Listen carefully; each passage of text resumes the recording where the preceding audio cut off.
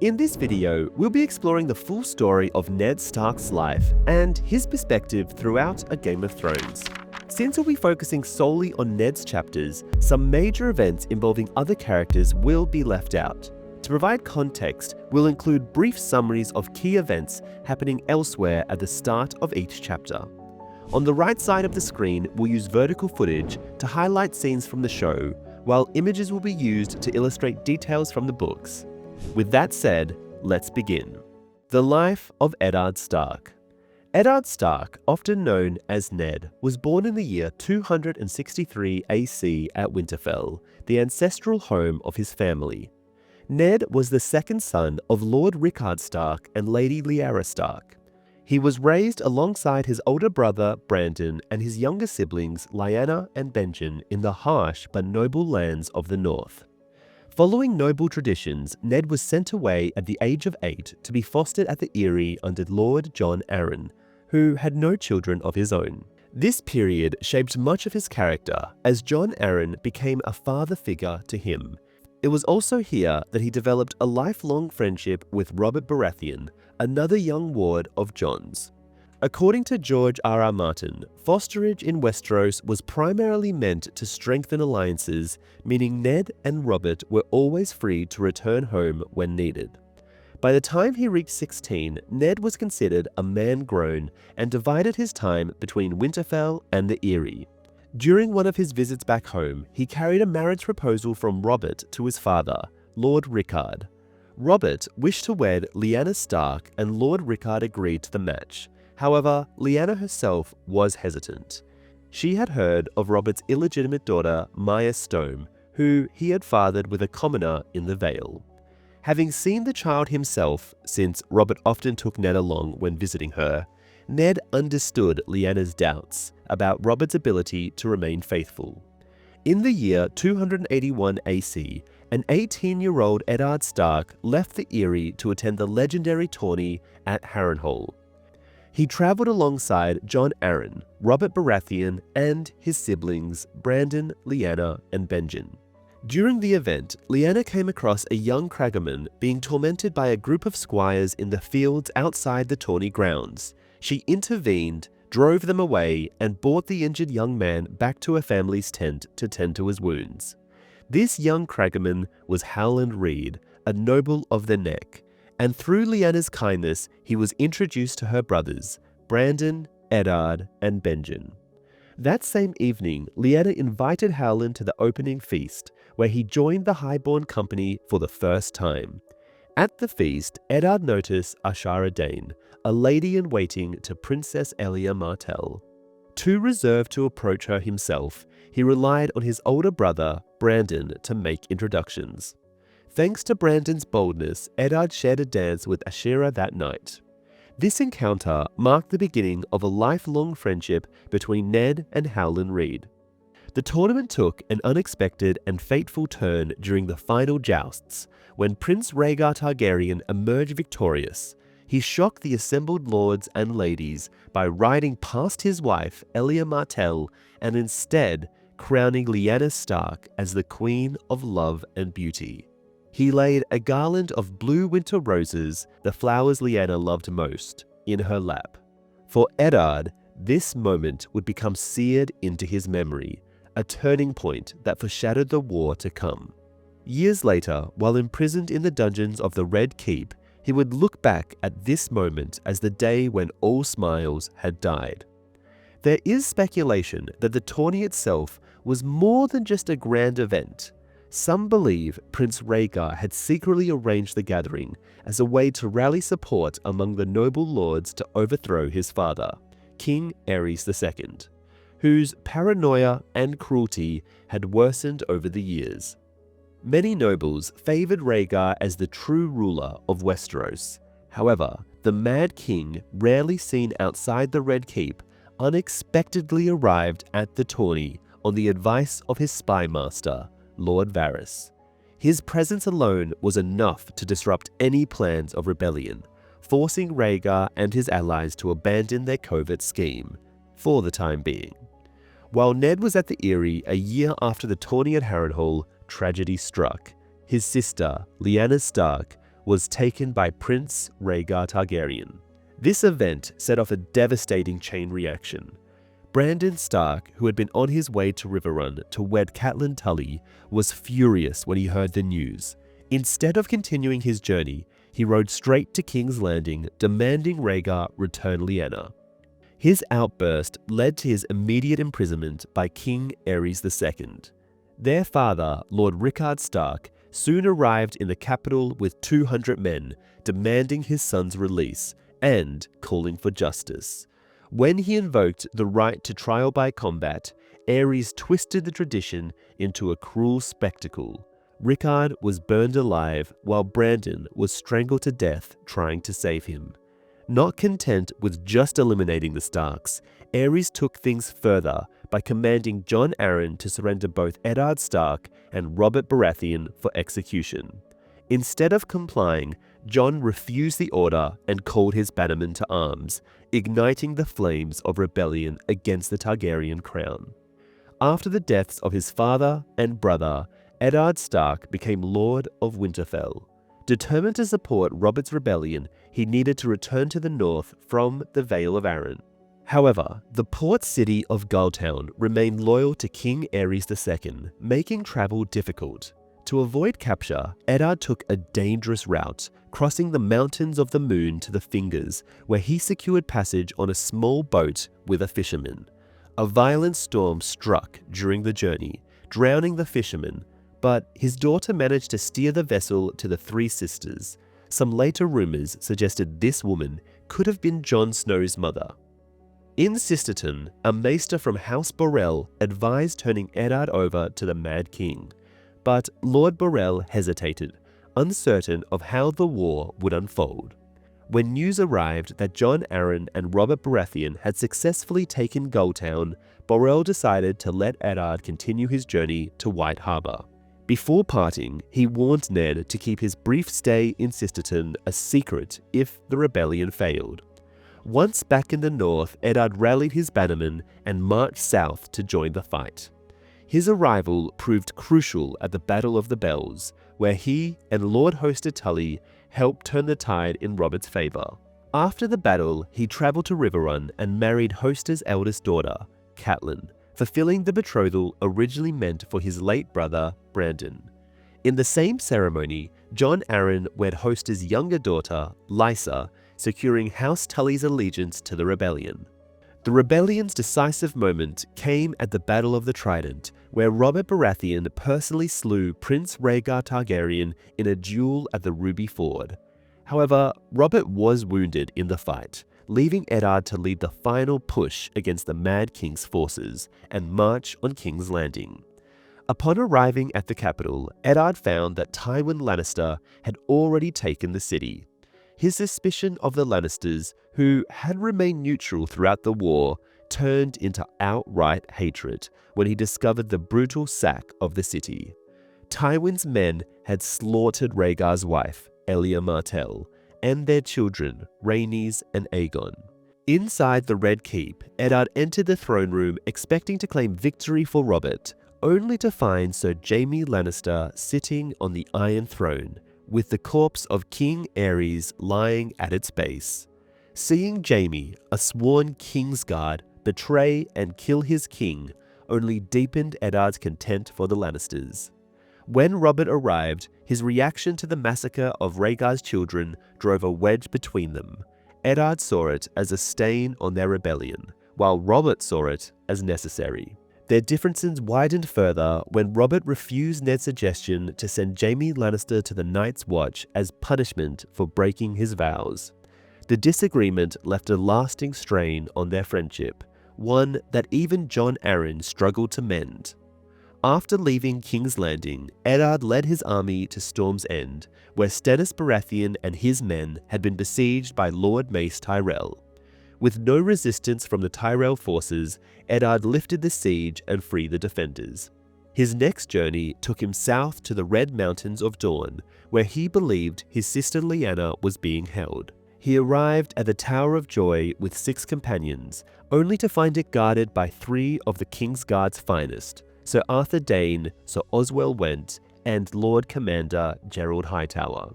a fierce battle broke out, and by the end, only Eddard and Howland Reed remained standing. Ned later admitted that without Howland's intervention, he would have lost to Sir Arthur Dane, one of the greatest swordsmen of his time. Inside the tower, he found Lyanna on her deathbed. The room was filled with the scent of blood and roses, and before she passed, she made Ned swear a solemn promise. Her final words, "Promise me, Ned," haunted him for the rest of his life. The grief they shared over Lyanna's loss helped repair the rift between Eddard and Robert, now crowned king. Eddard returned to Winterfell not only with the weight of war, but with an infant boy, Jon Snow, whom he claimed as his illegitimate son. His decision to bring Jon home caused immediate tension with Catelyn, who had just given birth to their first son, Robb. Despite the many rumors surrounding Jon's parentage, including whispers that his mother was the Dornish noblewoman Ashara Dane, Eddard refused to discuss the matter. When Catelyn confronted him, he simply stated that Jon was his blood and would say no more. This secret, his sister's final request, was one he carried to his grave. To honor his fallen family members, Eddard had statues built for both Brandon and Lyanna in the crypts of Winterfell, placing them beside their father, Lord Rickard. This was a break from tradition, as only Stark lords and kings received statues. However, not everyone saw it as a noble gesture. Barbary Dustin, the Lady of Barrowtown, resented Eddard for not bringing back the remains of her husband, Lord William Dustin, who had fought alongside him in Dorne. Meanwhile, his younger brother Benjen chose to take the Black and join the Night's Watch, seeming burdened by their losses their family had suffered. Though not as brash or bold as his brother Brandon, Eddard proved himself a skilled warrior and a capable leader. His actions at the Battle of the Bells, his endurance in the fight at the Tower of Joy, and his role in Robert's rebellion made him one of the most respected lords in Westeros. Despite his humility and honor, he carried many scars, both seen and unseen, from the choices he made and the secrets he kept. As the second son of Lord Rickard Stark, Eddard never expected to inherit Winterfell. Both in the books and the show, it's clear that he often felt unworthy of the role, believing it was meant for his older brother, Brandon. His focus remained primarily on the affairs of the North, showing little interest in matters beyond the neck. In 289 AC, Eddard travelled south to aid King Robert Baratheon in suppressing Balon Greyjoy's rebellion.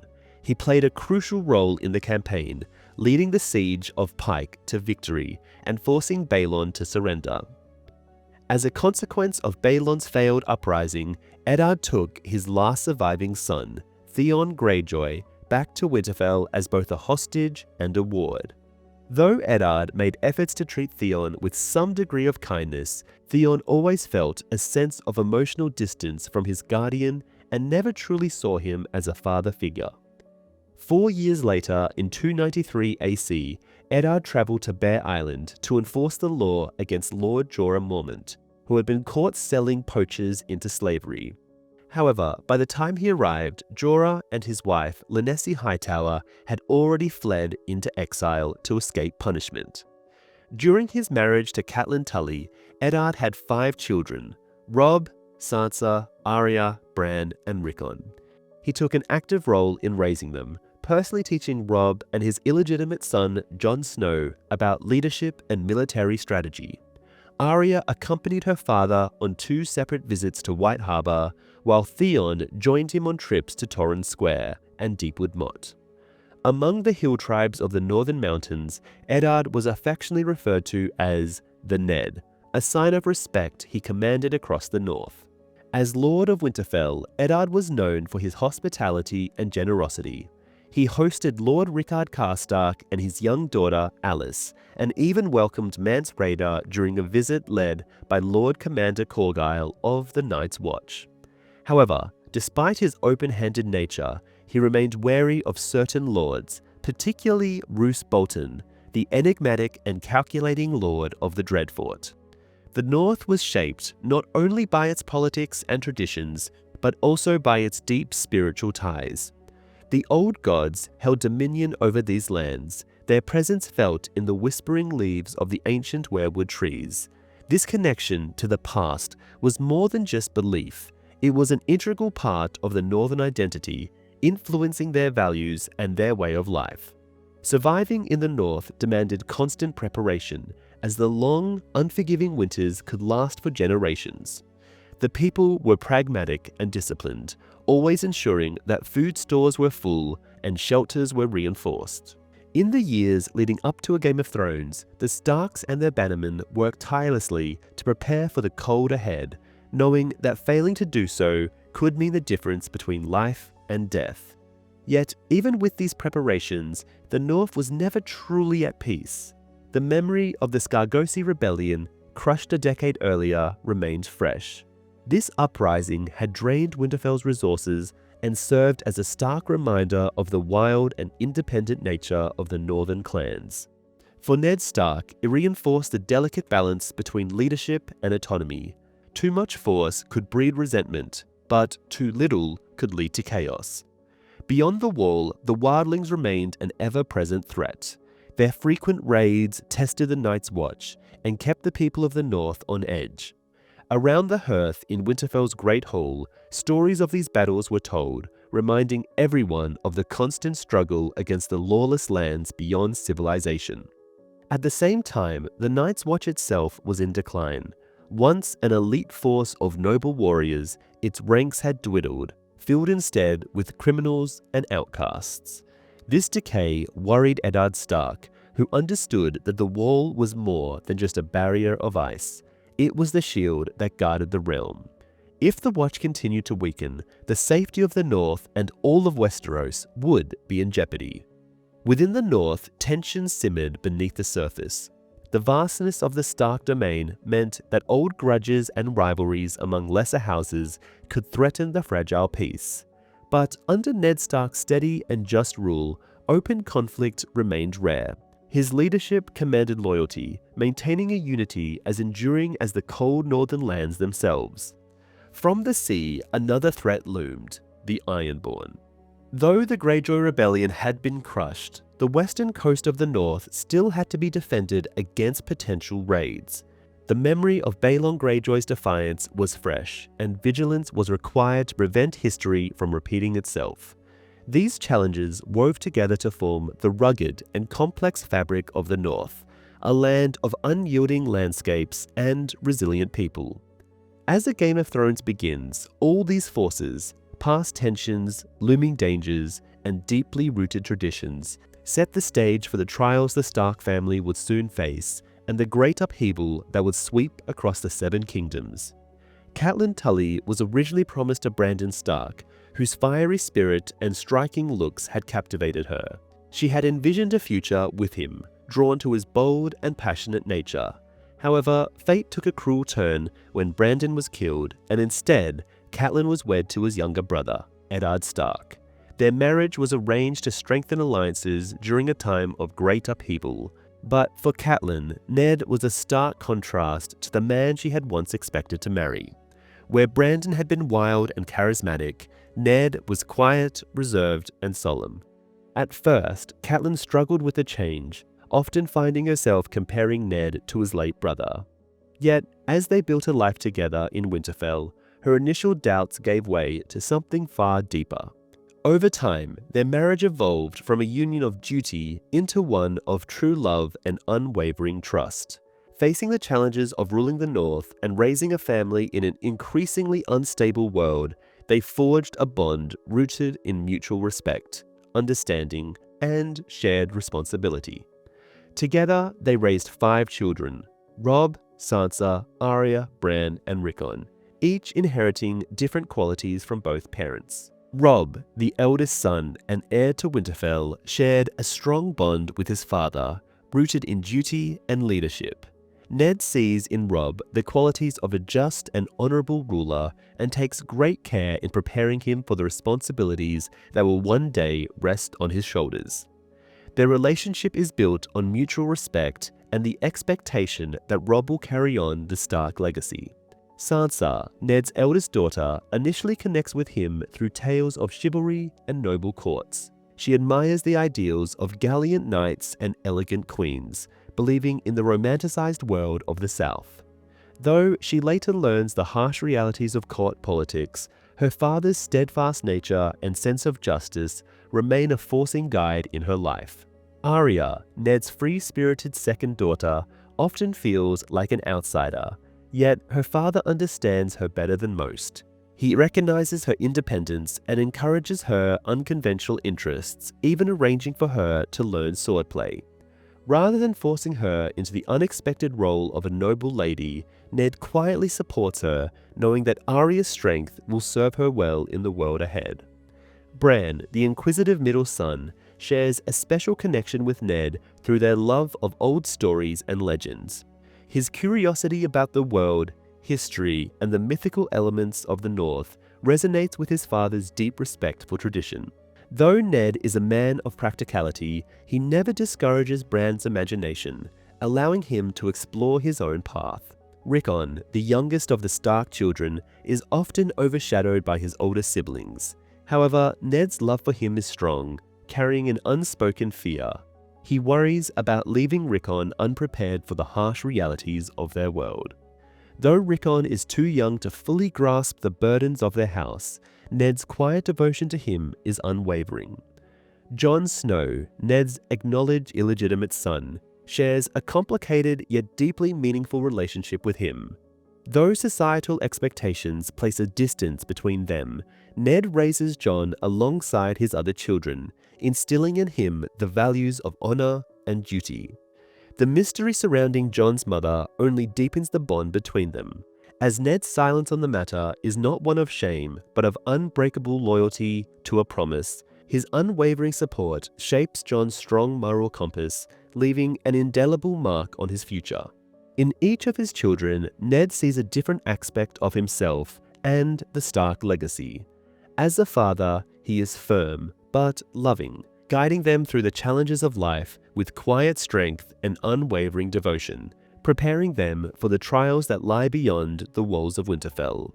Unfortunately, this is all the background we have on Ned Stark before the events of A Game of Thrones, which take place in 298 AC, which currently makes Ned 35 years old. Now, to take a closer look at his character, we'll go through each of his chapters in the book, comparing them to how they were portrayed in the show. Along the way, we'll provide our own analysis, discussing what was adapted well and what might have been handled differently. Let's begin with Eddard 1.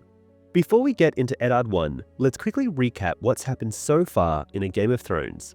The book opens with a chilling prologue, where 3 Rangers of the Night's Watch track a group of wildlings beyond the wall, only to come face to face with the others, revealing that an ancient threat is stirring in the far north. In Bran 1, we shift to Winterfell, where Lord Eddard Stark carries out an execution for a Night's Watch deserter, teaching Bran an important lesson about duty. On the way home, Jon Snow and Robb Stark discover 6 orphan direwolf pups, 1 for each Stark child, including Jon. Meanwhile, in Catelyn 1, Lady Catelyn finds Ned in the Godswood and delivers some heavy news. Lord Jon Arryn, Ned's foster father and Hand of the King, has died. And if that weren't enough, King Robert Baratheon is on his way to Winterfell, bringing his entire family and half the royal court with him.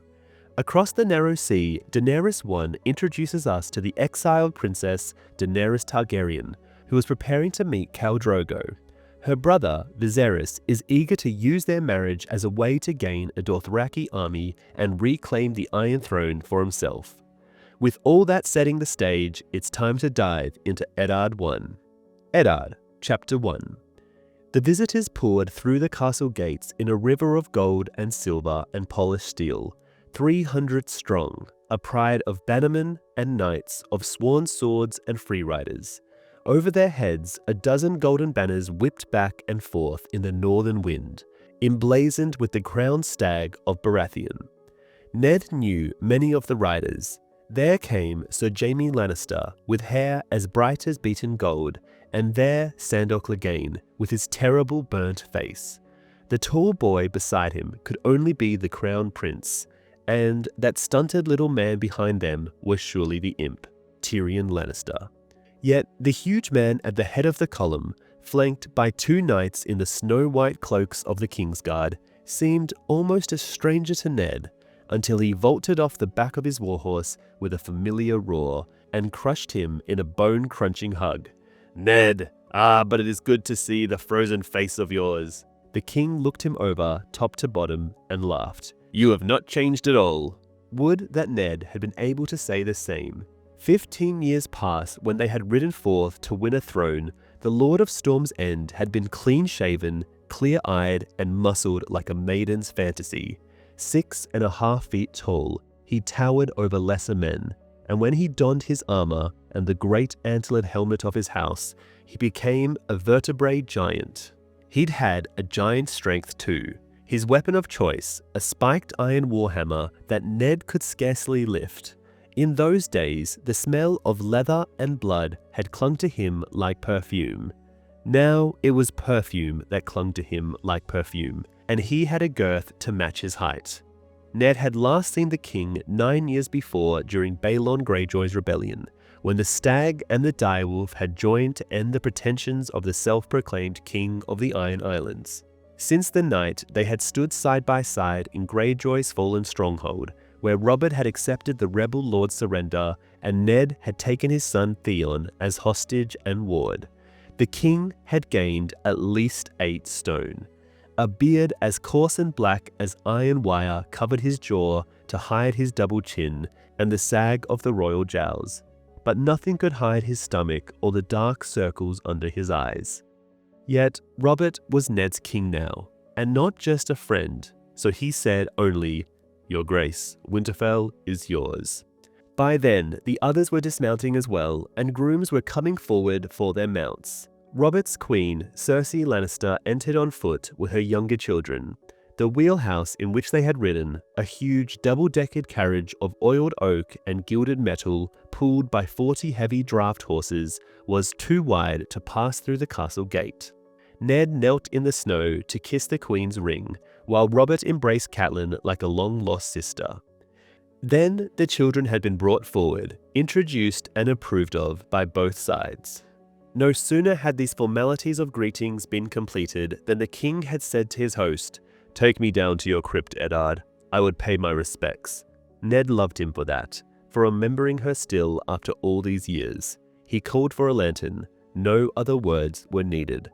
The queen had begun to protest. They had been riding since dawn. Everyone was tired and cold. Surely they should refresh themselves first. The dead would wait. She had said no more than that. Robert had looked at her, and her twin brother, Jaime, had taken her quietly by the arm, and she had said no more. They went down to the crypt together, Ned and this king he scarcely recognized. The winding stone steps were narrow. Ned went first with the lantern. "I was starting to think we would never reach Winterfell," Robert complained as they descended. "In the south, the way they talk about my 7 kingdoms, a man forgets that your part is as big as the other 6 combined." "I trust you enjoyed the journey, Your Grace," Robert snorted. "Bogs and forests and fields, and scarcely a decent inn north of the Neck. I've never seen such a vast emptiness. Where are all your people?" "Likely they were too shy to come out," Ned jested. He could feel the chill coming up the stairs, a cold breath from deep within the earth. "Kings are a rare sight in the north," Robert snorted. "More likely they were hiding under the snow." "Snow, Ned!" The king put one hand on the wall to steady himself as they descended. "Late summer snows are common enough," Ned said. "I hope they did not trouble you. They are usually mild." "The others take your mild snows," Robert swore. "What will this place be like in the winter? I shudder to think." "The winters are hard," Ned admitted, "but the Starks will endure. We always have." "You need to come south," Robert told him.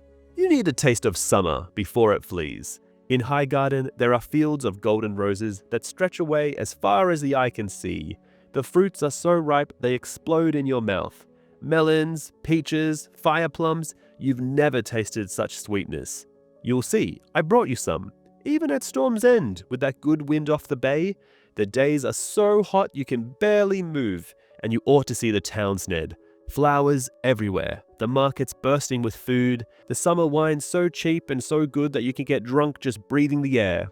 Everyone is fat and drunk and rich." He laughed and slapped his own ample stomach a thump.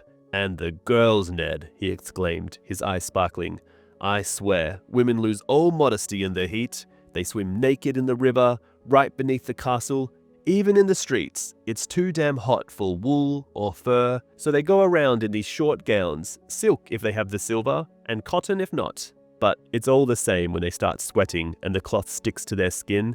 They might as well be naked." The king laughed happily. Robert Baratheon had always been a man of huge appetites, a man who knew how to take his pleasures. That was not a charge anyone could lay at the door of Eddard Stark. Yet Ned could not help but notice that those pleasures were taking a toll on the king. Robert was breathing heavily by the time they reached the bottom of the stairs, his face red in the lantern light as they stepped out into the darkness of the crypt. "Your Grace," Ned said respectfully.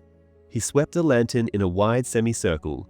Shadows moved and lurched. Flickering light touched the stones underfoot and brushed against a long procession of granite pillars that marched ahead 2 by 2 into the dark. Between the pillars, the dead sat on their stone thrones against the walls, backs against the sepulchres that contained their mortal remains. She is down at the end, with Father and Brandon. He led the way between the pillars, and Robert followed wordlessly, shivering in the subterranean chill. It was always cold down here. Their footsteps rang off the stones and echoed in the vault overhead as they walked among the dead of House Stark. The lords of Winterfell watched them pass. Their likenesses were carved into the stones that sealed the tombs. In long rows they sat, blind eyes staring out into eternal darkness, while great stone direwolves curled around their feet. The shifting shadows made the stone figures seem to stir as the living passed by. By ancient custom, an iron longsword had been laid across the lap of each who had been Lord of Winterfell, to keep the vengeful spirits in their crypts.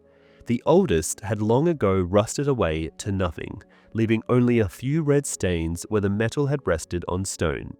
Ned wondered if that meant those ghosts were free to roam the castle now. He hoped not.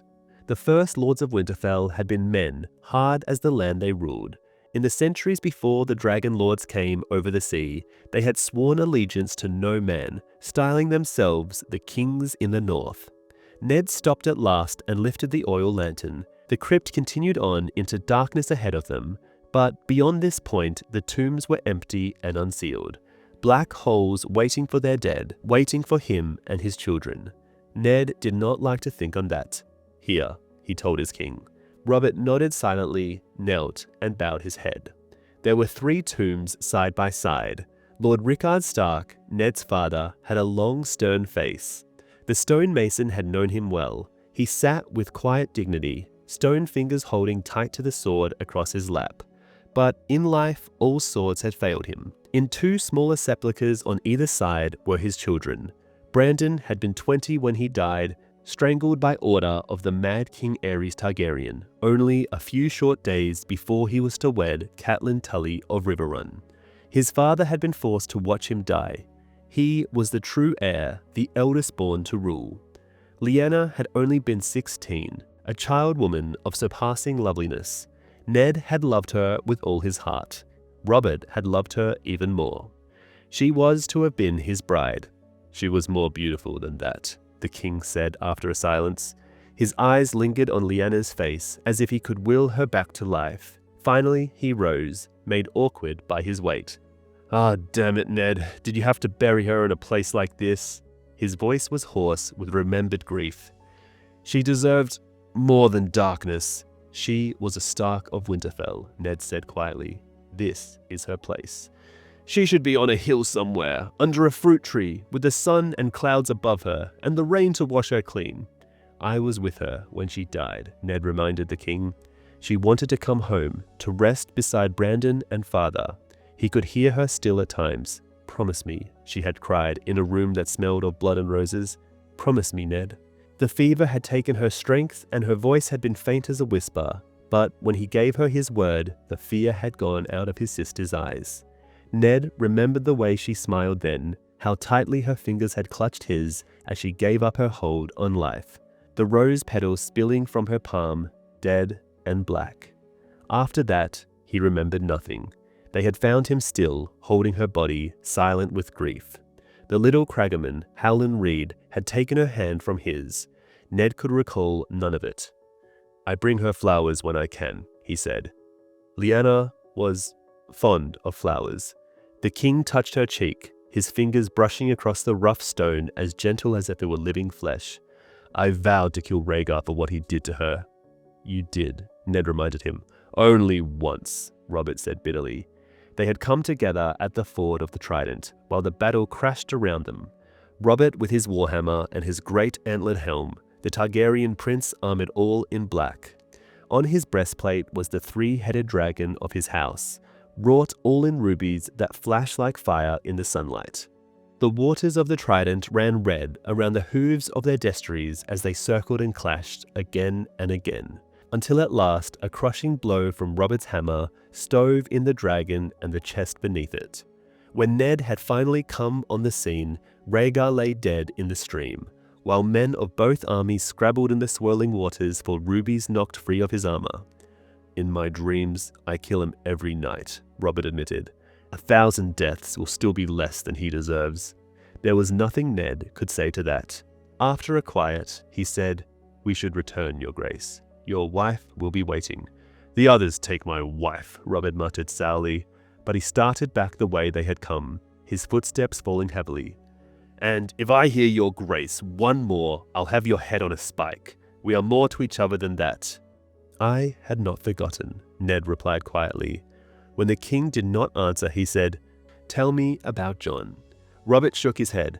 "I have never seen a man sicken so quickly. We gave a tourney on my son's name day. If you had seen John then, you would have sworn he would live forever. A fortnight later, he was dead. The sickness was like a fire in his gut. It burnt right through him." He paused beside a pillar, before the tomb of a long-dead Stark. "I love that old man." "We both did." Ned paused a moment. "Catelyn fears for her sister. How does Lysa bear her grief?" Robert's mouth gave a bitter twist. "Not well, in truth," he admitted. "I think losing John has driven the woman mad, Ned. She has taken the boy back to the Eyrie, against my wishes. I had hoped to foster him with Tywin Lannister at Castle Rock. John had no brothers, no other sons. Was I supposed to leave him to be raised by women?" Ned would sooner entrust a child to a pit viper than to Lord Tywin, but he left his doubts unspoken. Some old wounds never truly heal, and bleed again at the slightest word. "The wife has lost the husband," he said carefully. "Perhaps the mother feared to lose the son. The boy is very young. 6 and sickly, and Lord of the Eyrie. Gods have mercy." The king swore. Lord Tywin had never taken a ward before. Lysa ought to have been honored. The Lannisters are a great and noble house. She refused to even hear of it. Then she left in the dead of night, without so much as a "by your leave." Cersei was furious. He sighed deeply. "The boy is my namesake. Did you know that? Robert Arryn. I am sworn to protect him. How can I do that if his mother steals him away?" "I will take him as a ward if you wish," Ned said. "Lysa should consent to that. She and Catelyn were close as girls, and she would be welcome here as well." "A generous offer, my friend," the king said. "But too late. Lord Tywin has already given his consent. Fostering the boy elsewhere would be a grievous affront to him." "I have more concern for my nephew's welfare than I do for Lannister pride," Ned declared. "That is because you do not sleep with a Lannister," Robert laughed, the sound rattling among the tombs and bouncing from the vaulted ceiling. His smile was a flash of white teeth in the thicket of the huge black beard. "Ah, Ned," he said, "you are still too serious." He put a massive arm around Ned's shoulders. "I had planned to wait a few days to speak to you, but I see now there's no need for it. Come, walk with me." They started back, down between the pillars. Blind stone eyes seemed to follow them as they passed. The king kept his arm around Ned's shoulders. "You must have wondered why I finally came north to Winterfell, after so long." Ned had his suspicions, but he did not give them voice. "For the joy of my company, surely," he said, lightly. "And there is the wall. You need to see it, Your Grace, to walk along its battlements and talk to those who man it. The Night's Watch is a shadow of what it once was. Benjen says, 'No doubt I will hear what your brother says soon enough,' Robert said. 'The wall has stood for what, 8,000 years? It can keep a few days more. I have more pressing concerns. These are difficult times. I need good men about me. Men like Jon Arryn. He served as Lord of the Eyrie, as Warden of the East, as the Hand of the King. He will not be easy to replace. His son, Ned began. His son will succeed to the Eyrie and all its incomes, Robert said brusquely. No more. That took Ned by surprise. He stopped, startled, and turned to look at his king. The words came unbidden. The Aryans have always been Warden of the East. The title goes with the domain. Perhaps when he comes of age, the honor can be restored to him, Robert said. I have this year to think of it, and next. A 6-year-old boy is no war leader, Ned. In peace, the title is only an honor.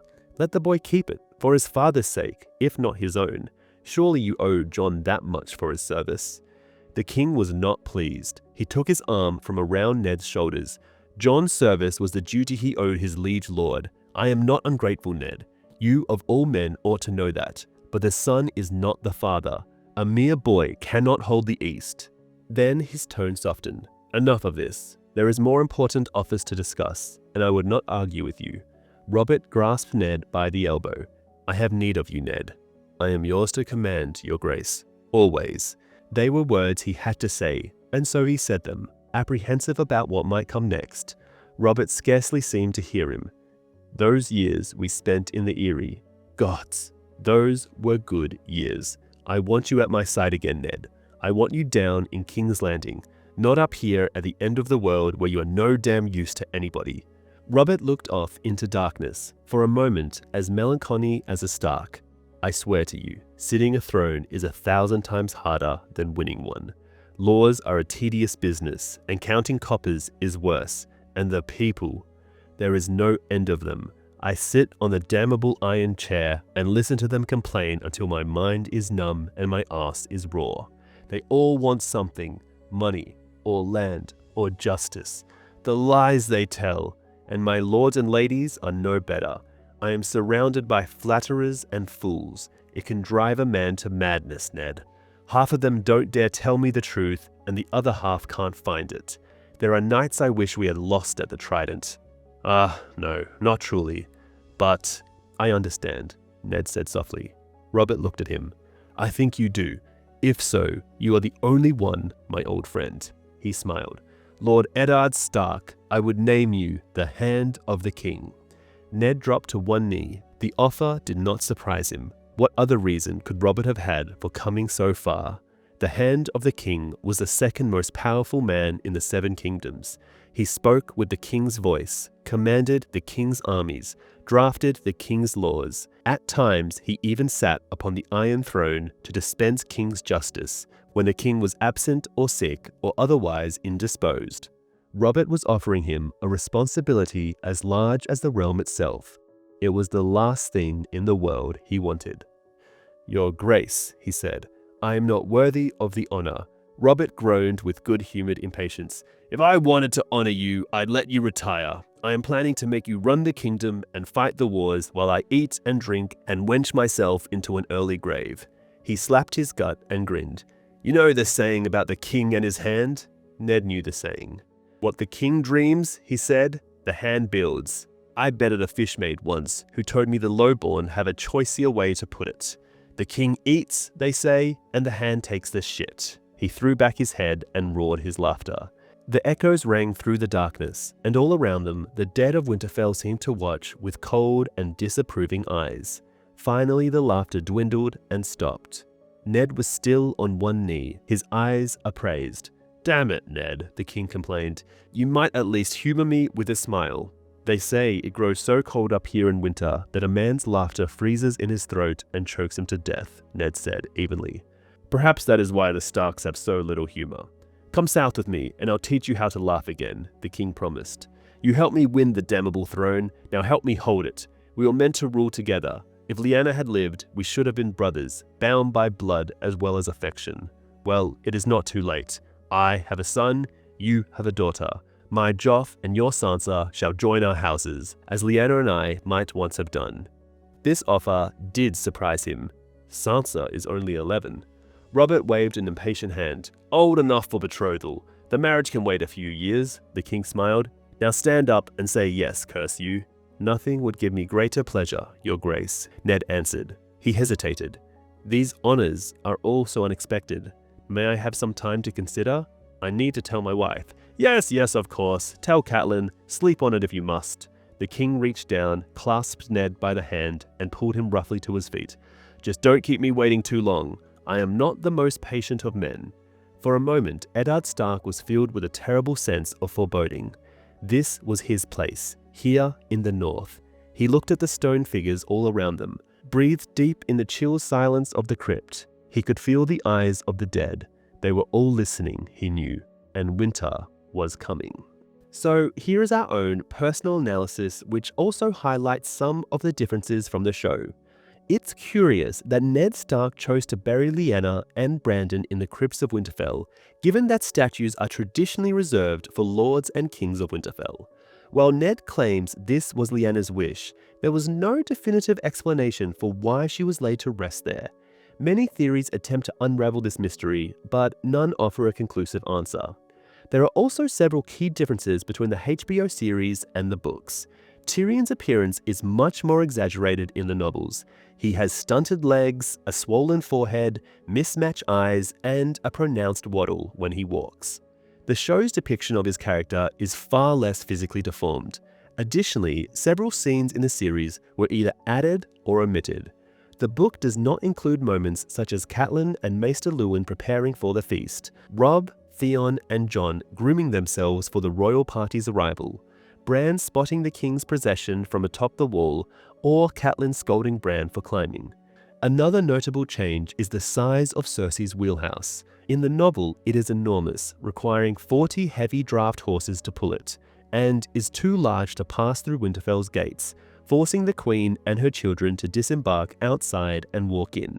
The show simplifies this detail by making the wheelhouse smaller, allowing it to enter the castle. Tyrion's introduction also differs. On screen, he is first seen with the prostitute Ross, after Robert Baratheon's arrival. But Ross is a completely original character who does not exist in the books. Furthermore, in the novel, Robert does not place a feather in Lyanna's statue's hand, a moment added for the series. Finally, both Tommen and Myrcella are formally introduced to the Stark children in the book, whereas the show plays out differently in the show. These changes highlight some of the creative liberties taken in the adaptation, altering certain character introductions, omitting minor details, and streamlining the narrative for television.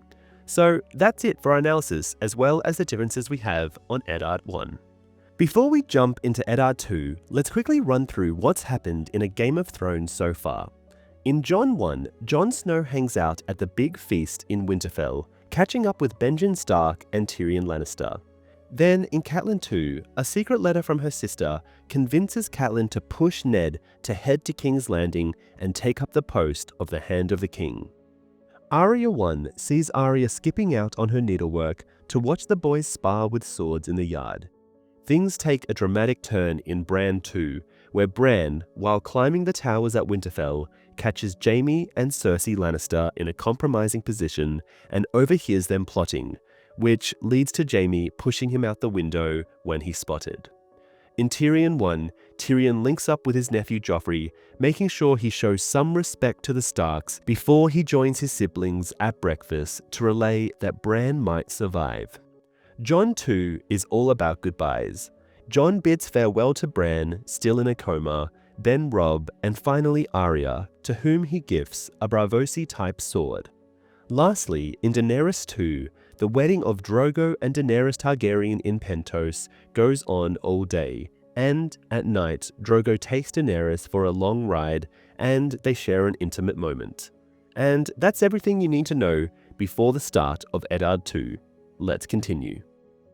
Eddard Chapter 2. The summons came in the hour before the dawn, when the world was still and grey. Alan shook him roughly from his dreams, and Ned stumbled into the pre-dawn chill, groggy from sleep, to find his horse saddled and the king already mounted. Robert wore thick brown gloves and a heavy fur cloak with a hood that covered his ears, and looked for all the world like a bear sitting a horse. "Up, Stark," he roared. "Up, up! We have matters of state to discuss." "By all means," Ned said. "Come inside, your grace." Alan lifted the flap of the tent. No, no, no, Robert said, his breath steamed with every word. The camp is full of ears. Besides, I want to ride out and taste this country of yours. Sir Boris and Sir Meryn waited behind them with a dozen guardsmen, Ned saw. There was nothing to do but rub the sleep from his eyes, dress and mount up. Robert set the pace, driving his huge black destrier hard as Ned galloped along beside him, trying to keep up. He called out a question as they rode, but the wind blew his words away, and the king did not hear him. After that, Ned rose in silence. They soon left the King's Road and took off across rolling plains dark with mist. By then, the guard had fallen back a small distance, safely out of earshot, but still Robert would not slow. Dawn broke as they crested a low ridge, and finally the king pulled up. By then, they were miles south of the main party. Robert was flushed and exhilarated as Ned reined up beside him. Gods, he swore, laughing. It feels good to get out and tide the way a man was meant to ride. I swear, Ned, this creeping along is enough to drive a man mad. He had never been a patient man, Robert Baratheon. That damnable wheelhouse, the way it creaks and groans, climbing every bump in the road as if it were a mountain. I promise you, if that wretched thing breaks another axle, I'm going to burn it, and Cersei can walk. Ned laughed. I will gladly light the torch for you. Good man, the king clapped him on the shoulder. I've half a mind to leave them all behind and just keep going. A smile touched Ned's lips. I do believe you mean it. I do, the king said. What do you say, Ned? Just you and me, two vagabond knights on the King's Road, our swords at our sides, and the gods know what in front of us, and maybe a farmer's daughter or a tavern wench to warm our beds tonight. Would that we could, Ned said. But we have duties now, my liege, to the realm, to our children, I to my lady wife, and you to your queen. We are not the boys we were. You were never the boy you were, Robert grumbled. More's the pity. And yet, there was that one time. What was her name? That common girl of yours. Becca?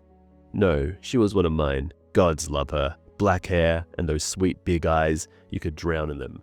Yours was... Alina. No, you told me once. Was it Meryl? You know the one I mean. Your bastard's mother. Her name was Wyla, Ned replied with a cool courtesy, and I would sooner not speak of her. Wyla, yes, the king grinned. She must have been a rare wench if she could make Lord Eddard Stark forget his honor, even for an hour. You never told me what she looked like. Ned's mouth tightened in anger. Nor will I. Leave it be, Robert, for the love you say you bear me. I dishonored myself, and I dishonored Catelyn in the sight of gods and men. Gods have mercy, you scarcely knew Catelyn. I had taken her to wife. She was carrying my child. You are too hard on yourself, Ned. You always were. Damn it. No woman wants Balor the Blessed in her bed. He slapped a hand on his knee. Well, I'll not press you if you feel so strong about it. Though, I swear at times, you're so pricky, you ought to take the hedgehog as your sigil. The rising sun sent fingers of light through the pale white mist of dawn. A wide plain spread out beneath them, bare and brown, its flatness here and there relieved by long, low hummocks. Ned pointed them out to his king. The barrows of the first men, Robert frowned. Have we ridden onto a graveyard? There are barrows everywhere in the north, your grace, Ned told him. This land is old. And cold, Robert grumbled, pulling his cloak more tightly around himself. The guard had reined up well behind them, at the bottom of the ridge. Well, I did not bring you out here to talk of graves or bicker about your bastard. There was a rider in the night, from Lord Varys in King's Landing. Here. The king pulled a paper from his belt and handed it to Ned.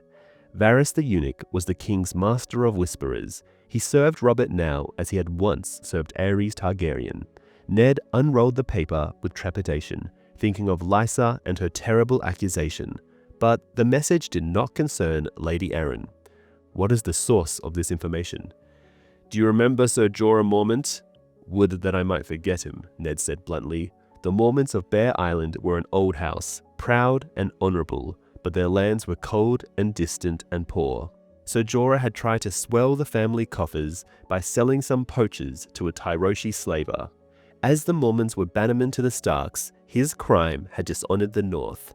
Ned had made the long journey west to Bear Island, only to find, when he arrived, that Jorah had taken ship beyond the reach of ice and the king's justice. 5 years had passed since then. Sir Jorah is now in Pentos, anxious to earn a royal pardon that would allow him to return from exile, Robert explained. Lord Varys makes good use of him.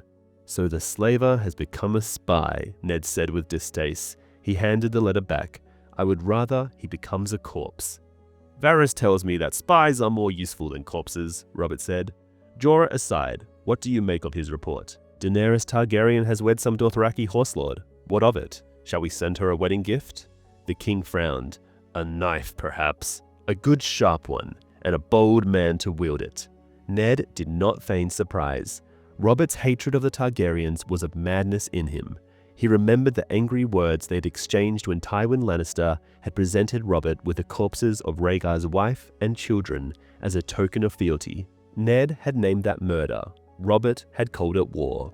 When he had protested that the young prince and princess were no more than babes, his new-made king had replied, I see no babes, only dragon spawn. Not even Jon Arryn had been able to calm that storm. Eddard Stark had ridden out that very day in a cold rage to fight the last battles of the war alone in the south. It had taken another death to reconcile them, Lyanna's death, and that grief they had shared over her passing. This time, Ned resolved to keep his temper. Your Grace, the girl is scarcely more than a child. You are no Tywin Lannister to slaughter innocents. It was said that Rhaegar's little girl had cried as they dragged her from beneath her bed to face the swords.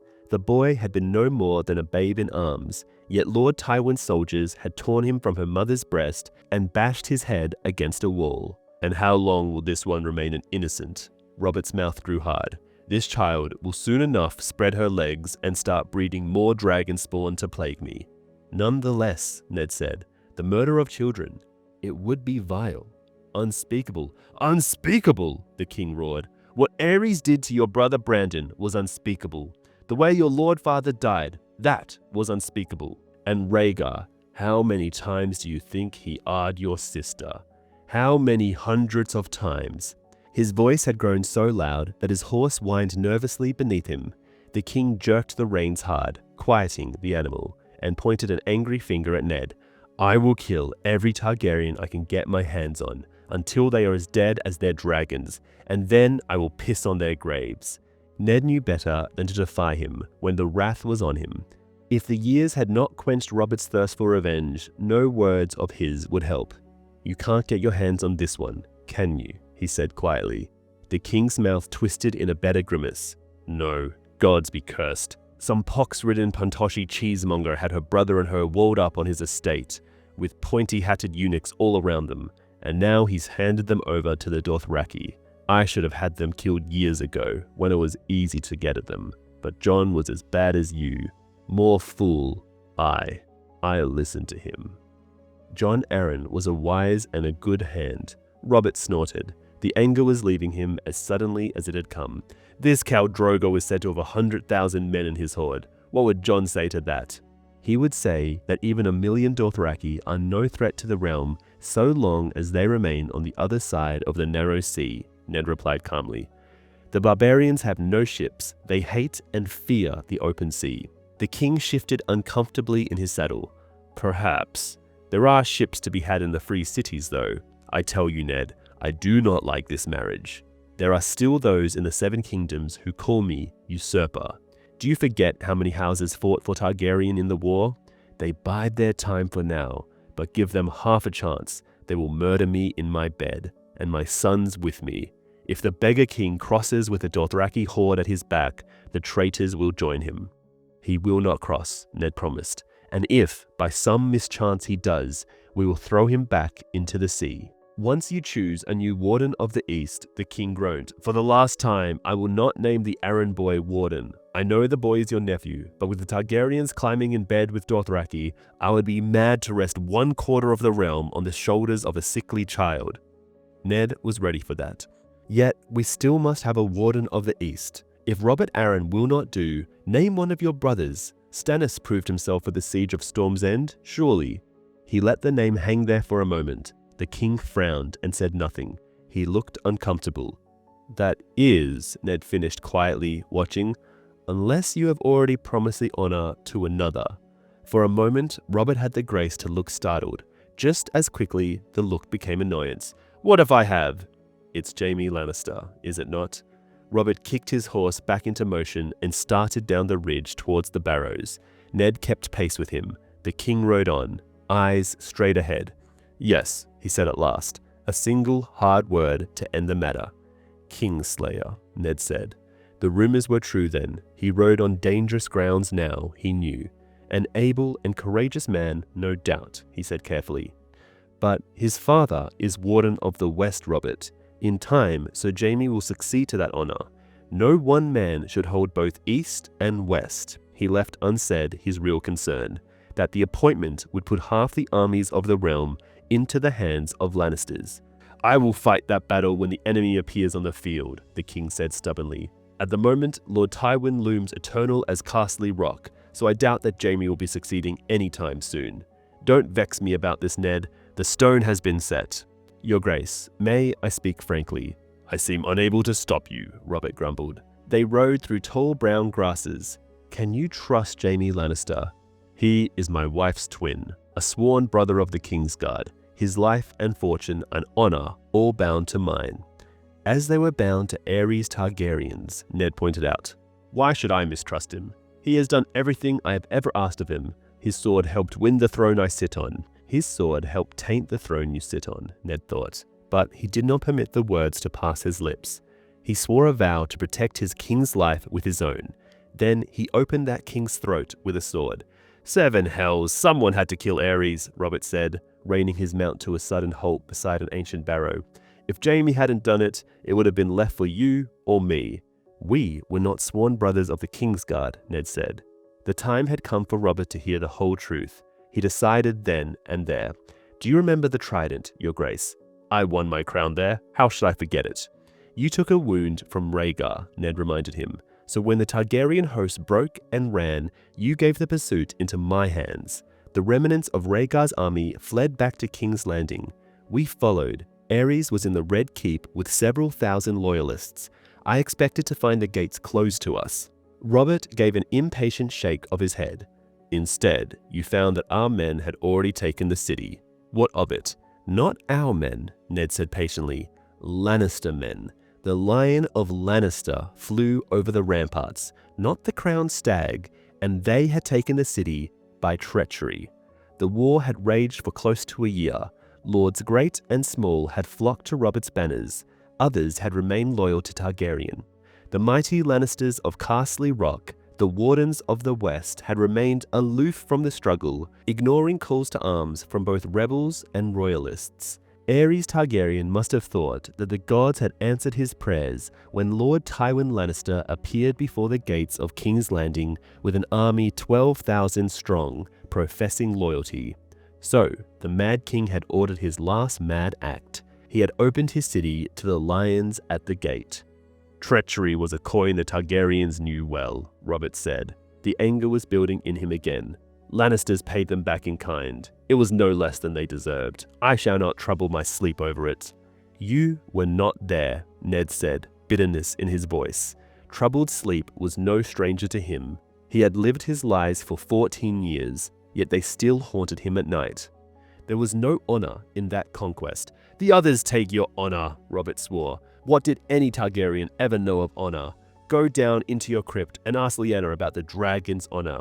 You avenged Lyanna at the Trident, Ned said, halting beside the king.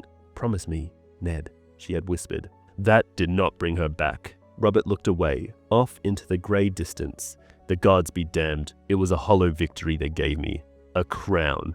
It was the girl I prayed them for. Your sister, safe, and mine again, as she was meant to be. I ask you, Ned, what good is it to wear a crown? The gods mock the prayers of kings and cowards alike. I cannot answer for the gods, Your Grace, only for what I found when I rode into the throne room that day, Ned said. Aerys was dead on the floor, drowned in his own blood. His dragon skull stared down from the walls. Lannister's men were everywhere. Jaime wore the white cloak of the Kingsguard over his golden armor. I can see him still. Even his sword was gilded. He was seated on the Iron Throne high above his knights, wearing a helm fashioned in the shape of a lion's head. How he glittered. "This is well known," the king complained. I was still mounted. I rode the length of the hall in silence between the long rows of dragon skulls. It felt as though they were watching me somehow. I stopped in front of the throne, looking up at him. His golden sword was across his legs, its edge red with a king's blood. My men were filling the room behind me. Lannister's men drew back. I never said a word. I looked at him, seated there on the throne, and I waited. At last, Jaime laughed and got up. He took off his helm and he said to me, "Have no fear, Stark. I was only keeping it warm for our friend Robert. It's not a very comfortable seat, I'm afraid." The king threw back his head and roared. His laughter started a flight of crows from the tall brown grass. They took to the air in a wild beating of wings. "You think I should mistrust Lannister because he sat on my throne for a few moments?" He shook with laughter again.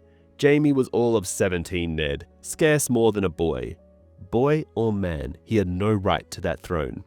"Perhaps he was tired," Robert suggested. "Killing kings is weary work. Gods know, there's no place else to rest your ass in that damnable room." And he spoke truly. It is a monstrously uncomfortable chair, in more ways than one. The king shook his head. "Well, now I know Jaime's dark sin, and the matter can be forgotten. I am heartily sick of secrets and squabbles and matters of state, Ned. It's all as tedious as counting coppers. Come, let's ride. You used to know how. I want to feel the wind in my hair again." He kicked his horse back into motion and galloped up over the barrow, raining earth down behind him. For a moment, Ned did not follow. He had run out of words, and he was filled with a vast sense of helplessness. Not for the first time, he wondered what he was doing here and why he had come. He was no Jon Arryn. To curb the wildness of his king and teach him wisdom, Robert would do what he pleased, as he always had, and nothing Ned could say or do would change that. He belonged in Winterfell. He belonged with Catelyn in her grief and with Bran. A man could not always be where he belonged though. Resigned, Eddard Stark put his boots into his horse and set off after the king. So this chapter feels like it's straight out of George R.R. Martin's original 1993 outline for the series. It teases the idea of Jaime Lannister wiping out anyone in his path to seize the Iron Throne, a move foreshadowed by Martin when he wrote that Jaime would ascend by killing all those ahead of him in succession, pinning the crimes on Tyrion. Given this, Ned's early warnings to Robert about Jaime seem spot on, yet as the story unfolds, it's clear Ned's read on Jaime was off the mark, and the title of Warden of the East, once deemed significant, isn't even mentioned in later books like A Feast for Crows or A Dance with Dragons.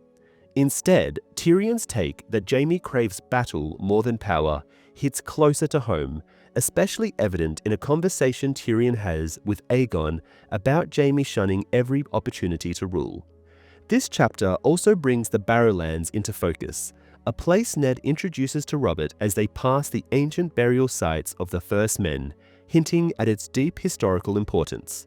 Later books and The World of Ice and Fire also delve into the Barrowland significance, suggesting it was a central hub in the north before the Starks rose to power after the Long Night.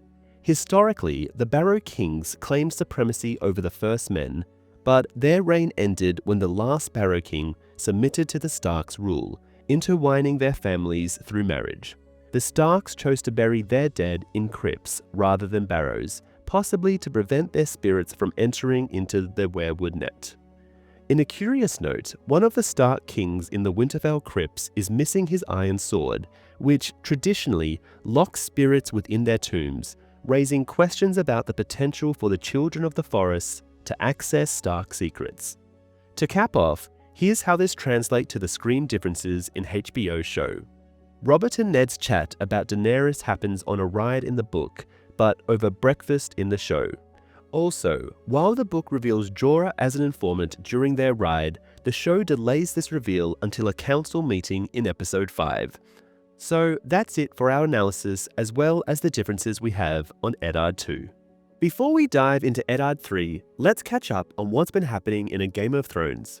In Tyrion 2, as they head north, Tyrion and Jon Snow have a heated debate about what life really is like on the Wall. Then, in Catelyn 3, Catelyn's distress over Bran's fall takes a sharp turn when an assassin tries to finish the job.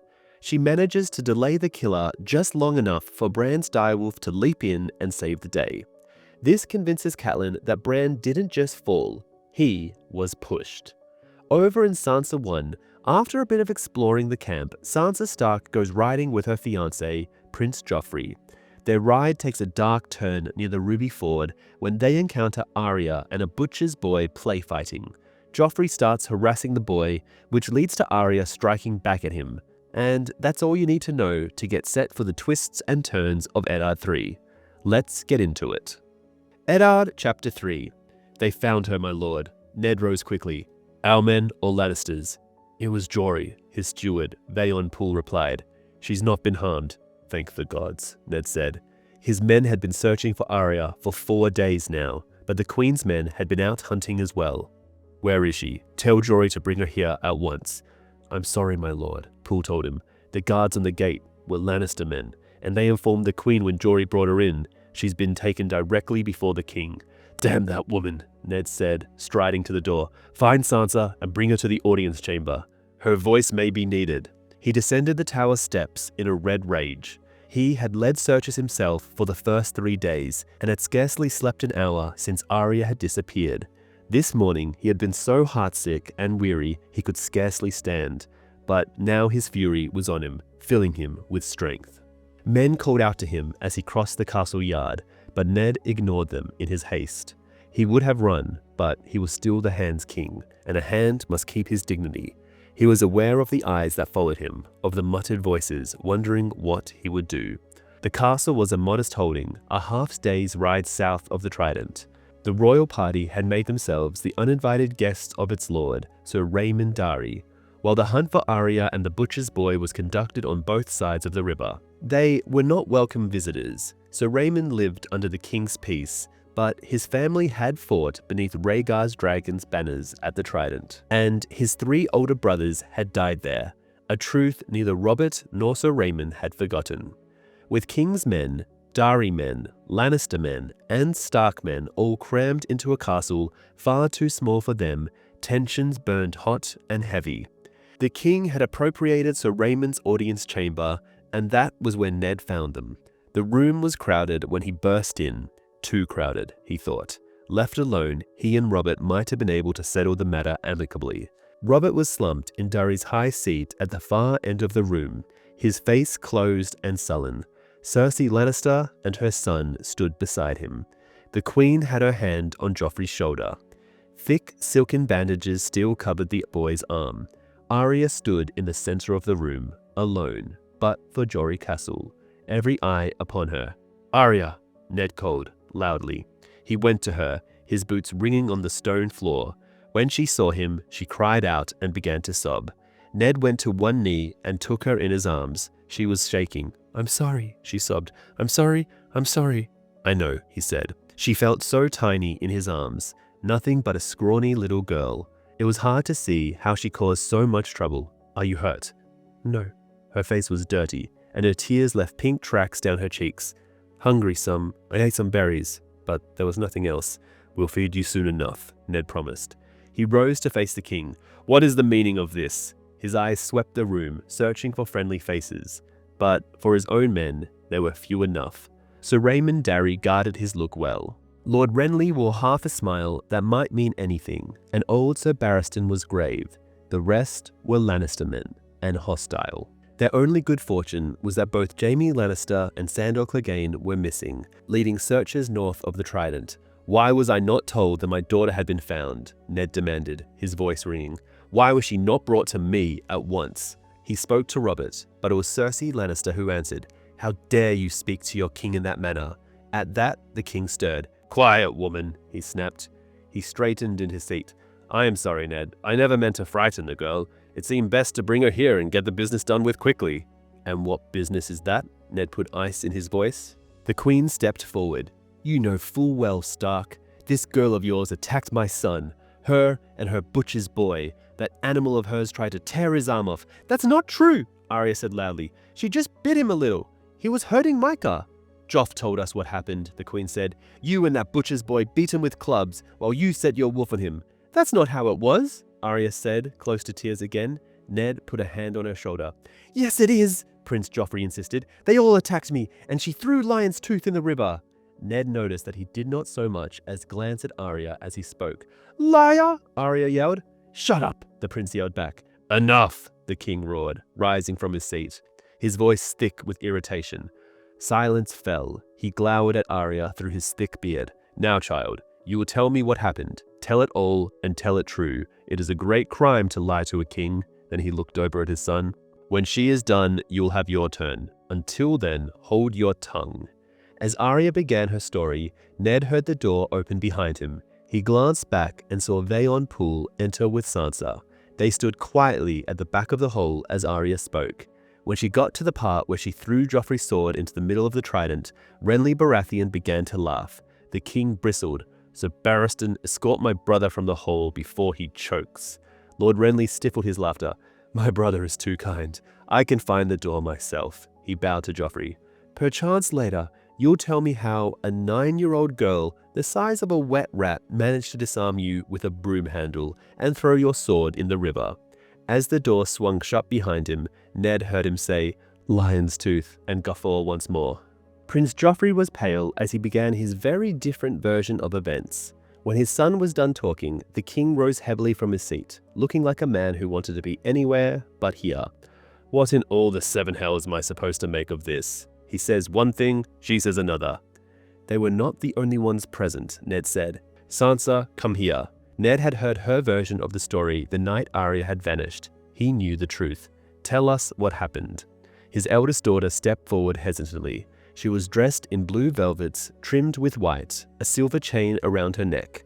Her thick auburn hair had been brushed until it shone. She blinked at her sister, then at the young prince. "I don't know," she said tearfully, looking as though she wanted to bolt. "I don't remember. Everything happened so fast. I didn't see—" "You rotten!" Arya shrieked. She flew at her sister like an arrow, knocking Sansa down to the ground, pummeling her. "Liar, liar, liar, liar!" "Arya, stop it!" Ned shouted. Jory pulled her off her sister, kicking. Sansa was pale and shaking as Ned lifted her back to her feet. "Are you hurt?" he asked, but she was staring at Arya and did not seem to hear. "The girl is as wild as that filthy animal of hers," Cersei Lannister said. "Robert, I want her punished." "7 hells," Robert swore. "Cersei, look at her. She's a child. What would you have me do? Whip her through the streets? Damn it, children fight. It's over. No lasting harm was done." The queen was furious. "Joff will carry those scars for the rest of his life." Robert Baratheon looked at his eldest son. "So he will. Perhaps they will teach him a lesson. Ned, see that your daughter is disciplined. I will do the same with my son." "Gladly, your grace," Ned said with vast relief. Robert started to walk away, but the queen was not done. "And what of the direwolf?" she called after him. "What of the beast that savaged your son?" The king stopped, turned back, frowned. "I'd forgotten about the damned wolf." Ned could see Arya tense in Jory's arms. Jory spoke up quickly. "We found no trace of the direwolf, your grace." Robert did not look unhappy.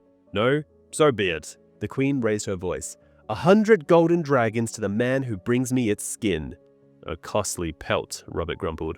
"I want no part of this, woman. You can damn well buy your furs with Lannister gold." The queen regarded him coolly. "I had not thought you so niggardly.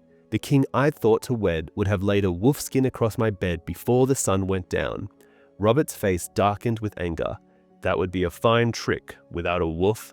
"We have a wolf," Cersei Lannister said. Her voice was very quiet, but her green eyes shone with triumph. It took them all a moment to comprehend her words, but when they did, the king shrugged irritably. "As you will, have Sir Ilyn see to it." "Robert, you cannot mean this," Ned protested. The king was in no mood for more argument. "Enough, Ned. I will hear no more. A direwolf is a savage beast. Sooner or later, it would have turned on your girl, the same way others did on my son. Get her a dog. She'll be happier for it." That was when Sansa finally seemed to comprehend. Her eyes were frightened as they went to her father. "He doesn't mean Lady, does he?" She saw the truth on his face. "No," she said. "No, not Lady. Lady didn't bite anybody. She's good." "Lady wasn't there," Arya shouted angrily. "You leave her alone." "Stop them," Sansa pleaded. Don't let them do it. Please, please. It wasn't Lady. It was Nymeria. Arya did it. You can't. It wasn't Lady. Don't let them hurt Lady. I'll make her good. I promise. I promise. She started to cry. All Ned could do was take her in her arms and hold her while she wept. He looked across the room at Robert, his old friend closer than any brother. Please, Robert, for the love you bear me, for the love you bore my sister, please. The king looked at them for a long moment, then turned his eyes on his wife. Damn you, Cersei, he said with loathing. Ned stood, gently disengaging himself from Sansa's grasp. All the weariness of the past 4 days had returned to him. Do it yourself then, Robert, he said in a voice cold and sharp as steel. At least have the courage to do it yourself. Robert looked at Ned with flat, dead eyes and left without a word, his footstep heavy as lead. Silence filled the hall. Where is the direwolf? Cersei Lannister asked when her husband was gone. Beside her, Prince Joffrey was smiling. The beast is chained up outside the gatehouse, your grace, Sir Barristan Selmy answered reluctantly. Send for Ilan Payne. No, Ned said. Jory, take the girls back to their rooms and bring me ice. The words tasted of bile in his throat, but he forced them out. If it must be done, I will do it. Cersei Lannister regarded him suspiciously. You, Stark? Is this some trick? Why would you do such a thing? They were all staring at him, but it was Sansa's look that cut. She is of the North. She deserves better than a butcher. He left the room with eyes burning and his daughter's wails echoing in his ears, and found the direwolf pup where they chained her. Ned sat beside her for a while. Lady, he said, tasting the name. He had never paid much attention to the names the children had picked, but looking at her now, he knew that Sansa had chosen well. She was the smallest of the litter, the prettiest, the most gentle and trusting. She looked at him with bright golden eyes, and he roughed her thick grey hair. Shortly, Jory brought him ice. When it was over, he said, choose 4 men and have them take the body north. Bury her at Winterfell. All that way? Jory said, astonished. All that way, Ned affirmed. The Lannister woman shall never have this skin. He was walking back to the tower to give himself up to sleep at last when Sandor Clegane and his riders came pounding through the castle gate, back from their hunt. There was something slung over the back of his destrier, a heavy shape wrapped in a bloody cloak. No sign of your daughter, Hand, the hound rasped down. But the day was not wholly wasted. We got her little pet. He reached back and shoved the burden off, and it fell with a thump in front of Ned. Bending, Ned pulled back the cloak, dreading the words he would have to find for Arya. But it was not Nymeria after all. It was the butcher's boy, Micah. His body covered in dried blood, he had been cut almost in half from the shoulder to waist by some terrible blow, struck from above. You rode him down? Ned said. The hound's eyes seemed to glitter through the steel of that hideous dog-head helm. He ran. He looked at Ned's face and laughed, but not very fast. So later in Eddard 7, we find out that Robert actually knew Arya was telling the truth all along. He even admits it to Ned, saying, I am sorry for your girl, Ned, truly, about the wolf. I mean, my son was lying. I'd stake my soul on it. So, despite letting Lady be killed, he knew Joffrey was full of it the entire time. Then, in Davos 6 of A Storm of Swords, we get an even darker look into Joffrey's cruelty. Stannis recalls a time when a servant told young Joffrey that a cat was pregnant, thinking he might want a kitten. Instead, Joffrey cut the cat open with a dagger just to see if it was true. And as if that wasn't disturbing enough, he actually brought the dead kittens to show Robert. Robert was so disgusted and furious that he hit Joffrey so hard Stannis thought he'd killed him. That really shows something about how messed up Joffrey was. Even Robert, who let a lot of things slide, was horrified by his son's actions. Now, let's go over some of the key differences in the book and the HBO show. In the books, Arya is missing for 4 days before she's found, whereas in the show, it's a much shorter time. When Arya is finally located, she's taken before Robert, but in the books, this happens at Castle Darry, not the inn at the crossroads. Also, in the books, it's Jory Castle who finds her, not Lannister soldiers. Another major difference is how Sansa reacts when asked what happened. In the book, when she claims she doesn't remember, Arya actually knocks her to the ground and starts beating her. The show tones this down, making Arya just yell at Sansa instead. There's also a difference in who mocks Joffrey. Renly is present in the book, and is the one who laughs at Joffrey for getting disarmed by a little girl. But in the show, Robert is the one who scolds Joffrey for his cowardice. The execution of Lady also plays out differently. In the show, Ned kills Lady with a dagger, but in the book, he uses ice, his greatsword. Another crucial moment is how Robert reacts to Cersei's demand that Lady be killed. In the books, he initially agrees, but when Ned pleads with him, invoking Lyanna's name, Robert actually turns back towards Cersei and curses her. This moment of hesitation shows that he does care, but ultimately, he still lets it happen. The show removes this entirely. Robert doesn't protest at all, and he shows zero concern for Lady or Sansa before the wolf is killed. He also never expresses any remorse afterward in the HBO adaptation. Another important detail is what happens to Lady's body. In the books, Ned orders Lady's body to be sent back to Winterfell, making sure Cersei will never get her hands on it. The show completely cuts this, leaving Lady's fate ambiguous. The sequence of events is also changed. In the books, Lady is executed before Ned sees Micah's body, but in the show, they swap the order. One final big difference involves Bran. In the books, Bran has wolf dreams about the three-eyed crow before he wakes up. However, the show changes this entirely, making it seem like Bran wakes up at the exact moment when Lady is executed, suggesting some kind of mystical connection between them. The books don't imply this at all. Bran's awakening isn't linked to Lady's death in any way. And that's about it for Eddard 3. Before we dive into Eddard 4, let's quickly catch up on what's been going down in A Game of Thrones.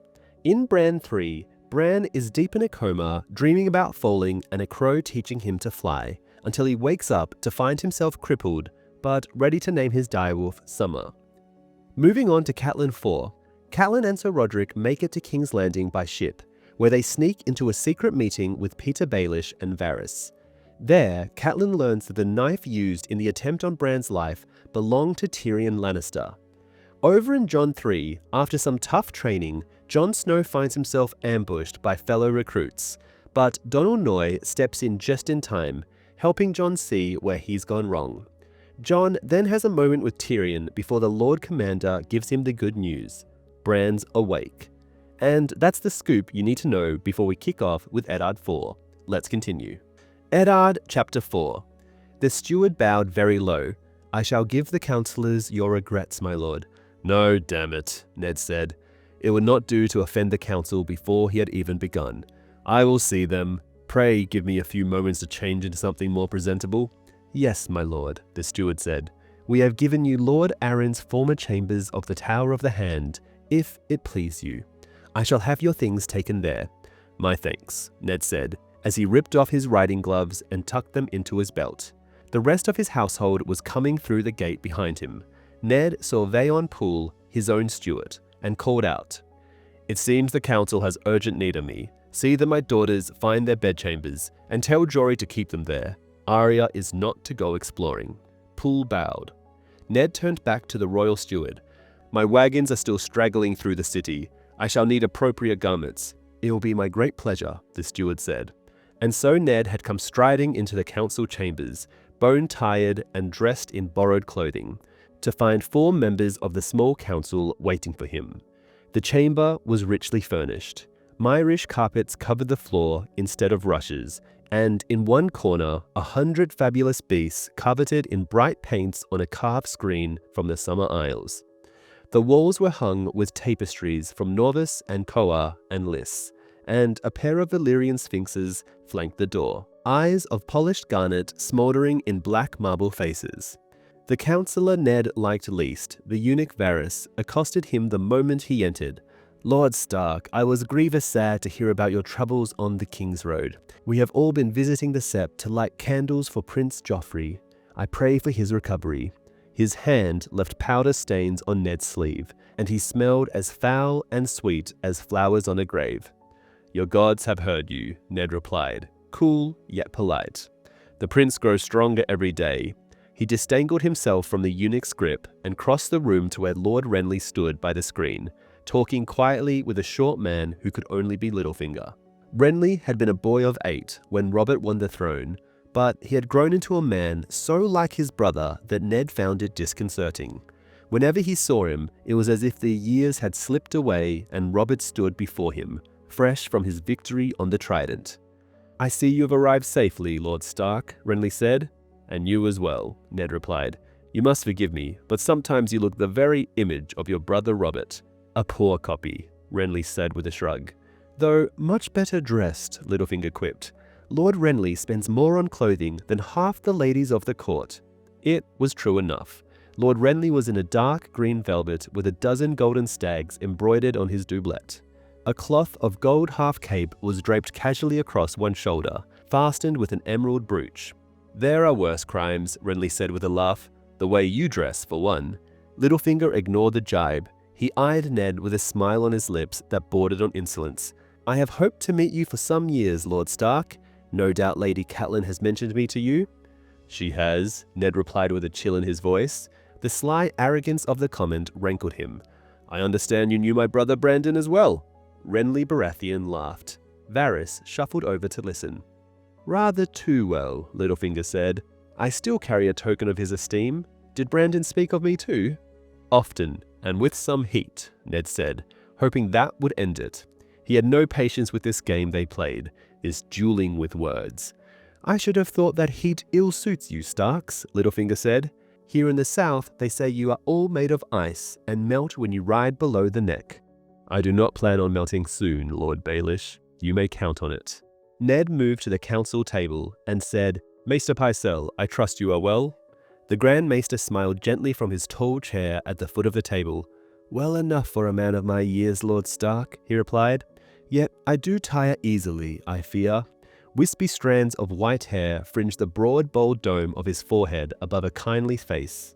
His maester's collar was no simple metal choker, such as Lewin wore, but 24 heavy chains wound together into a ponderous metal necklace that covered him from throat to breast.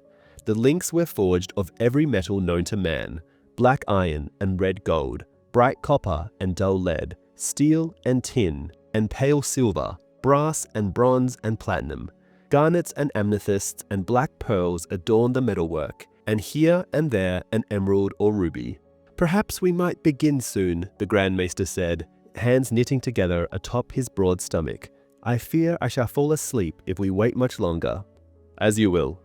The king's seat sat empty at the head of the table, the crowned stag of Baratheon embroidered in gold thread on its pillows. Ned took the chair beside it as the right hand of his king. "My lords," he said formally, "I am sorry to have kept you waiting." "You are the king's hand," Varys said. "We serve at your pleasure, Lord Stark." As the others took their accustomed seats, it struck Eddard Stark forcefully that he did not belong here, in this room with these men. He remembered what Robert had told him in the crypts below Winterfell. "I am surrounded by flatterers and fools," the king had insisted. Ned looked down the council table and wondered which were the flatterers and which the fools. He thought he knew already. "We are but 5, he pointed out. "Lord Stannis took himself to Dragonstone not long after the king went north," Varys said, "and our gallant Sir Barristan no doubt rides beside the king as he makes his way through the city, as befits the Lord Commander of the Kingsguard." "Perhaps we had best wait for Sir Barristan and the king to join us," Ned suggested. Renly Baratheon laughed aloud. "If we wait for my brother to grace us with his royal presence, it could be a long sit." "Our good King Robert has many cares," Varys said. "He entrusts some small matters to us, to lighten his load." "What Lord Varys means is that all this business of coin and crops and justice bores my royal brother to tears," Lord Renly said. "So it falls to us to govern the realm. He does send us a command from time to time." He drew a tightly rolled paper from his sleeve and laid it on the table. "This morning he commanded me to ride ahead with all haste and ask Grand Maester Pycelle to convene this council at once. He has an urgent task for us." Littlefinger smiled and handed the paper to Ned. It bore the royal seal. Ned broke the wax with his thumb and flattened the letter to consider the king's urgent command, reading the words with mounting disbelief. Was there no end to Robert's folly? And to do this in his name, that was the salt in the wound. "Gods be good," he swore. "What Lord Eddard means to say," Lord Renly announced, "is that his grace instructs us to stage a great tournament in honor of his appointment as the Hand of the King." "How much?" asked Littlefinger mildly. Ned read the answer off the letter. 40,000 golden dragons to the champion, 20,000 to the man who comes second, another 20 to the winner of the melee, and 10,000 to the victor of the archery. 90,000 gold pieces, Littlefinger sighed. And we must not neglect the other costs. Robert will want a grand feast. That means cooks, carpenters, serving girls, singers, jugglers, fools. Fools we have in plenty, Lord Renly said. Grand Maester Pycelle looked to Littlefinger and asked, will the treasury bear the expense? What treasury is that? Littlefinger replied with a twist of his mouth. Spare me the foolishness, Maester. You know as well as I that the treasury has been empty for years. I shall have to borrow the money. No doubt the Lannisters will be accommodating. We owe Lord Tywin some 3 million dragons at present. What matter another 100,000? Ned was stunned. Are you claiming the crown is 3 million gold pieces in debt? The crown is more than 6 million gold pieces in debt, Lord Stark. The Lannisters are the biggest part of it, but we have also borrowed from Lord Tyrell, the Iron Bank of Bravos, and several Tyroshi trading cartels. Of late, I've had to turn to the faith. The High Septon haggles worse than a Dornish fishmongerer. Ned was aghast. Aerys Targaryen left a treasury flowing with gold. How could you let this happen? Littlefinger gave a shrug. The master of coin finds the money, the king and the hand spend it. I will not believe that Jon Arryn allowed Robert to beggar the realm, Ned said hotly. Grand Maester Pycelle shook his great bald head, his change clinking softly. Lord Arryn was a prudent man, but I fear that his grace does not always listen to wise counsel.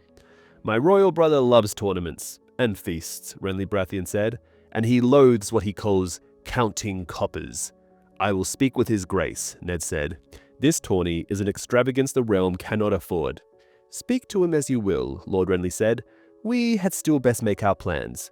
Another day, Ned said, perhaps too sharply from the looks they gave him. He would have to remember that he was no longer in Winterfell, where only the king stood higher. Here, he was but first among equals. Forgive me, my lords, he said in a softer tone. I am tired. Let us call a halt for today and resume when we are fresher. He did not ask for their consent, but stood abruptly, nodded at them all, and made for the door. Outside, wagons and riders were still pouring through the castle gates, and the yard was a chaos of mud and horseflesh and shouting men. The king had not yet arrived, he was told. Since the ugliness on the Trident, the Starks and their household had ridden well ahead of the main column, the better to separate themselves from the Lannisters and the growing tension. Robert had hardly been seen. The talk was he was traveling in the huge wheelhouse, drunk as often as not. If so, he might be hours behind, but he would still be here too soon for Ned's liking. He had only to look at Sansa's face to feel the rage twisting inside him once again. The last fortnight of their journey had been a misery. Sansa blamed Arya and told her that it should have been Nymeria who died, and Arya was lost after she heard what had happened to her butcher's boy. Sansa cried herself to sleep. Arya brooded silently all day long, and Eddard Stark dreamed of a frozen hell reserved for the Starks of Winterfell. He crossed the outer yard, passed under a portcullis into the inner bailey, and was walking toward what he thought was the Tower of the Hand when Littlefinger appeared in front of him. You're going the wrong way, Stark. Come with me. Hesitantly, Ned followed. Littlefinger led him into a tower, down a stair, across a small sunken courtyard, and along a deserted corridor where empty suits of armor stood, central along the walls. They were relics of the Targaryens, black steel with dragon scales cresting their helms, now dusty and forgotten. This is not the way to my chambers, Ned said. Did I say it was? I'm leading you to the dungeons to slit your throat and seal your corpse up behind a wall, Littlefinger replied, his voice dripping with sarcasm. We have no time for this, Stark. Your wife awaits. What game are you playing, Littlefinger? Catelyn is at Winterfell, hundreds of leagues from here. Oh, Littlefinger's grey-green eyes glittered with amusement. Then it appears someone has managed an astonishing impersonation. For the last time, come or don't come, and I'll keep her for myself. He hurried down the steps. Ned followed him warily, wondering if this day would ever end. He had no taste for these intrigues, but he was beginning to realize that they were meat and mead to a man like Littlefinger. At the foot of the steps was a heavy door of oak and iron. Peter Baelish lifted the crossbar and gestured Ned through. They stepped out into the ruddy glow of dusk on a rocky bluff high above the river. "We're outside the castle," Ned said. "You are a hard man to fool, Stark," Littlefinger said with a smirk. "Was it the sun that gave it away, or the sky? Follow me. There are niches cut into the rock. Try not to fall to your death. Catelyn would never understand." With that, he was over the side of the cliff, descending as quickly as a monkey. Ned studied the rocky face of the bluff for a moment, then followed more slowly. The niches were there, as Littlefinger had promised, shallow cuts that would be invisible from below, unless you knew just where to look for them. The river was a long, dizzying distance below. Ned kept his face pressed to the rock and tried not to look down any more often than he had to. When at last he reached the bottom, a narrow, muddy trail along the water's edge, Littlefinger was lazing against a rock and eating an apple. He was almost down to the core. "You are growing old and slow, Stark," he said, flipping the apple casually into the rushing water. "No matter, we ride the rest of the way." He had 2 horses waiting. Ned mounted up and trotted behind him, down the trail and into the city. Finally, Baelish drew rein in front of a ramshackle building, 3 stories timbered, its windows bright with lamplight in the gathering dusk. The sounds of music and raucous laughter drifted out and floated over the water. Beside the door swung an ornate oil lamp on a heavy chain, with a globe of leaded red glass. Ned Stark dismounted in a fury. "A brothel," he said as he seized Littlefinger by the shoulder and spun him around. "You've brought me all this way to take me to a brothel." "Your wife is inside," Littlefinger said. It was the final insult. "Brandon was too kind to you," Ned said as he slammed the small man back against a wall and shoved his dagger up under the little pointed chin beard. "My lord, no," an urgent voice called out. "He speaks the truth." There were footsteps behind him. Ned spun, knife in hand, as an old white-haired man hurried toward them. He was dressed in brown ruffspan, and the soft flesh under his chin wobbled as he ran. "This is no business of yours," Ned began. Then, suddenly, the recognition came. He lowered the dagger, astonished. "Sir Rodrik?" Rodrik Castle nodded. "Your lady awaits you upstairs." Ned was lost. "Catelyn is truly here. This is not some strange jape of Littlefinger's." He sheathed his blade. "Would that it were, Stark," Littlefinger said. "Follow me, and try to look a shade more lecherous and a shade less like the King's Hand. It would not do to have you recognized. Perhaps you could fondle a breast or two, just in passing." They went inside through a crowded common room where a fat woman was singing bawdy songs while pretty young girls in linen shifts and wisps of coloured silk pressed themselves against their lovers and dangled on their laps. No one paid Ned the least bit of attention, so Rodrik waited below while Littlefinger led him up to the 3rd floor, along a corridor and through a door. Inside, Catelyn was waiting. She cried out when she saw him, ran to him, and embraced him fiercely. "My lady," Ned whispered in wonderment. "Oh, very good," said Littlefinger, closing the door. "You recognized her." "I feared you'd never come, my lord," she whispered against his chest. "Peter has been bringing me reports. He told me of your troubles with Arya and the young prince. How are my girls?" "Both in mourning and full of anger," he told her. "Cat, I do not understand. What are you doing in King's Landing? What happened?" Ned asked his wife. "Is it Bran? Is he—" Dead was the word that came to his lips, but he could not say it. "It is Bran, but not as you think," Catelyn said. Ned was lost. "Then how? Why are you here, my love? What is this place?" "Just what it appears," Littlefinger said, easing himself into a window seat. "A brothel. Can you think of a less likely place to find a Catelyn Tully?" He smiled. "As it chances, I own this particular establishment, so arrangements were easily made. I am most anxious to keep the Lannisters from learning that Cat is here in King's Landing." "Why?" Ned asked. He saw her hands then, the awkward way she held them, the raw red scars, the stiffness of the last 2 fingers on her left. "You've been hurt." He took her hands in his own, turned them over. "Gods, those are deep cuts. A gash from a sword, or— How did this happen, my lady?" Catelyn slid a dagger out from under her cloak and placed it in his hand. This blade was sent to open Bran's throat and spill his life's blood. Ned's head jerked up. "But who? Why would—" She put a finger to his lips. "Let me tell it all, my love. It will go faster that way. Listen." So he listened, and she told it all, from the fire in the library tower to Varys and the guardsmen and Littlefinger. And when she was done, Eddard Stark sat dazed beside the table, the dagger in his hand, Bran's wolf had saved the boy's life, he thought dully. What was it that John had said when they found the pups in the snow? Your children were meant to have these pups, my lord. And he had killed Sansa's. And for what?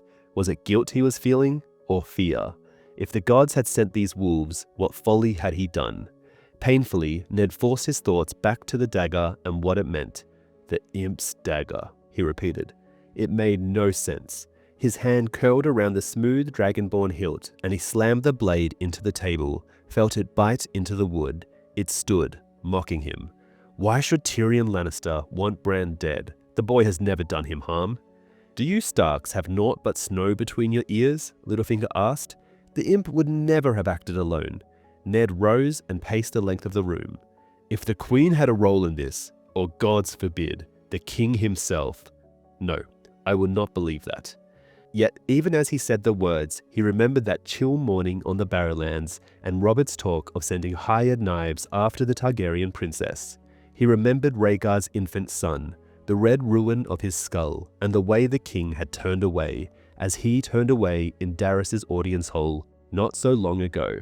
He could still hear Sansa pleading, as Lyanna had pleaded once. Most likely the king did not know, Littlefinger said. It would not be the first time our good Robert is practiced at closing his eyes to things he would rather not see. Ned had no reply for that. The face of the butcher's boy swam up before his eyes, cloven almost in two, and afterward the king had said not a word. His head was pounding. Littlefinger sauntered over to the table, wrenched the knife from the wood. The accusation is treason either way. Accuse the king, and you will dance with ill and pain before the words are out of your mouth. The queen, if you can find proof, and if you can make Robert listen, then perhaps... We have proof, Ned said. We have the dagger. This, Littlefinger flipped the knife casually end over end. A sweet piece of steel, but it cuts two ways, my lord. The imp will no doubt swear the blade was lost or stolen while he was at Winterfell, and with the hireling dead, who was there to give him the lie? He tossed the knife lightly to Ned. My counsel is to drop that in the river and forget that it was ever forged. Ned regarded him coldly. Lord Baelish, I am a Stark of Winterfell. My son lies crippled, perhaps dying. He would be dead, and Catelyn with him, but for a wolf pup we found in the snow. If you truly believe I could forget that, you are as big a fool now as when you took up sword against my brother.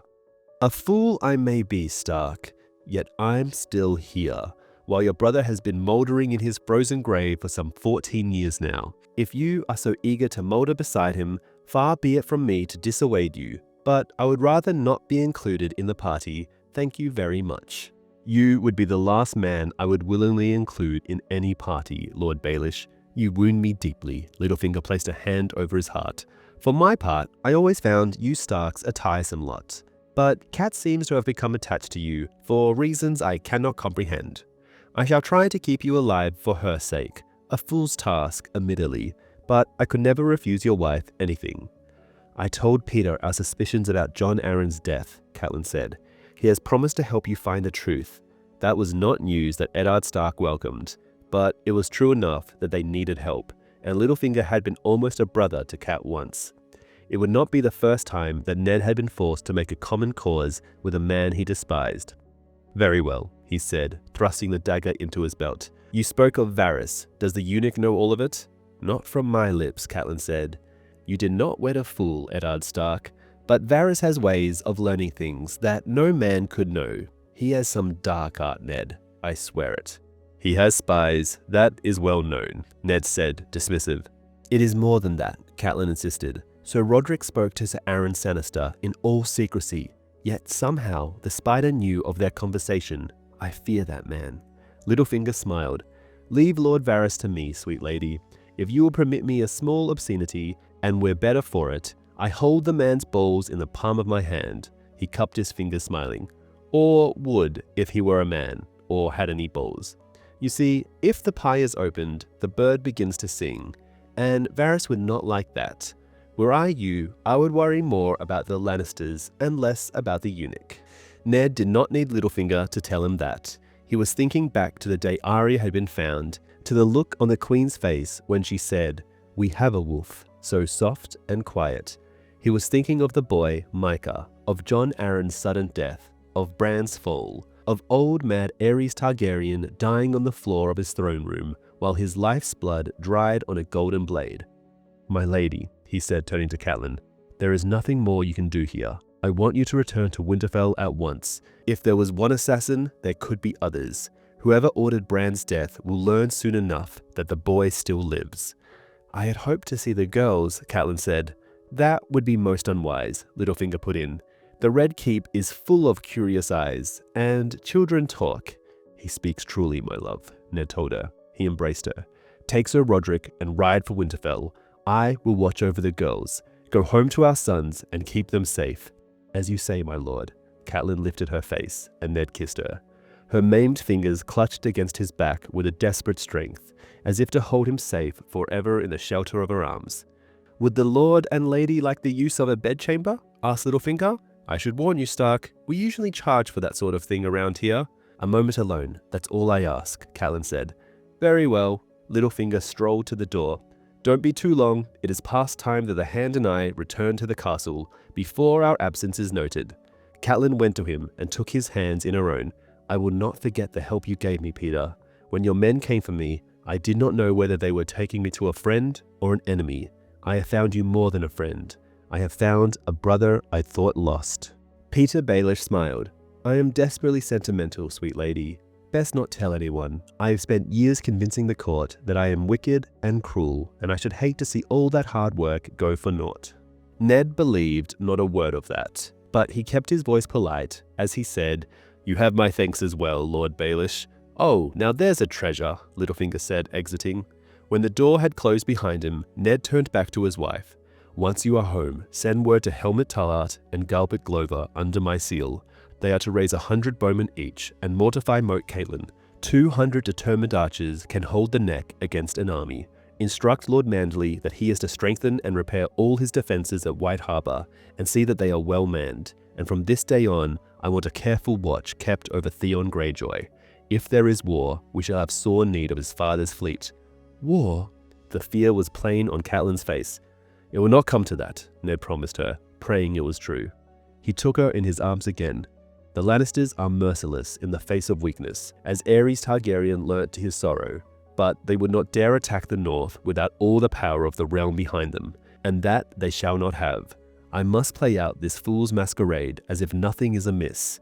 Remember why I came here, my love. If I find proof that the Lannisters murdered Jon Arryn." He felt Catelyn tremble in his arms. Her scarred hands clung to him. "If," she said. "What then, my love?" That was the most dangerous part, Ned knew. "All justice flows from the king," he told her. "When I know the truth, I must go to Robert and pray that he is the man I think he is," he finished silently, "and not the man I fear he has become." So this chapter introduces Littlefinger's debt scheme, which, in hindsight, seems like a deliberate plan to bankrupt the realm. There's a strong theory that his endgame was to have the Iron Bank of Braavos call in its massive loans, putting Westeros in a financial crisis. That way, Littlefinger could swoop in to save struggling lords, like the Waynwoods, securing valuable hostages such as Harry the Heir, who later becomes relevant in A Feast for Crows. Now, let's talk about the Crown's debt, because something about the numbers just doesn't add up. The Hand's tourney alone cost 100,000 gold dragons, which is a ridiculous amount. But the total debt is 6 million dragons, and Robert's reign lasted 15 years. That means Robert would have needed to throw a tourney of that size every 3 months to rack up that much debt. And that's without considering the Crown's income. We don't have exact figures, but we do know that when Robert took the throne, the treasury was full of gold. Ned even says, "Aerys left a treasury flowing with gold." Plus, under Robert's rule, revenues increased tenfold according to Tywin Lannister in A Storm of Swords. So the real question is, where did all the money go? The most likely answer is that after Robert's rebellion, there were massive expenses, like rebuilding King's Landing, which drained the treasury. To fix the financial strain, Jon Arryn brought in Littlefinger, knowing he was skilled with money. But once Littlefinger became master of coin, he quickly realized 3 things. Firstly, no one above him understood or cared about money as long as they had enough of it. Secondly, if he actually solved the Crown's financial issues, he would have become disposable, and finally, if he made the kingdom's finances look desperate, but always managed to pull through, he'd be seen as a financial genius. So what did he do? He made sure that the crown was in a constant state of financial crisis. He deliberately borrowed money at high interest rates, ensuring the kingdom was drowning in endless interest payments. He inflated the crown's payroll, auctioned off offices, and most importantly, stole a fortune for himself through overcharging, fake accounts, double billing, and countless other scams. The result? The crown is broke, but Littlefinger is insanely rich, and no one suspects a thing. This theory is backed up by Jaime 1 in A Feast for Crows, where we learn that the crown is paying 29 different jailers to guard just 6 prisoners, a clear example of how money is being wasted. As for Varys, he probably knew what Littlefinger was doing, but didn't interfere because it fit into his own long-term plans, specifically setting up the return of his chosen Targaryen to the throne. So while Robert might be remembered as a king who partied and spent recklessly, the real financial disaster wasn't just his doing. Littlefinger was playing the long game the whole time. Now, let's go over some differences between the book and the HBO series. In the book, Lord Commander Barristan Selmy is at the small council meeting, but he's absent in the show, likely because the writers didn't want him to know Jorah was spying for Varys. There's also an extra scene in the show where Ned confronts Jaime in the throne room. Jaime describes what it was like to kill Aerys II Targaryen, which isn't in the book. The hand of the king's badge is also different. In the books, it's a clasp at the throat that holds the cloak together. In the show, it's a brooch on the chest. The saying about the hand is also changed. In the books, it's "the king eats, the hand takes the shit." But in the show, it's "the king shits and the hand wipes." In the show, Jaime says 500 knights watch Brandon and Rickard Stark burn alive. But in Catelyn 7, A Clash of Kings, we only hear about Jaime and Sir Gerald Hightower being present. And that's it for this chapter analysis. Before we jump into Eddard 5, let's quickly recap what's been happening in A Game of Thrones. In Tyrion 3, Tyrion hangs out with the top brass of the Night's Watch and promises Lord Commander Mormont he'll chat with the king about their needs. Before he leaves, he bumps into Jon Snow, who asks him to look out for his brother, Bran. In Arya 2, Arya, not loving life in King's Landing, skips dinner and instead has a heart-to-heart with her dad, Eddard, who catches her with her sword, Needle. He decides to let her keep it, and soon after, she starts lessons with her new dancing master, Syrio Forel. Over in Daenerys 3, Daenerys starts to really own her new life with Drogo's Khalasar, even standing up to Viserys. She takes charge with Drogo too, which leads to her pregnancy. Then, in Bran 4, Bran snaps out of his funk when Tyrion Lannister shows up at Winterfell. Despite Robb's chilly reception, Tyrion comes through with designs for a special saddle so Bran can ride horses again. And that's your rundown to get set for Eddard 5. Let's continue. Eddard 5. Lord Aaron's death was a great sadness for us all, my lord, Grand Maester Pycelle said. I would be more than happy to tell you what I can of the manner of his passing. Do be seated. Would you care for refreshments? Some dates, perhaps? I have some very fine persimmons as well. Wine no longer agrees with my digestion, I fear. But I can offer you a cup of iced milk, sweetened with honey. I find it most refreshing in the heat. There was no denying the heat. Ned could feel the silk tunic clinging to his chest. Thick, moist air covered the city like a damp woolen blanket. And the riverside had grown unruly as the poor fled their hot, airless warrens to jostle for sleeping places near the water, where the only breath of wind was to be found. That would be most kind, Ned said, seating himself. Pycelle lifted a tiny silver bell with a thumb and forefinger and tinkled it gently. A slender young serving girl hurried into the solar. Iced milk for the king's hand and myself, if you would be so kind, child. Well sweetened. As the girl went to fetch their drinks, the Grand Maester knotted his fingers together and rested his hand on his stomach. The small folks say that the last year of summer is always the hottest. It is not so, yet oftentimes it feels that way, does it not? On days like this, I envy you, Northerners. Your summer snows, The heavy jewel chain around the old man's neck chinked softly as he shifted in his seat. To be sure, Kingmaker's summer was hotter than this one, and near as long. There were fools, even in the Citadel, who took that to mean that the great summer had come at last, the summer that never ends. But in the 7th year, it broke suddenly, and we had a short autumn and a terrible long winter. Still, the heat was fierce while it lasted. Old Town steamed and sweltered by day and came alive only by night. We would walk in the gardens by the river and argue about the gods. I remember the smell of those nights, my lord. Perfume and sweet melons ripe to bursting, peaches and pomegranates, nightshade and moonbloom. I was a young man then, still forging my chain. The heat did not exhaust me as it does now. Pycelle's eyes were so heavily lidded he looked half asleep. My pardons, Lord Eddard. You did not come to hear foolish meanderings of a summer forgotten before your father was born. Forgive an old man his wanderings, if you would. Minds are like swords, I do fear. The old ones go to rust. Ah, and here is our milk. The serving girl placed the tray between them, and Pycelle gave her a smile. Sweet child. He lifted a cup, tasted, nodded. Thank you, you may go. When the girl had taken her leave, Pycelle peered at Ned through pale, rheumy eyes. Now, where were we? Oh yes, you asked about Lord Arryn. I did. Ned sipped politely at the ice milk. It was pleasantly cold, but oversweet to his taste. If truth be told, the Hand had not seemed quite himself for some time, Pycelle said. We had sat together on council many a year, he and I, and the signs were there to read, but I put them down to the great burdens he had borne so faithfully for so long.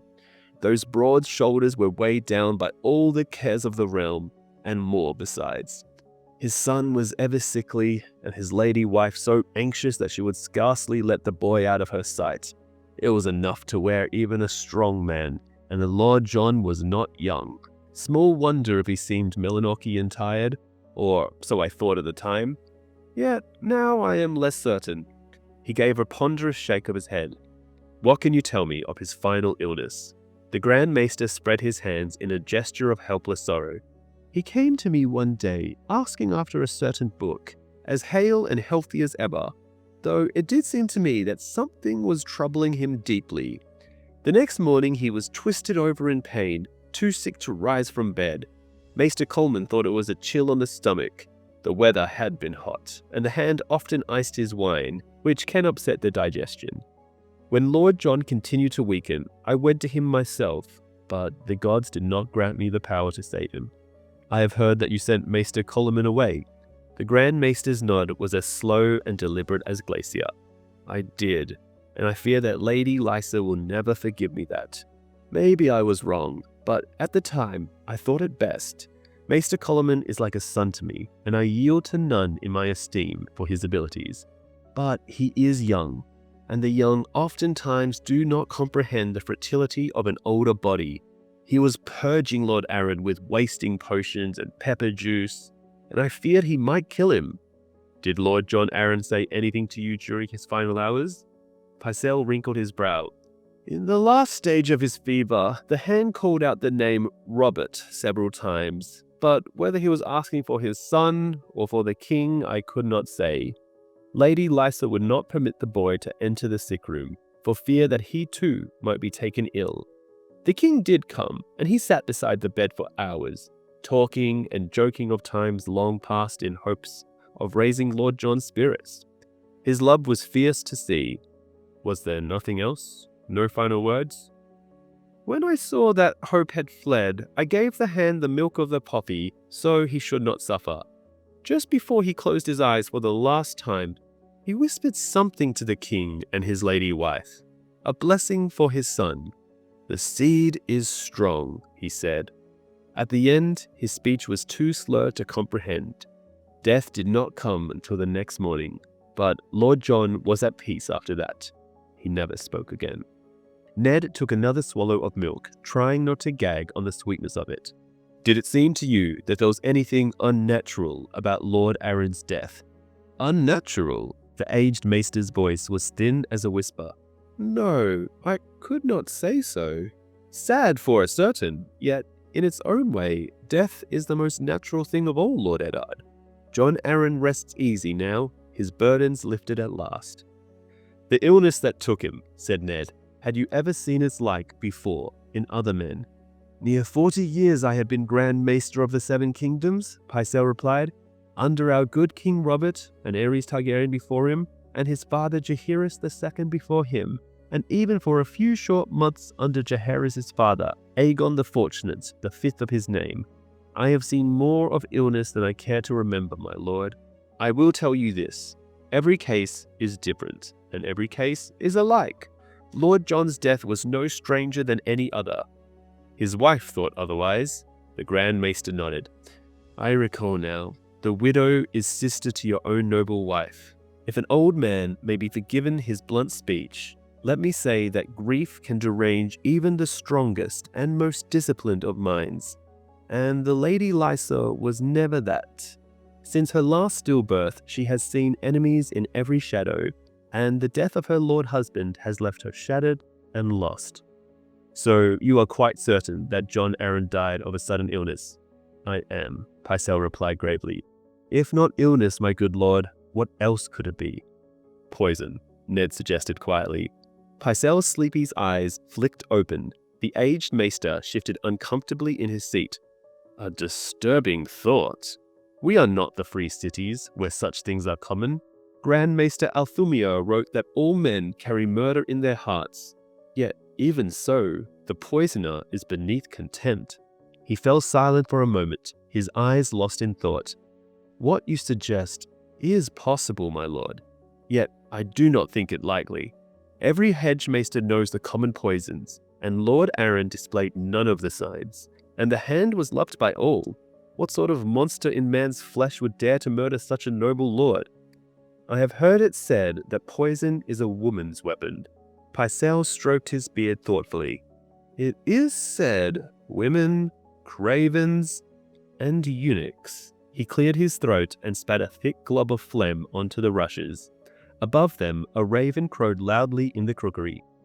The Lord Varys was born a slave in Lys, did you know? Put not your trust in spiders, my lord. That was scarcely anything Ned needed to be told. There was something about Varys that made his flesh crawl. I will remember that, Maester, and I thank you for your help. I have taken enough of your time. He stood. Grand Maester Pycelle pushed himself up from his chair slowly and escorted Ned to the door. I hope I have helped in some small way to put your mind at ease. If there is any other service I might perform, you need only ask. One thing, Ned told him. I should be curious to examine the book you lent Jon on the day before he fell ill. I fear you would find it of little interest, Pycelle said. It was a ponderous tome by Grand Maester Melion on the lineages of the great houses. Still, I should like to see it. The old man opened the door. As you wish. I have it here somewhere. When I find it, I shall have it sent to your chambers straight away. You have been most courteous, Ned told him. Then, almost as an afterthought, he said, one last question, if you would be so kind. You mentioned that the king was at Lord Arryn's bedside when he died. I wonder, was the queen with him? Why, no, Pycelle said. She and the children were making the journey to Castle Rock, in company with her father. Lord Tywin had brought a retinue to the city for the tourney on Prince Joffrey's name day, no doubt hoping to see his son Jaime win the champion's crown. In that, he was sadly disappointed. It fell to me to send the Queen word of Lord Arryn's sudden death. Never have I sent off a bird with a heavier heart. Dark wings, dark words, Ned murmured. It was a proverb old Nan had taught him as a boy. So the fishwives say, Grand Maester Pycelle agreed. But we know it is not always so. When Maester Luwin's bird brought us word about your brand, the message lifted every true heart in the castle, did it not? As you say, Maester. The gods are merciful. Pycelle bowed his head. Come to me as often as you like, Lord Eddard. I am here to serve. Yes, Ned thought, as the door swung shut. But who? On the way back to his chambers, he came upon his daughter Arya on the winding steps of the Tower of the Hand, windmilling her arms as she struggled to balance on one leg. The rough stone had scuffed her bare feet. Ned stopped and looked at her. Arya, what are you doing? Syrio says a water dancer can stand on one toe for hours, Her hands flayed at the air to steady herself. Ned had to smile. "Which toe?" he teased. "Any toe," Arya said, exasperated with the question. She hopped from her right leg to her left, swaying dangerously before she regained her balance. "Must you do your standing here?" he asked. "It's a long, hard fall down these steps.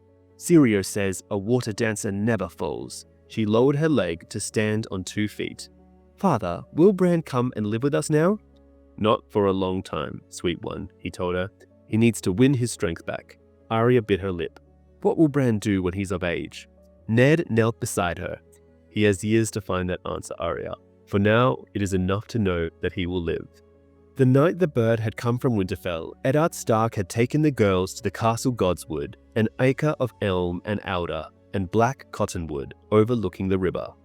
The heart tree there was a great oak, its ancient limbs overgrown with smokeberry vines. They knelt before it to offer their thanksgiving, as if it had been a weirwood. Sansa drifted to sleep as the moon rose, Arya several hours later, curling up in the grass under Ned's cloak. All through the dark hours, he kept his vigil alone. When dawn broke over the city, the dark red blooms of dragon's breath surrounded the girls where they lay. "I dreamed of Bran," Sansa had whispered to him. "I saw him, smiling. He was going to be a knight," Arya was saying now. "A knight of the Kingsguard. Can he still be a knight?" "No," Ned said. He saw no use in lying to her. "Yet someday he may be the lord of a great holdfast and sit on the king's council. He might raise castles like Brandon the Builder, or sail a ship across the sunset sea, or enter your mother's faith and become the High Septon. But he would never run beside his wolf again," he thought, with a sadness too deep for words, or lie with a woman, or hold his own son in his arms. Arya cocked her head to one side. "Can I be a king's counselor and build castles and become the High Septon?" "You," Ned said, kissing her lightly on the brow, "will marry a king and rule his castle, and your sons will be knights and princes and lords and yes, perhaps even a High Septon." Arya screwed up her face. "No," she said. "That's Sansa." She folded up her right leg and resumed her balancing. Ned sighed and left her there. Inside his chambers, he stripped off his sweat-stained silks and placed cold water over his head from the basin beside the bed. Alan entered as he was drying his face. "My lord," he said, "Lord Baelish is without and begs audience." "Escort him to my sola," Ned said, reaching for a fresh tunic, the lightest linen he could find. "I'll see him at once." Littlefinger was perched on the window seat when Ned entered, watching the Knights of the Kingsguard practice at swords in the yard below. "If only old Selmy's mind were as nimble as he blade," he said wistfully, "our council meetings would be a good deal livelier. Sir Barristan is as vigilant and honourable as any man in King's Landing." Ned had come to have a deep respect for the aged, white-haired Lord Commander of the Kingsguard. "And as tiresome," Littlefinger added, "though I dare say he should do well in the tourney. Last year he unhorsed the Hound, and it was only 4 years ago that he was champion." The question of who might win the tourney interested Eddard Stark not in the least. "Is there a reason for this visit, Lord Peter, or are you here simply to enjoy the view from my window?" Littlefinger smiled. "I promised Cat I would help you in your inquiries, and so I have." That took Ned aback. Promise or no promise, he could not find it in him to trust Lord Peter Baelish, who struck him as too clever by half. "You have something for me?" "Someone," Littlefinger corrected. "For someone's, if truth be told. Had you thought to question the hand servants?" Ned frowned. "Would that I could." Lady Arryn took her household back to the Eyrie. Lysa had done him no favour in that regard. All those who had stood closest to her husband had gone with her when she fled. Jon's maester, his steward, the captain of his guard, his knights and retainers. "Most of her household," Littlefinger said. "Not all. A few remain. A pregnant kitchen girl hastily wed to one of Lord Renly's grooms, a stable hand who joined the city watch, a potboy discharged from service for theft, and Lord Arryn's squire." His squire? Ned was pleasantly surprised. A man's squire often knew a great deal of his comings and goings. Sir Hugh of the Vale, Littlefinger named him. The king knighted the boy after Lord Arryn's death. "I shall send for him," Ned said. "And the others." Littlefinger winced. "My lord, step over here to the window, if you would be so kind." "Why? Come and I'll show you, my lord. Frowning, Ned crossed to the window. Peter Baelish made a casual gesture. There, across the yard, at the door of the armory, do you see the boy squatting by the steps honing a sword with oil stone? What of him? He reports to Varys. The spider has taken a great interest in you and all your doings. He shifted in the window seat. Now, glance at the wall, farther west, above the stables. The guardsman leaning on the ramparts? Ned saw the man. Another of the eunuch's whisperers? No, this one belongs to the queen. Notice that he enjoys a fine view of the door to this tower. The better to note who calls on you. There are others, many unknown even to me. The Red Keep is full of lives. Why do you think I hid Cat in a brothel? Eddard Stark had no taste for these intrigues. 7 hells, he swore. It did seem that the man was watching him. Suddenly, uncomfortable, Ned moved away from the window. Is everyone someone's informer in this cursed city? Scarcely, said Littlefinger. He counted on the fingers on his hand. Why, there's me, you, the king. Although, come to think on it, the king tells the queen much too much, and I'm less than certain about you. He stood up. Is there a man in your service that you trust utterly and completely? Yes, said Ned. In that case, I have a delightful place in Valyria that I would dearly love to sell you, Littlefinger said with a mocking smile. The wiser answer was no, my lord, but be that as it may. Send this paragon of yours to Sir Hugh and the others. Your own comings and goings will be noted, but even Varys the Spider cannot watch every man in your service, every hour of the day. He started for the door. Lord Peter, Ned called after him, I am grateful for your help. Perhaps I was wrong to distrust you. Littlefinger fingered his small pointed beard. You are slow to learn, Lord Eddard. Distrusting me was the wisest thing you've done since you've climbed down off your horse. So, ironically, it's a simple potboy who ends up giving Ned all the clues he needs to solve Jon Arryn's murder. Sir Hugh had been dismissive, arrogant, and completely unhelpful, acting exactly like you'd expect from a newly knighted man. The serving girl was at least pleasant, mentioning that Lord Jon had been reading a lot, seen trouble, and was growing increasingly gruff with Lysa, possibly overconcerned for their frail son. But it was the potboy, now a cordwainer, who dropped the biggest clues.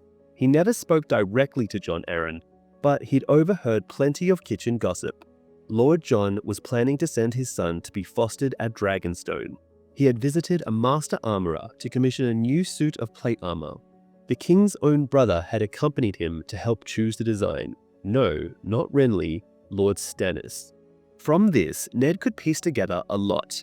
Jon Arryn was clearly worried about his son, possibly arguing with Lysa over fostering him with Stannis, someone he wasn't particularly close to before.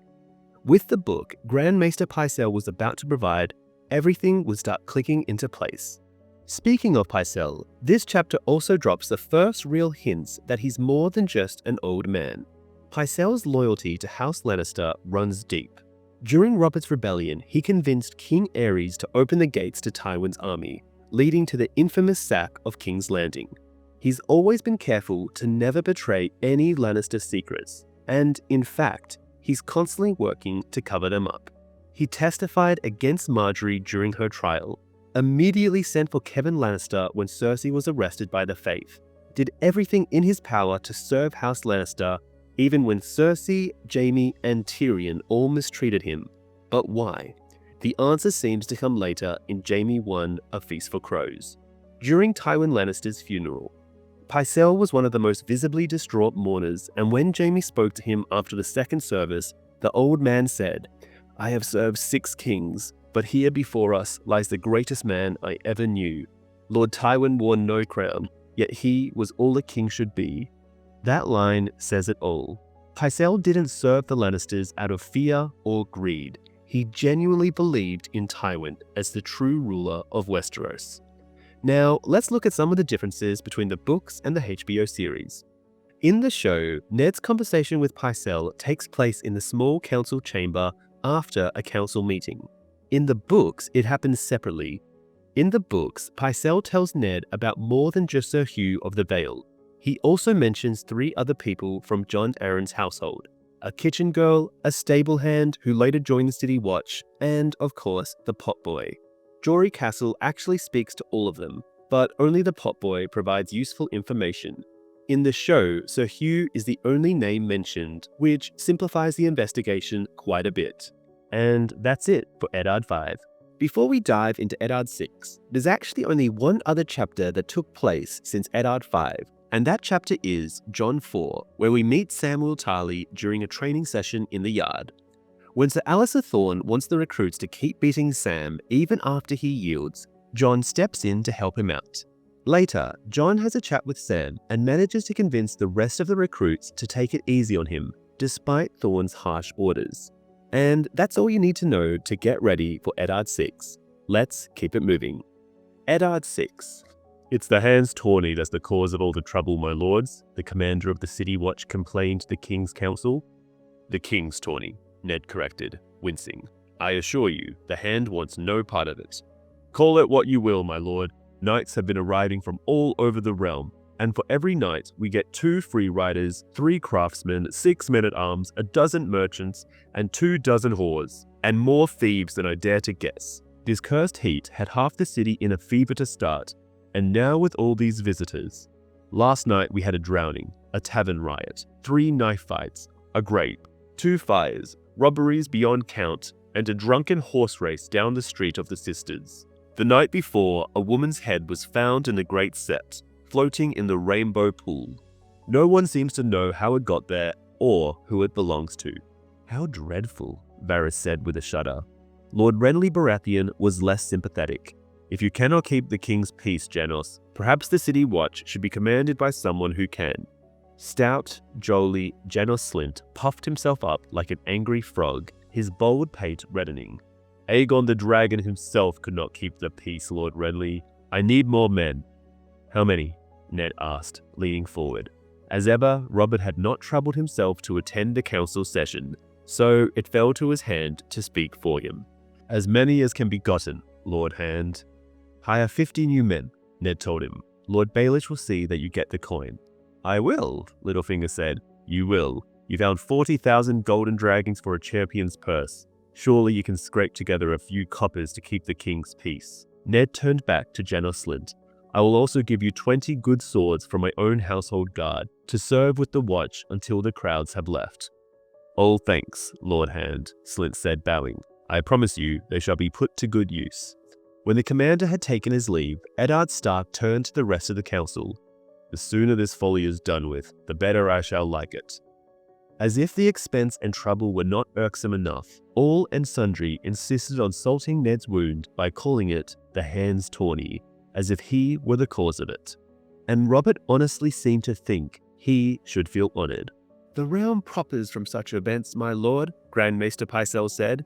"They bring the great the chance of glory, and the lowly a respite from their woes." "And put coppers in many a pocket," Littlefinger added. "Every inn in the city is full, and the whores are walking bow-legged and jingling with each step." Lord Renly laughed. "We're fortunate my brother Stannis is not with us. Remember the time he proposed to outlaw brothels? The king asked him if perhaps he'd like to outlaw eating, shitting, and breathing while he was at it.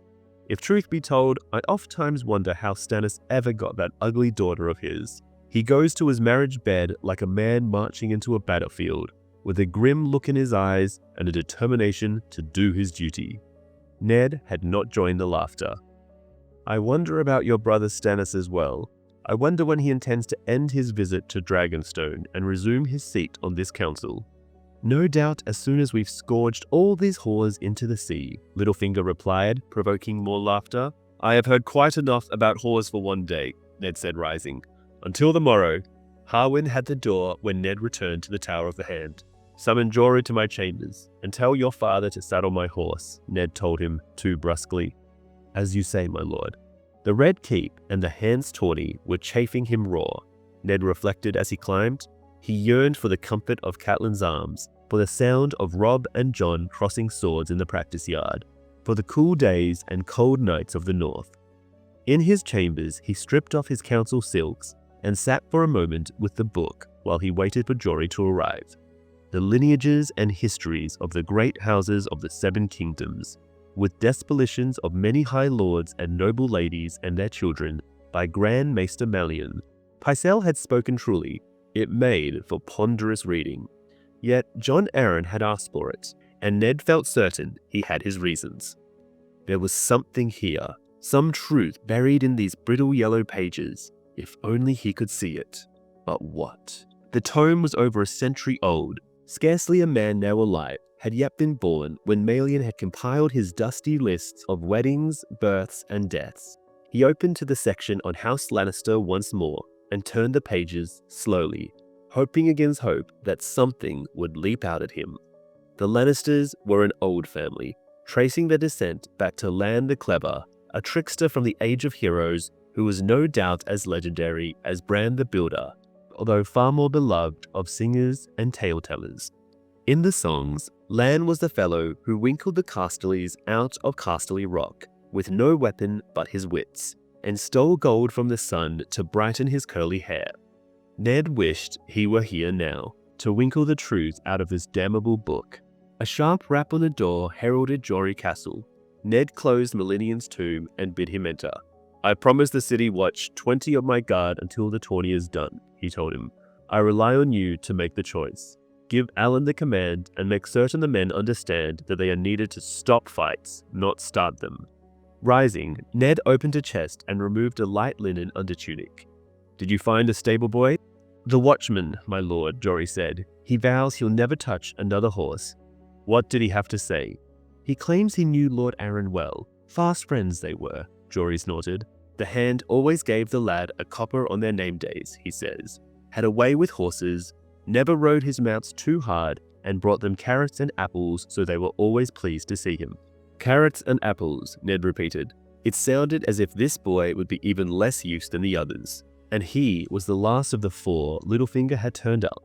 Jory had spoken to each of them in turn. Sir Hugh had been brusque and uninformative, and only as arrogant as only a new-made knight can be. If the hand wished to talk to him, he should be pleased to receive him, but he would not be questioned by a mere captain of guards, even if said captain was 10 years older and 100 times the swordsman. The serving girl had at least been pleasant. She said Lord Jon had been reading more than was good for him, that he was troubled and melancholy over his young son's fertility, and gruff with his lady wife. The potboy, now Cordwainer, had never exchanged so much as a word with Lord Jon, but he was full of oddments of kitchen gossip. The Lord had been quarrelling with the king.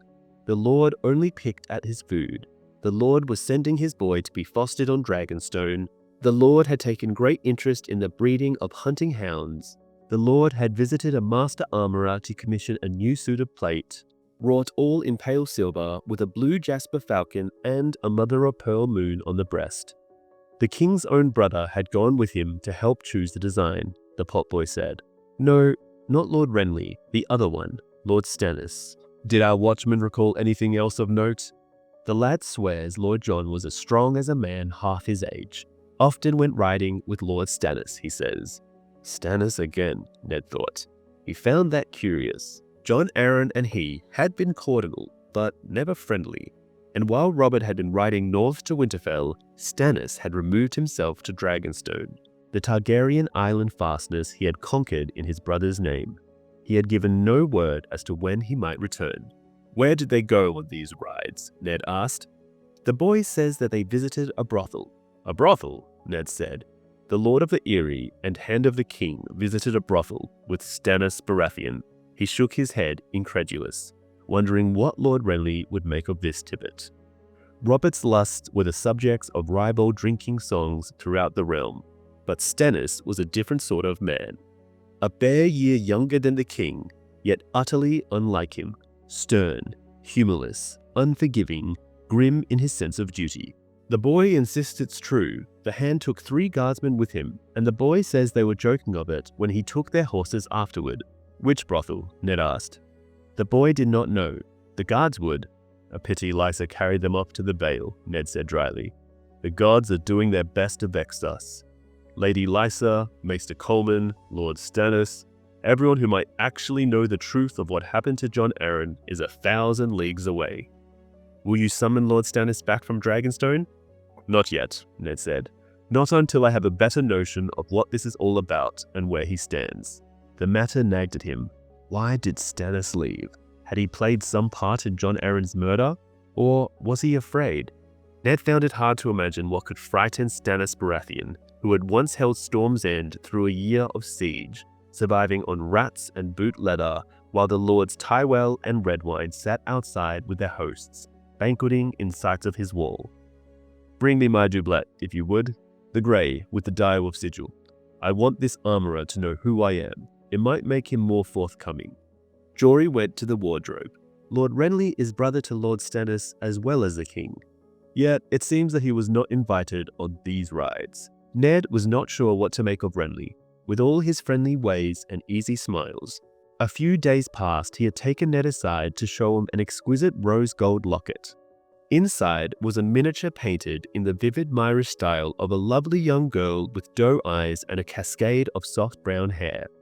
Renly had seemed anxious to know if the girl reminded him of anyone, and when Ned had no answer but a shrug, he had seemed disappointed. The maid was Loras Tyrell's sister, Marjorie, he confessed, but there were those who said she looked like Lyanna. No, Ned had told him, bemused. Could it be that Lord Renly, who looked so like a young Robert, had conceived a passion for a girl he fancied to be a young Lyanna? That struck him as more than passing queer. Jory held out the doublet, and Ned slid his hands through the armholes. "Perhaps Lord Stannis will return for Robert's tourney," he said, as Jory laced the garment up the back. "That would be a stroke of fortune, my lord," Jory said. Ned buckled on a longsword. "In other words, not bloody likely." His smile was grim. Jory draped Ned's cloak across his shoulders and clasped it at the throat with the hand's badge of office. "The armourer lives above his shop in a large house at the top of the Street of Steel. Alan knows the way, my lord." Ned nodded. "The gods help this potboy if he set me off herring after shadows." It was a slim enough staff to lean on, but the Jon Arryn that Ned Stark had known was not one to wear jeweled or silvered plate. Steel was steel. It was meant for protection, not ornament. He might have changed his views, to be sure. He would scarcely have been the first man who came to look on things differently after a few years at court. But the change was marked enough to make Ned wonder, is there any other service I might perform? "I suppose you'd best begin visiting whorehouses." "Hard duty, my lord," Jory grinned. "The men will be glad to help. Cawthor has made a fair start already." Ned's favorite horse was saddled and waited in the yard. Varley and Jax fell in beside him as he rode through the yard.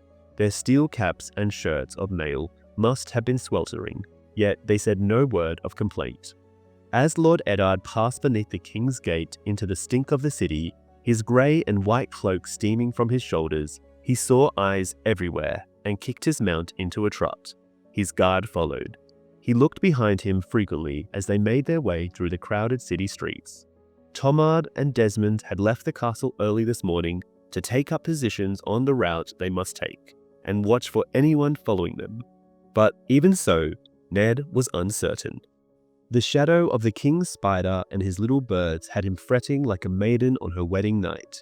The Street of Steel began at the market square beside the river gate, as it was named on maps, or the Mud Gate, as it was commonly called. A mummer on stilts was striding through the throngs like some great insect, with a horde of barefoot children trailing behind him, hooting.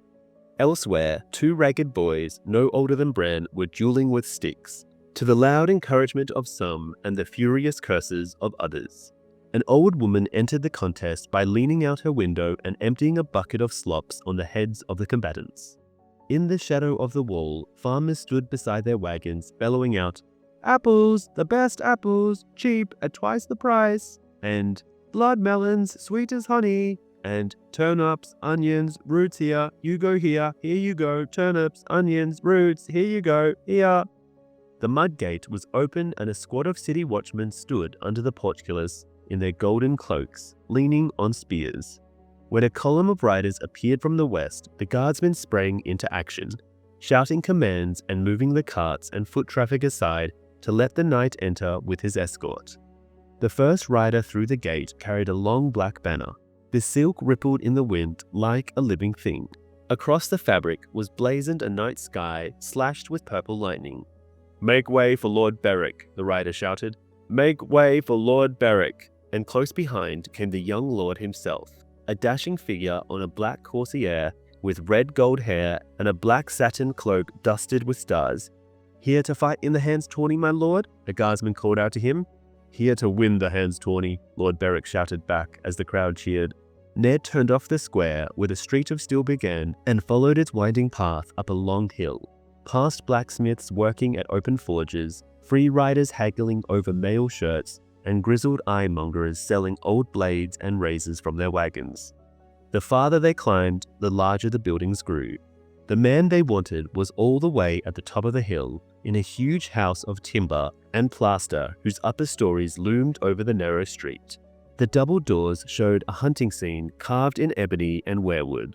A pair of stone knights stood sentry at the entrance, armored in fanciful suits of polished red steel that transformed them into griffin and unicorn. Ned left his horse with Jax and shouldered his way inside. The slim young serving girl took quick note of Ned's badge and the sigil on his doublet, and the master came hurrying out, all smiles and bows. "Wine for the king's hand," he told the girl, gesturing Ned to a couch. "I am Tobo Moat, my lord. Please, please, put yourself at ease." He wore a black velvet coat with hammers embroidered on the sleeves in silver thread. Around his neck was a heavy silver chain and a sapphire as large as a pigeon's egg. "If you are in need of new arms for the hands tourney, you have come to the right shop." Ned did not bother to correct him. "My work is costly, and I make no apologies for that, my lord," he said as he filled two matching silver goblets. "You will not find craftsmanship equal to mine anywhere in the Seven Kingdoms, I promise you. Visit every forge in King's Landing if you like, and compare for yourself. Any village smith can hammer out a shift of mail. My work is art." Ned sipped his wine and let the man go on. "The Knight of Flowers bought all his armor here," Tobho boasted, "and many high lords, the ones who knew fine steel, and even Lord Renly, the king's own brother. Perhaps the hand had seen Lord Renly's new armor, the green plate with the golden antlers? No other armor in the city could get that deeper green. He knew the secrets of putting color in the steel itself. Paint and enamel were the crutches of a journeyman. Or mayhaps the hand wanted a blade. Tobo had learned to work Valyrian steel at the forges of Orar as a boy. Only a man who knew the spells could take old weapons and forge them anew. The direwolf was the sigil of House Stark, is it not? I could fashion a direwolf helm so real that children will run from you in the street, he vowed. Ned smiled. "Did you make a falcon helm for Lord Arryn?" Tobo Moat paused a long moment and set aside his wine. "The hand did call upon me, with Lord Stannis, the king's brother, I regret to say. They did not honor me with their patronage." Ned looked at the man evenly, saying nothing, waiting. He had found over the years that silence sometimes yielded more than questions, and so it was this time. "They asked to see the boy," the armorer said. "So I took them back to the forge." "The boy," Ned echoed. He had no notion who the boy might be. "I should like to see the boy as well." Tobo Moat gave him a cool, careful look. "As you wish, my lord," he said, with no trace of his former friendliness.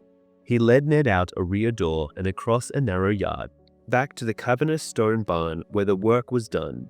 When the armorer opened the door, the blast of hot air that came through made Ned feel as though he were walking into a dragon's mouth.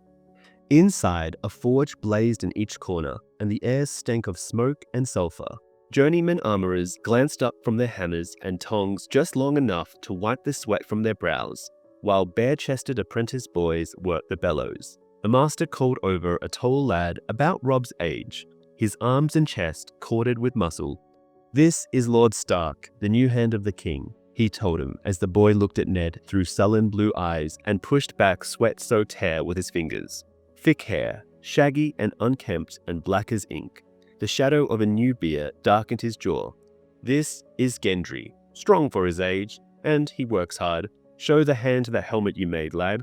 Almost shyly, the boy led them to his bench and a steel helm shaped like a bull's head, with two great curving horns. Ned turned the helm over in his hand. It was raw steel, unpolished, but expertly shaped. "This is fine work. I'd be pleased if you would let me buy it." The boy snatched it out of his hands. "It's not for sale." Tobo Moat looked horror-struck. "Boy, this is the king's hand. If his lordship wants the helm, make him a gift of it. He honors you by asking." "I made it for me," the boy said stubbornly. "100 pardons, my lord," his master said hurriedly to Ned. The boy is crude as new steel, and like new steel, would profit from some beating. That helm is journeyman's work at best. Forgive him, and I promise I will craft your helm like none you have ever seen. He's done nothing that requires my forgiveness. Gendry, when Lord Arryn came to visit you, what did you talk about? He asked me questions is all, me lord. What sort of questions? The boy shrugged. How was I, and was I well treated, and if I liked the work, and stuff about my mother. Who she was and what she looked like and all. What did you tell him? Ned asked. The boy shoved a fresh fall of black hair off his forehead. She died when I was little. She had yellow hair, and sometimes she used to sing to me, I remember. She worked in an alehouse. Did Lord Stannis question you as well? The bold one? No, not him. He never said no word, just glared at me, like I was some raper who'd done for his daughter. Mind your filthy tongue, the master said. This is the king's own hand. The boy lowered his eyes. A smart boy, but stubborn. That helm, the others call him bull-headed, so he threw it in their teeth. Ned touched the boy's head, fingering the thick black hair.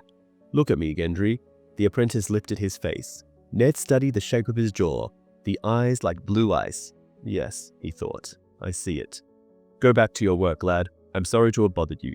He walked back to the house with the master. Who paid the boy's apprentice fee? He asked lightly. Mott looked fretful. You saw the boy, such a strong boy. Those hands of his, those hands were made for hammers. He had such promise. I took him on without a fee. The truth now, Ned urged. The streets are full of strong boys. The day you take on an apprentice without a fee will be the day the wall comes down. Who paid for him? A lord, the master said reluctantly. He gave no name and he wore no sigil in his coat. He paid in gold, twice the customary sum, and he said he was paying once for the boy and once for my silence. Describe him. He was stout, round of shoulder, and not so tall as you. Brown beard, but there was a bit of red in it, I'll swear. He wore a rich cloak, that I do remember. Heavy, purple velvet, worked with silver threads. But the hood shadowed his face, and I never did see him clear. He hesitated a moment. My lord, I want no trouble. None of us wants trouble, but I fear these are troubled times, Master Mott, Ned said. You know who the boy is. I am only an armorer, my lord. I know what I am told. You know who the boy is, Ned repeated patiently. That is not a question. The boy is my apprentice, the master said. He looked Ned in the eye, stubborn as old iron. Who he was before he came to me, that's none of my concern. Ned nodded. He decided that he liked Tobo Moat, master armorer. If the day ever comes when Gendry would rather wield a sword than forge one, send him to me. He has the look of a warrior. Until then, you have my thanks, Master Mott, and my promise. Should I ever want a helm to frighten children, this will be the first place I visit. His guard was waiting outside with the horses. Do you find anything, my lord? Jax asked as Ned mounted up. I did, Ned told him, wondering. What had Jon Arryn wanted with a king's bastard? And why was it worth his life? So, in A Storm of Swords, Tobo Moat melts down ice, Eddard Stark's Valyrian steel greatsword, to forge 2 new swords at Tywin Lannister's request. The armorer admits that he tried to dye the steel crimson to match House Lannister's colors, but despite his spells, the metal only darkened into grey and red patterns. What exactly he means by spells is unclear, but it suggests there's some kind of magic involved in reforging Valyrian steel. The 2 swords are then given away as gifts. The first goes to King Joffrey, who names it Widow's Wail, and the second is given to Jaime Lannister, who later gives it to Brienne of Tarth. She names it Oathkeeper. Some of the key differences between the book and show are: in the book, the conversation between Jory Castle and Sir Hugh happens off-page, while in the show, we actually see it. In the show, neither Tobo Moat nor Gendry mentions that Stannis Baratheon was with Jon Arryn when he came to meet Gendry. This detail is more emphasized in the books. Like many other characters, Gendry is aged up in the show. In the books, he's 16, but on the screen, he looks over 20. And that's it for Eddard 6. Before we jump into Eddard 7, let's quickly recap what's been going on in A Game of Thrones. In Catelyn 5, Catelyn Stark and Sir Roderick Castle are trying to stay under the radar at the inn in the Crossroads when Tyrion Lannister and his crew show up. Tyrion spots Catelyn blowing her cover, and she seizes the moment to rally the room support to take Tyrion captive, planning to drag him to Winterfell to face justice. Over in Sansa 2, Sansa is totally swept up in the excitement of the tourney, watching knights like Sir Gregor Clegane, who dramatically kill Sir Hugh during a joust. Sir Loras Tyrell wins her over by gifting her a rose after his victory. At the feast, Prince Joffrey plays the charming prince, but later sends the Hound to walk her back to her chambers. The Hound confronts her about her discomfort with his scars, forcing her to look at his burned face and sharing the story behind his disfigurement. And that's the rundown to get set for Eddard 7. Let's get into it. Eddard 7. I stood last vigil for him myself, Sir Barristan Selmy said as they looked down at the body in the back of the cart. He had no one else, a mother in the Vale, I am told. In the pale dawn light, the young knight looked as though he were sleeping. He had not been handsome, but death had smoothed his rough features and the Silent Sisters had dressed him in the best velvet tunic, with a high collar to cover the ruin the lance had made of his throat. Eddard Stark looked at his face and wondered if it had been for his sake that the boy had died. Slain by a Lannister bannerman before Ned could speak to him, could that be mere happenstance? He supposed he would never know. Hugh was Jon Arryn's squire for 4 years, Selmy went on. The king knighted him before he rode north in Jon's memory. The lad wanted it desperately, yet I fear he was not ready. Ned had slept badly last night and he felt tired beyond his years. None of us is ever ready, he said. For knighthood, for death.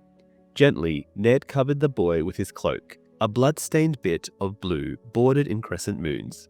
When his mother asked her why her son was dead, he reflected bitterly. They would tell her he had fought to honor the king's hand, Eddard Stark. This was needless. War should not be a game. Ned turned to the woman beside the cart, shrouded in grey, face hidden but for her eyes. The Silent Sisters prepared men for the grave, and it was ill fortune to look on the face of death. Send his armor home to the Vale. The mother will want to have it. It is worth a fair piece of silver, Sir Barristan said. The boy had it forged special for the tourney. Plain work, but good. I do not know if he had finished paying the smith. He paid yesterday, my lord, and he paid dearly, Ned replied. And to the Silent Sister, he said, send the mother the armor. I will deal with the smith. She bowed her head. Afterward, Sir Barristan walked with Ned to the king's pavilion. The camp was beginning to stir. Fat sausages sizzled and spit over fire pits, spicing the air with a scent of garlic and pepper. Young squires hurried about on errands as their masters woke, yawning and stretching to meet the day. A serving man with a goose under his arm bent his knee when he caught sight of them. My lords, he muttered as the goose honked and pecked at his fingers. The shields displayed outside each tent heralded its occupant, the Silver Eagle of Seaguard, Bryce Caron's Field of Nightingales, a cluster of grapes for the Red Winds, brindled boar, red ox, burning tree, white ram, triple spiral, purple unicorn, dancing maiden, black adder, twin towers, horned owl, and last the pure white blazons of the Kingsguard, shining like the dawn. The king means to fight in the melee today, Sir Barristan said as they were passing Sir Meryn's shield, its paint sullied by a deep gash where Loras Tyrell's lance had scarred the wood as he drove him from his saddle. Yes, Ned said grimly. Jory had woken him last night to bring him that news. Small wonder he had slept so badly. Sir Barristan's look was troubled. They say night's beauties fade at dawn, and the children of wine are oft disowned in the morning light. They say so, Ned agreed. But not of Robert. Other men might reconsider words spoken in drunken bravado, but Robert Baratheon would remember, and remembering would never back down. The king's pavilion was close by the water, and the morning mists of the river had wreathed it in wisps of grey. It was of golden silk, the largest and grandest structure in the camp. Outside the entrance, Robert's warhammer was displayed beside an immense iron shield blazoned with the crowned stag of House Baratheon. Ned had hoped to discover the king still abed in a wine-soaked sleep, but luck was not with him. They found Robert drinking beer from a polished horn and roaring his displeasure at 2 young squires who were trying to buckle him into his armor. Your Grace, one was saying, almost in tears, it's made too small. It won't go. He fumbled, and the gorget he was trying to fit around Robert's thick neck tumbled to the ground. 7 hells, Robert swore. Do I have to do it myself? Piss on the both of you. Pick it up. Don't just stand there gaping, Lance. Pick it up! The lad jumped, and the king noticed his company. Look at these oafs, Ned. My wife insisted I take these two to squire me, and they're worse than useless. Can't even put on a man's armor on him properly. Squires, they say. I say they're swineherds dressed up in silk. Ned only needed to glance to understand the difficulty. The boys are not at fault, he told the king. You're too fat for your armor, Robert. Robert Baratheon took a long swallow of beer, tossed the empty horn onto his sleeping furs, wiped his mouth with the back of his hand, and said darkly, Fat.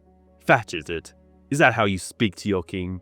He let go his laughter, sudden as a storm. Ah, damn you, Ned. Why are you always right? The squires smiled nervously until the king turned to them. You, yes, both of you. You heard the hand. The king is too fat for his armor.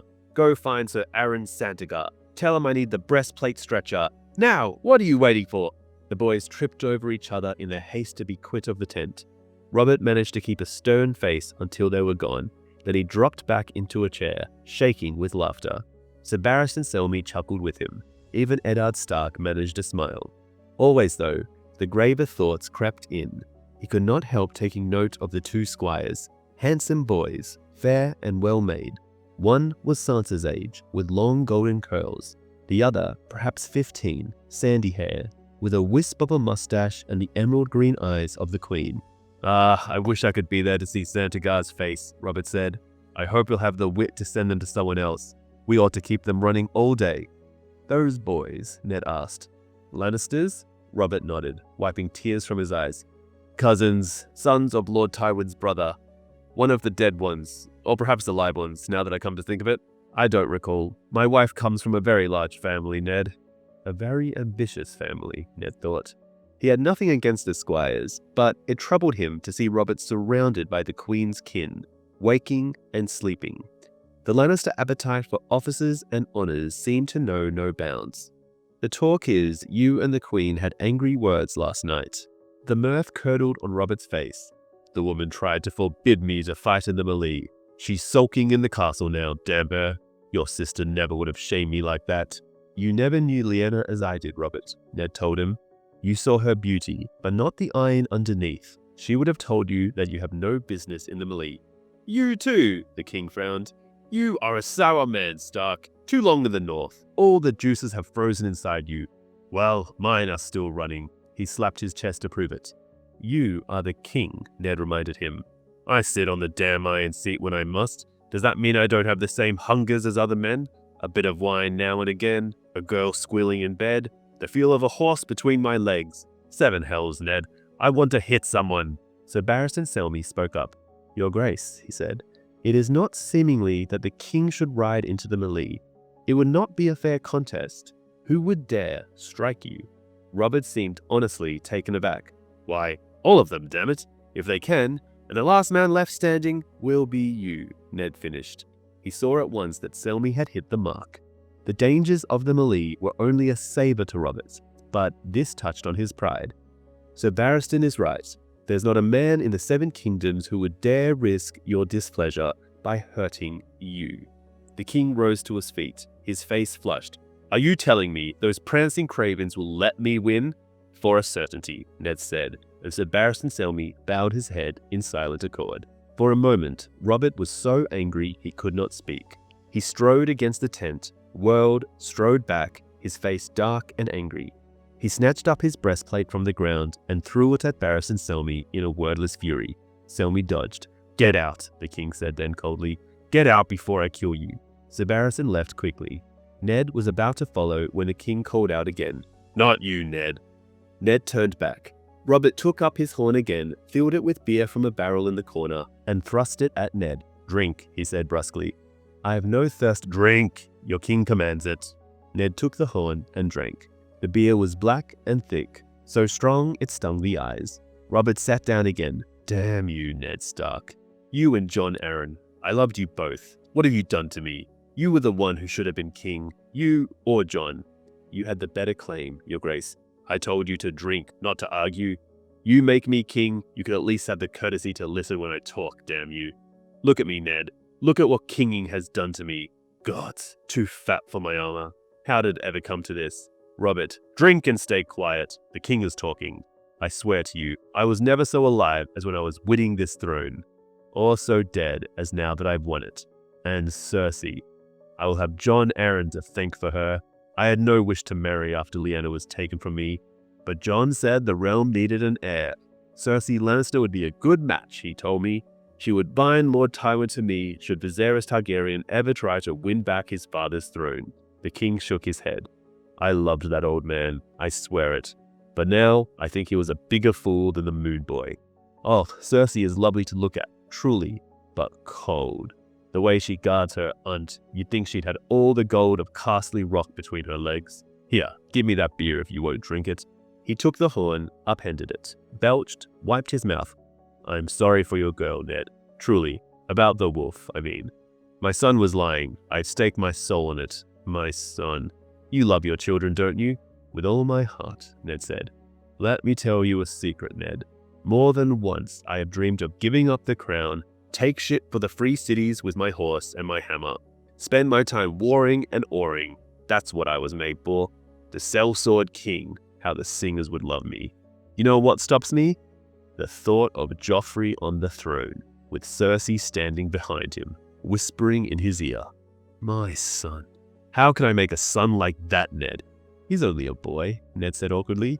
He had small liking for Prince Joffrey, but he could hear the pain in Robert's voice. Have you forgotten how wild you were at his age? It would not trouble me if the boy was wild, Ned. You don't know him as I do. He sighed and shook his head. Ah, perhaps you are right. Jon despaired of me often enough, yet I grew into a good king. Robert looked at Ned and scowled at his silence. You might speak up and agree now, you know. Your Grace, Ned began carefully. Robert slapped Ned on the back. Say that I'm a better king than Aerys and be done with it. You never could lie for love nor honor, Ned Stark. I'm still young, and now that you're here with me, things will be different. We'll make this a reign to sing of, and damn the Lannisters to seven hells. I smell bacon. Who do you think our champion will be today? Have you seen Mace Tyrell's boy? The Knight of Flowers, they call him. Now, there's a son any man would be proud to own to. Last tourney, he dumped the Kingslayer on his golden rump. You ought to have seen the look on Cersei's face. I laughed till my sides hurt. Renly says he has his sister, a maid of 14, lovely as the dawn. They broke their fast on black bread and boiled goose eggs, and fish fried up with onions and bacon at a trestle table by the river's edge. The king's melanochy melted away with the morning mist, and before long, Robert was eating an orange and waxing fond about a morning at the Eyrie when they had been boys. Had given Jon a barrel of oranges, remember? Only the things had gone rotten, so I flung mine across the table and hit Dax right in the nose. You remember, Redfort's pock-faced squire? He tossed one back at me, and before Jon could so much as fart, there were oranges flying across the high hall in every direction. He laughed uproariously, and even Ned smiled, remembering. This was the boy he had grown up with, he thought. This was the Robert Baratheon he'd known and loved. If he could prove that the Lannisters were behind the attack on Bran, prove that they had murdered Jon Arryn, this man would listen. Then Cersei would fall and the Kingslayer with her.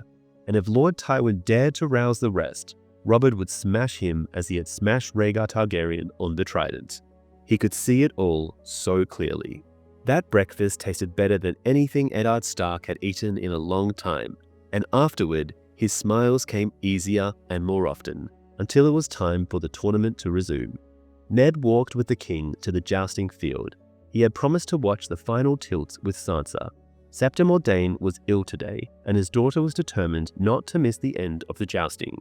As he saw Robert to his place, he noted that Cersei Lannister had chosen not to appear. The place beside the king was empty. That too gave Ned pause to hope. He shouldered his way to where his daughter was seated and found her as the horns blew for the day's first joust. Sansa was so engrossed she scarcely seemed to notice his arrival. Sandor Clegane was the first rider to appear. He wore an olive green cloak over his soot grey armor. That and his hound's head helm were his only concession to ornament. 100 golden dragons on the Kingslayer, Littlefinger announced loudly as Jaime Lannister entered the lists, riding an elegant blood bay destrier. The horse wore a blanket of gilded ringmail, and Jaime glittered from head to heel. Even his lance was fashioned from the golden wood of the Summer Isles. Done, Lord Renly shouted back. "The hound has a hungry look about him this evening." "Even hungry dogs know better than to bite the hand that feeds them," Littlefinger called dryly. Sandor Clegane dropped his visor with an audible clang and took up his position. So Jaime tossed a kiss to some woman in the Commons, gently lowered his visor, and rode to the end of the lists. Both men couched their lances. Ned Stark would have loved nothing so well as to see them both lose, but Sansa was watching it all, most-eyed and eager. The hastily erected gallery trembled as the horses broke into a gallop. The hound leaped forward as he rode, his lance rock steady, but Jaime shifted his seat deftly in the instant before impact. Clegane's point was turned harmlessly against the golden shield with the lion blazon, while his own hit square. Wood shattered and the hound reeled, fighting to keep his seat. Sansa gasped. A ragged cheer went up from the Commons. "I wonder how I ought to spend your money," Littlefinger called down to Lord Renly. The hound just managed to stay in his saddle. He jerked his mount around and rode back to the lists for the second pass. Jaime Lannister tossed down his broken lance and snatched up a fresh one, jesting with his squire. The hound spurred forward at a hard gallop. Lannister rode to meet him. This time, when Jaime shifted his seat, Sandor Clegane shifted with him.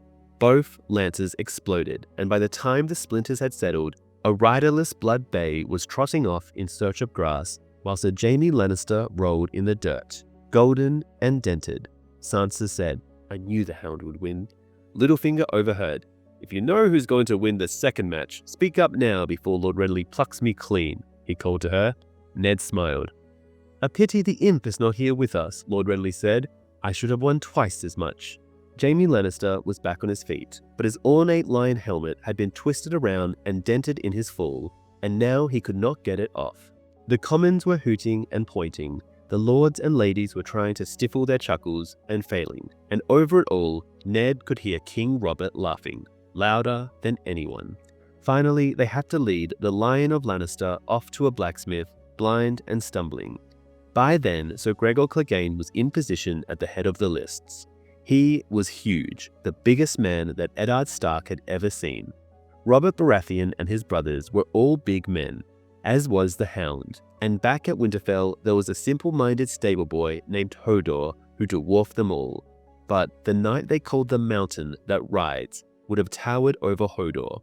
He was well over 7 feet tall, closer to 8, with massive shoulders and arms thick as trunks of small trees. His destrier seemed a pony in between his armored legs, and the lance he carried looked as small as a broom handle.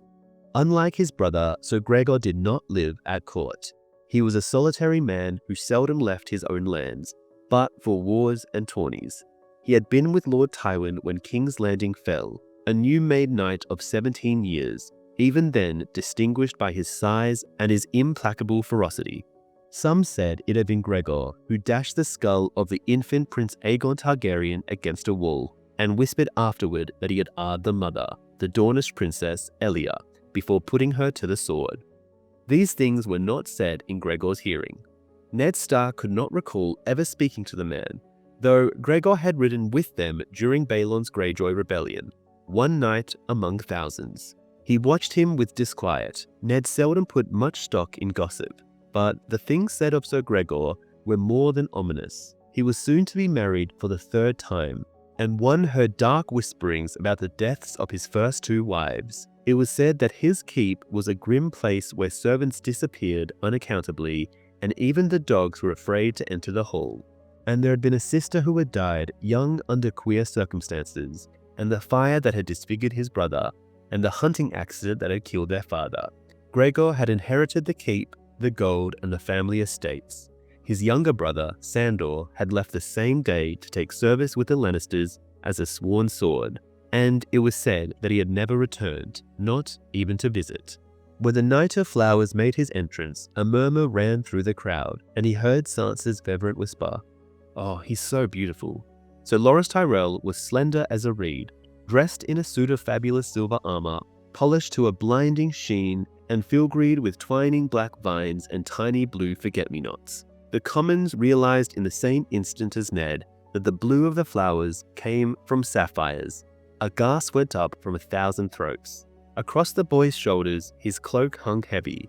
It was woven of forget-me-nots, real ones, hundreds of fresh blooms sewn to a heavy woolen cape. His courser was as slim as her rider, a beautiful grey mare, built for speed. So Gregor's huge stallion trumpeted as he caught her scent. The boy from Highgarden did something with his legs, and his horse pranced sideways, nimble as a dancer. Sansa clutched at his arm. "Father, don't let Sir Gregor hurt him," she said. Ned saw she was wearing the rose that Sir Loras had given her yesterday. Jory had told him about that as well. "These are tawny lances," he told his daughter. "They make them to splinter on impact, so no one is hurt." Yet he remembered the dead boy in the cart with his cloak of crescent moons, and the words were raw in his throat. So Gregor was having trouble controlling his horse.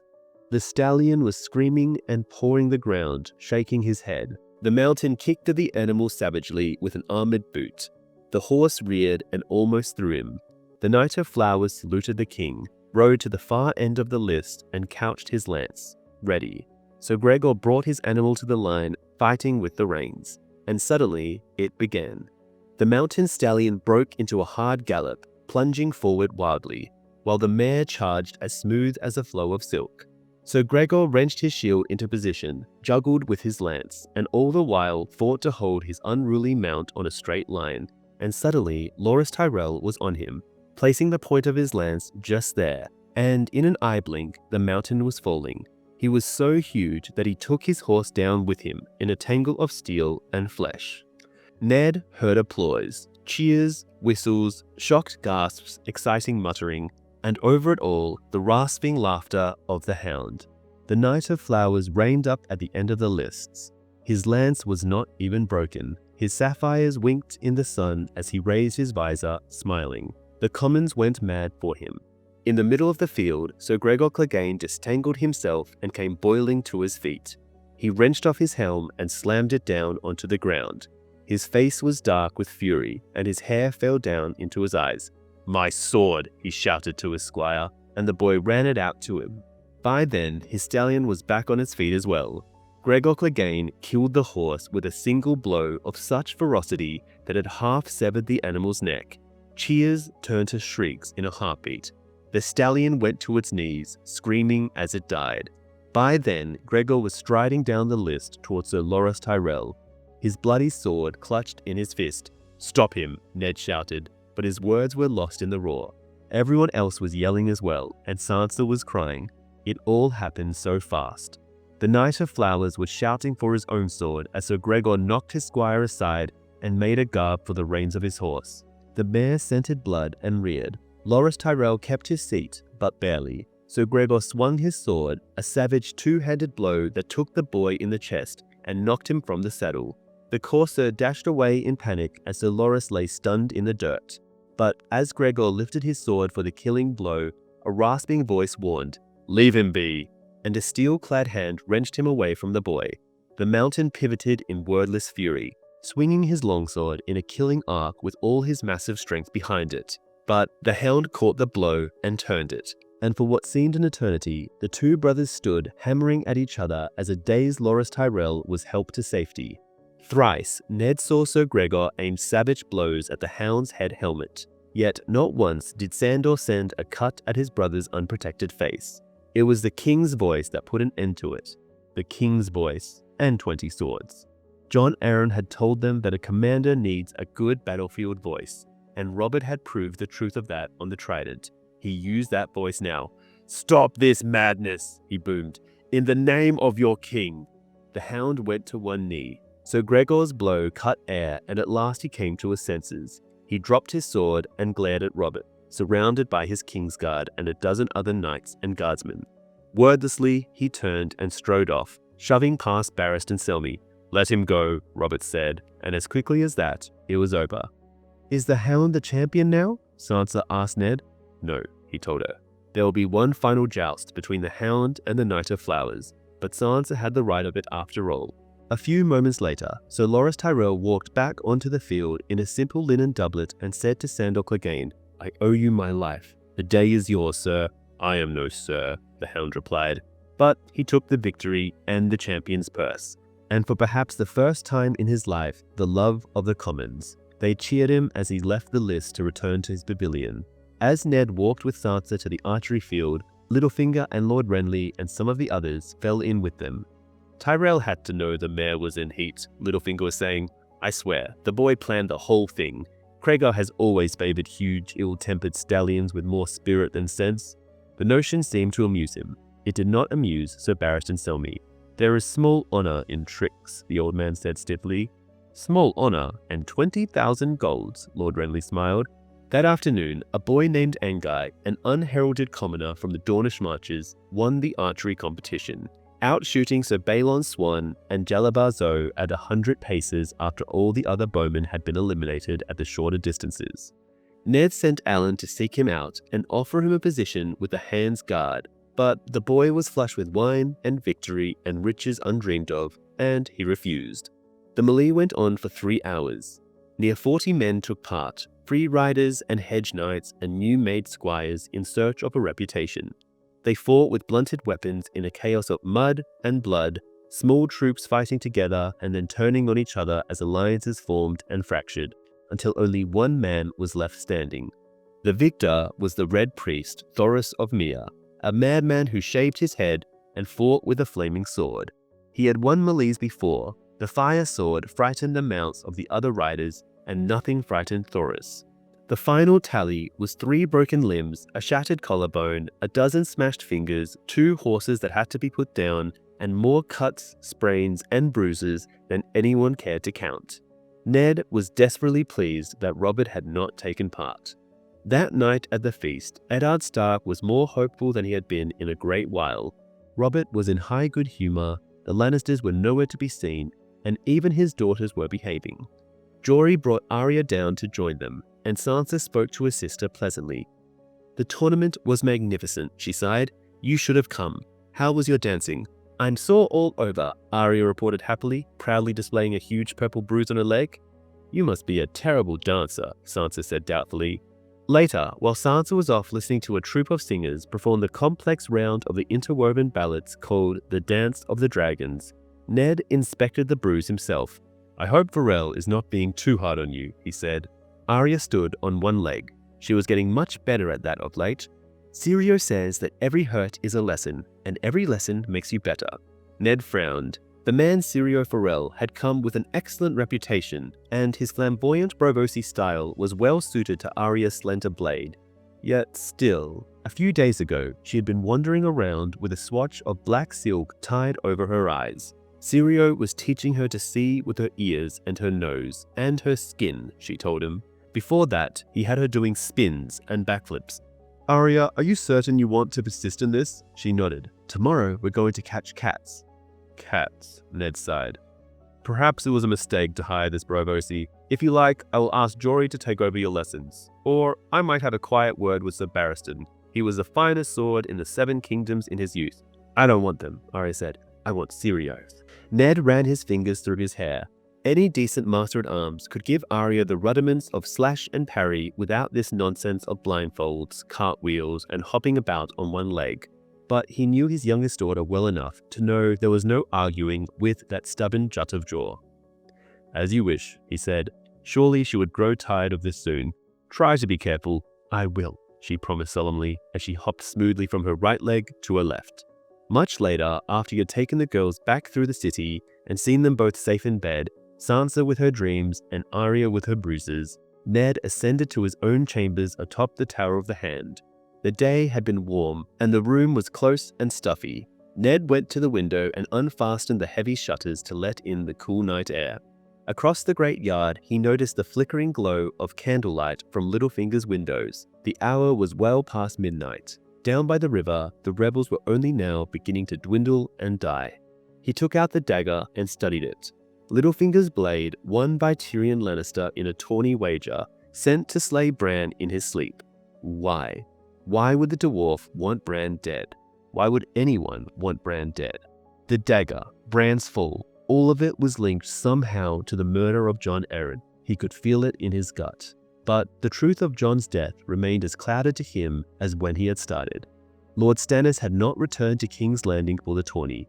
Lysa Arryn held her silence behind the high walls of the Eyrie. The squire was dead, and Jory was still searching the whorehouses. What did he have but Robert's bastard? That the armorer's sullen apprentice was the king's son, Ned had no doubt. The Baratheon look was stamped on his face, in his jaw, his eyes, that black hair. Renly was too young to have fathered a boy of that age. Stannis too cold and proud in his honor. Gendry had to be Robert's. Yet, knowing all that, what had he learnt? The king had other baseborn children scattered throughout the Seven Kingdoms. He had openly acknowledged one of his bastards, a boy of Bran's age whose mother was highborn. The lad was being fostered by Lord Renly's castellan at Storm's End. Ned remembered Robert's first child as well, a daughter born in the Vale when Robert was scarcely more than a boy himself. A sweet little girl. The young lord of Storm's End had doted on her. He used to make her daily visits to play with the babe, long after he had lost interest in the mother. Ned was often dragged along for company, whether he willed it or not. The girl would be 17 or 18 now, he realized, older than Robert had been when he fathered her. A strange thought. Cersei could not have been pleased by her lord husband's byblows, yet in the end it mattered little whether the king had one bastard or 100. Law and custom gave the baseborn few rights. Gendry, the girl in the Vale, the boy at Storm's End. None of them could threaten Robert's true-born children. His musings were ended by a soft rap on his door. "A man to see you, my lord," Harwin called. "He will not give his name." "Send him in," Ned said, wondering. The visitor was a stout man in cracked mud-caked boots and a heavy-set brown robe of the corset ruffspan, his features hidden by a cowl, his hands drawn up into sleeves. "Who are you?" Ned asked. "A friend," the cowled man said in a strange low voice. "We must speak alone, Lord Stark." Curiosity was stronger than caution. "Harwin, leave us," he commanded. Not until they were alone behind closed doors did his visitor draw back his cowl. "Lord Varys," Ned said in astonishment. "Lord Stark," Varys said politely, seating himself. "I wonder if I might trouble you for a drink?" Ned filled 2 cups with summer wine and handed one to Varys. "I might have passed within a foot of you and never recognized you," he said incredulous. He had never seen the eunuch dressed in anything but silk and velvet and the richest damask, and this man smelled of sweat instead of lilacs. "That was my dearest hope," Varys said. "It would not do if certain people learnt that we had spoken in private. The Queen watches you closely. This wine is very choice. Thank you." "How did you get past my other guards?" Ned asked. Porther and Cain had been posted outside the tower, and Alan on the stairs. "The Red Keep has ways known only to ghosts and spiders," Varys said apologetically. "I will not keep you long, my lord. There are things you must know. You are the king's hand, and the king is a fool." The eunuch's clawing tones were gone. Now his voice was thin and sharp as a whip. "Your friend, I know, yet a fool nonetheless, and doomed unless you save him." Today was a near thing. They had hoped to kill him during the melee. For a moment, Ned was speechless with shock. "Who?" Varys sipped his wine. "If I truly need to tell you that, you are a bigger fool than Robert, and I am on the wrong side." "The Lannisters," Ned said. "The Queen." "No, I will not believe that, not even Cersei. She asked him not to fight. She forbade him to fight, in front of his brother, his knights, and half the court. Tell me truly, do you know any surer way to force King Robert into the melee? I ask you." Ned had a sick feeling in his gut. The eunuch had hit upon a truth. Tell Robert Baratheon he could not, should not, or must not do a thing, and it was as good as done. Even if he'd fought, who'd have dared to strike the king? Varys shrugged. There were 40 riders in the melee. The Lannisters have many friends. Amidst all that chaos, with horses screaming and bones breaking and Thoros waving that absurd fire sword of his, who could name it murder if some chance blow felled his grace? He went to the flagon and refilled his cup. After the deed was done, the slayer would be beside himself with grief. I can almost hear him weeping. So sad. Yet no doubt the gracious and compassionate widow would take pity, lift the poor unfortunate to his feet, and bless him with a gentle kiss of forgiveness. Good King Joffrey would have no choice but to pardon him. The eunuch stroked his cheek. Or perhaps Cersei would let Sir Ilyn strike off his head. Less risk of the Lannisters that way, though quite an unpleasant surprise for their little friend. Ned felt his anger rise. "You knew of this plot, and yet you did nothing." "I command whisperers, not warriors. You might have come to me earlier." "Oh yes, I confess it. And you would have rushed straight to the king, yes? And when Robert heard of his peril, what would he have done, I wonder?" Ned considered that. he would have damned them all and fought anyway to show he did not fear them. Varys spread his hands. I will make another confession, Lord Eddard. I was curious to see what you would do. Why not come to me, you ask, and I must answer. Why? Because I did not trust you, my lord. You did not trust me? Ned was frankly astonished. The Red Keep shelters two sorts of people, Lord Eddard, Varys said. Those who are loyal to the realm, and those who are only loyal to themselves. Until this morning, I could not say which you might be, so I waited to see, and now I know for a certainty. He smiled a plump, tight little smile, and for a moment his private face and public mask were one. I begin to comprehend why the Queen fears you so much. Oh, yes, I do. You are the one she ought to fear, Ned said. No, I am what I am. The King makes use of me, but it shames him. A most puissant warrior is our Robert, and such a manly man has little love for sneaks and spies and eunuchs.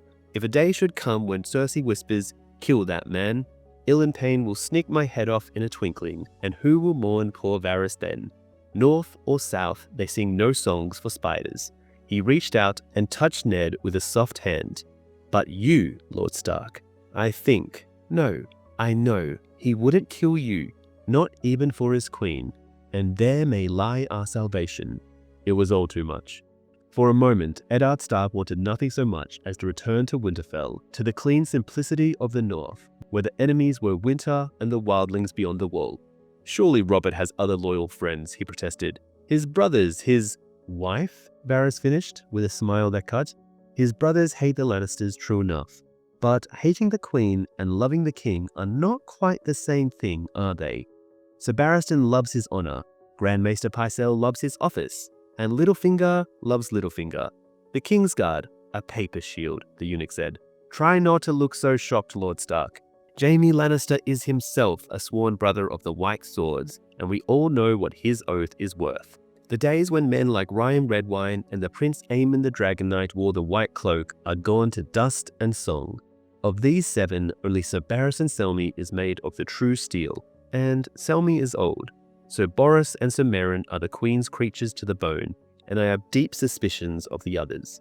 No, my lord, when the swords come out in earnest, you will be the only true friend Robert Baratheon will have. Robert must be told, Ned said. If what you say is true, if even a part of it is true, the King must hear it for himself. And what proof shall we lay before him? My words against theirs? My little birds against the Queen and the Kingslayer, against his brothers and his council, against the wardens of East and West, against all the might of Castle Rock. Pray, send for Sir Ilyn directly. It will save us all some time. I know where that road ends. Yet, if what you say is true, they will only bide their time and make another attempt. Indeed they will, said Varys, and sooner rather than later, I do fear.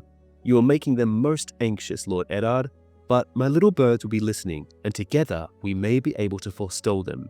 You and I. He rose and pulled up his cowl so his face was hidden once more. Thank you for the wine. We will speak again. When you see me next at council, be certain to treat me with your accustomed contempt. You should not find it difficult. He was at the door when Ned called. Varys, the eunuch turned back. How did Jon Arryn die? I wondered when you'd get around to that. Tell me. The tears of bliss, they call it. A rare and costly thing, clear and sweet as water, and it leaves no trace. I begged Lord Arryn to use a taster. In this very room I begged him, but he would not hear of it. Only one who was less than a man would even think of such a thing, he told me. Ned had to know the rest. Who gave him the poison? Some dear sweet friend who often shared meat and mead with him, no doubt. Oh, but which one? There were many such. Lord Arryn was a kindly, trusting man, the eunuch sighed. There was one boy. All he was, he owed Jon Arryn. But when the widow fled to the Eyrie with her household, he stayed in King's Landing and prospered. It always gladdens my heart to see the young rise in the world. The whip was in his voice again, every word a stroke. He must have cut a gallant figure in the tourney, him in his bright new armor, with those crescent moons on his cloak. A pity he died so untimely, before you could talk to him. Ned felt half poisoned himself. The squire, he said. Sir Hugh. Wheels within wheels within wheels. Ned's head was pondering. Why? Why now? Jon Arryn had been Hand for 14 years. What was he doing that they had to kill him? Asking questions, Varys said, slipping out the door. So, what was Varys really hoping to achieve with this meeting? Most likely, he had two goals: stir up tension between the Starks and Lannisters, while also presenting himself as a potential ally to Ned. But as we know from being inside Ned's head, he never fully trusts Varys. Ironically, if Ned had learned to play the Game of Thrones, he could have used the events of this chapter to his advantage later on. For example, in Eddard 11, when Ned calls for the execution of Gregor Clegane, Loras Tyrell volunteers to do it himself. Ned denies him the honor, but afterward, Varys points out that he should have let Loras go. Why? Because making an enemy of the Lannisters means you should be making friends elsewhere, and sending Loras would have strengthened House Tyrell's allegiance to the Starks. Plus, if Loras had died fighting Gregor, it's very likely that Mace Tyrell and the entire house would have turned against the Lannisters in the upcoming War of the Five Kings. These are some of the differences from book to the HBO series. In the show, Littlefinger and Renly bet on the Loras vs Gregor joust instead of Jaime and the Hound, a scene that's completely omitted from the adaptation. The show also cuts a key moment where Robert admits to Ned that he knows Joffrey was lying about what happened at the Trident, and even says he's sorry for what happened to Lady. That's it for Eddard 7. Before we get into Eddard 8, let's quickly catch up on what's been happening in A Game of Thrones. In Tyrion 4, Tyrion Lannister realizes he's being taken to the Eyrie, not Winterfell, a move designed to outsmart any rescue attempts. While trying to prove his innocence to Lady Catelyn, their group is ambushed by the Vale Mountain clans. Tyrion turns hero, saving Catelyn during the skirmish. He also points out a flaw in Littlefinger's accusation that he'd never bet against his family. Meanwhile, in Arya 3, Arya is roaming the castle chasing a cat and stumbles upon Marcilla and Tommen. She manages to slip away unnoticed and ends up in the dungeons, where she overhears a plot to kill her father. She tries to warn him, but Ned doesn't believe her story. And that's all the scoop you need as we head into Eddard 8. Let's keep it moving. Eddard 8. Robert, I beg of you, Ned pleaded. Hear what you are saying. You are talking of murdering a child. The Or is pregnant. The king's fist slammed down on the council table, loud as a thunderclap. I warned you this would happen, Ned. Back in the Barrowlands, I warned you, but you did not care to hear it. Well, you'll hear it now. I want them dead, mother and child both, and that fool Viserys as well. Is that plain enough for you? I want them dead. The other councillors were all doing their best to pretend they were somewhere else. No doubt they were wiser than he was. Eddard Stark had seldom felt quite so alone. You will dishonor yourself forever if you do this. Then let it be on my head, so long as it is done. I am not so blind that I cannot see the shadow of the axe when it is hanging over my own neck. There is no axe, Ned told his king. Only the shadow of a shadow, 20 years removed, if it exists at all. If, Varys asked softly, wringing powdered hands together. My lord, you wrong me. Would I bring lies to king and council? Ned looked at the eunuch coldly. You would bring us the whisperings of a traitor half a world away, my lord. Perhaps Mormont is wrong. Perhaps he is lying. Sir Jorah would not dare deceive me, Varys said with a sly smile. Rely on it, my lord. The princess is with child. So you say. If you are wrong, we need not fear. If the girl miscarries, we need not fear. If she births a daughter in place of a son, we need not fear. If the babe dies in infancy, we need not fear. But if it is a boy, Robert insisted, if he lives, the narrow sea would still lie between us. I shall fear the Dothraki the day they teach their horses to run on water. The king took a swallow of wine and glowered at Ned across the council table. So, you would counsel me to do nothing until the dragon spawn has landed his army on my shores. Is that it?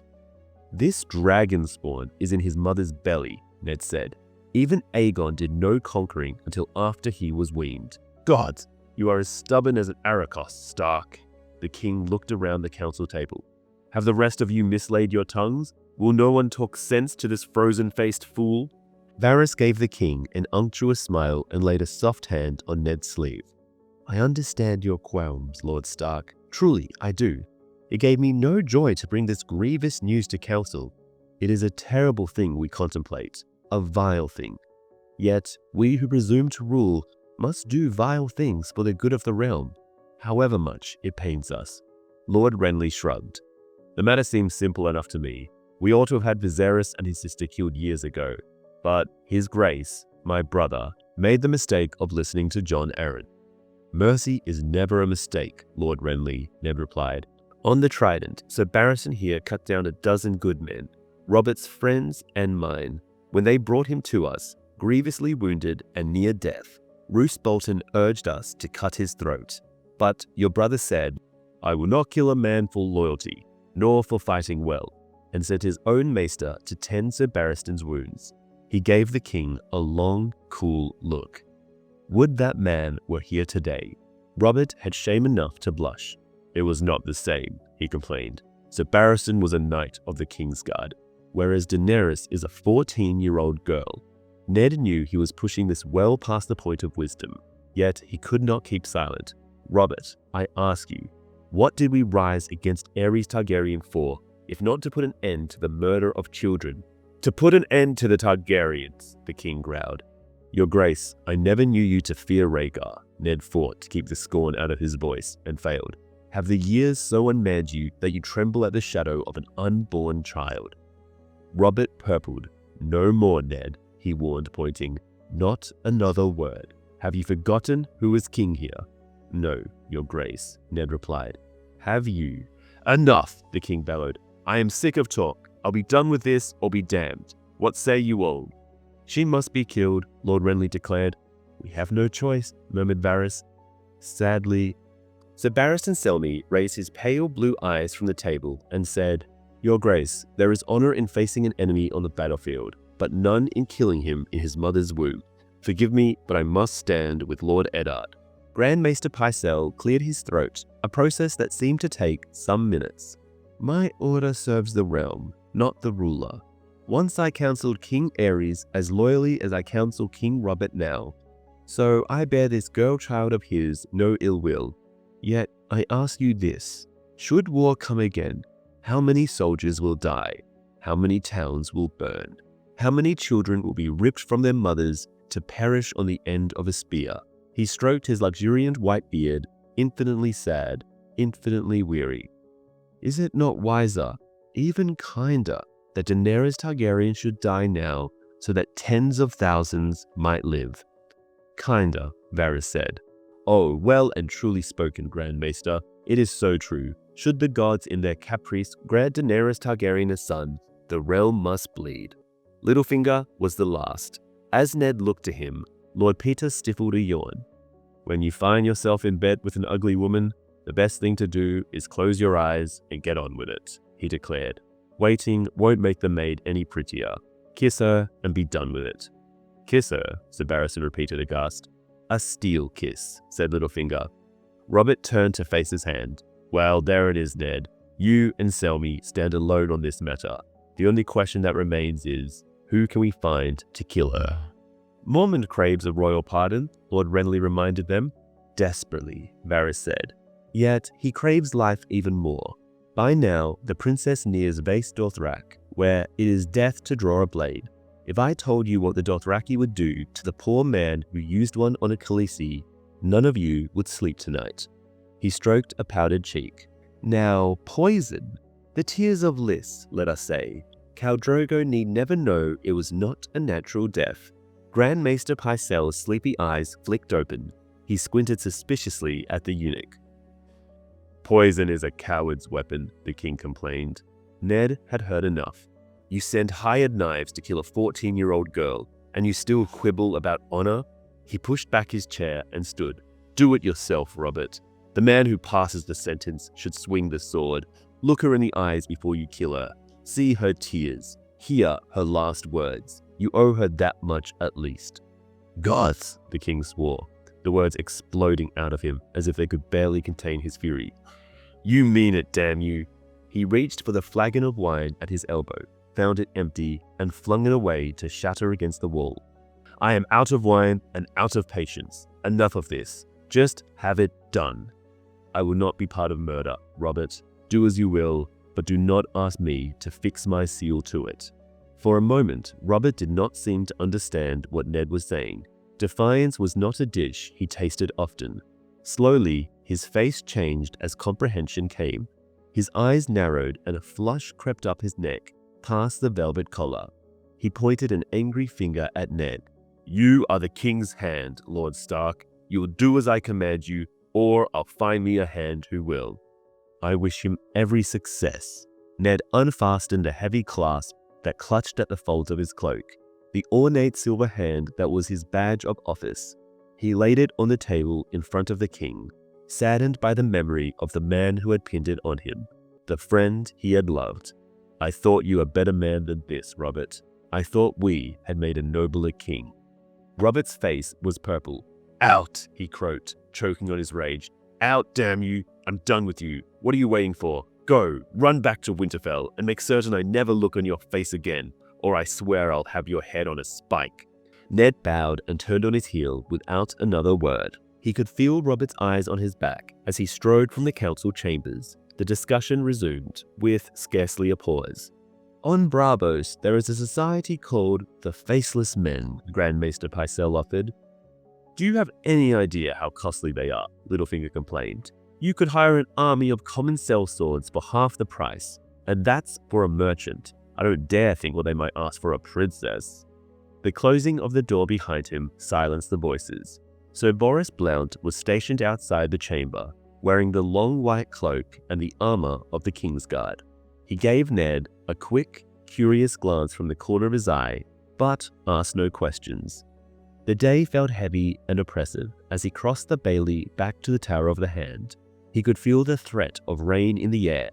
Ned would have welcomed it. It might have made him feel a trifle less unclean. When he reached his solar, he summoned Vayon Poole. The steward came at once. "You said for me, my Lord Hand?" "Hand no longer," Ned told him. "The king and I have quarreled. We shall be returning to Winterfell." "I shall begin making arrangements at once, my lord. We will need a fortnight to ready everything for the journey." "We may not have a fortnight. We may not have a day. The king mentioned something about seeing my head on a spike," Ned frowned. He did not truly believe the king would harm him, not Robert. He was angry now, but once Ned was safely out of sight, his rage would cool as it always did. Always. Subtly, uncomfortably, he found himself recalling Rhaegar Targaryen. 15 years dead, yet Robert hates him as much as ever. It was a disturbing notion. And there was the other matter, the business with Catelyn and the dwarf that Yoren had warned him of last night. That would come to light soon, as sure as sunrise, and with the king in such a black fury, Robert might not care a fig for Tyrion Lannister, but it would touch on his pride, and there was no telling what the queen might do. "It might be safest if I went on ahead," he told Poole. "I will take my daughters and a few guardsmen. The rest of you can follow when you are ready. Inform Jory, but tell no one else, and do nothing until the girls and I have gone. The castle is full of eyes and ears, and I would rather my plans were not known." "As you command, my lord." When he had gone, Eddard Stark went to the window and sat brooding. Robert had left him no choice that he could see. He ought to thank him. It would be good to return to Winterfell. He ought never have left. His sons were waiting there. Perhaps he and Catelyn would make a new son together when he returned. They were not so old yet. And of late, he had often found himself dreaming of snow, of the deep quiet of the Wolfswood at night. And yet, the thought of leaving angered him as well. So much was still undone. Robert and his council of cravens and flatterers would beggar the realm if left unchecked, or worse, sell it to the Lannisters in payment of their loans.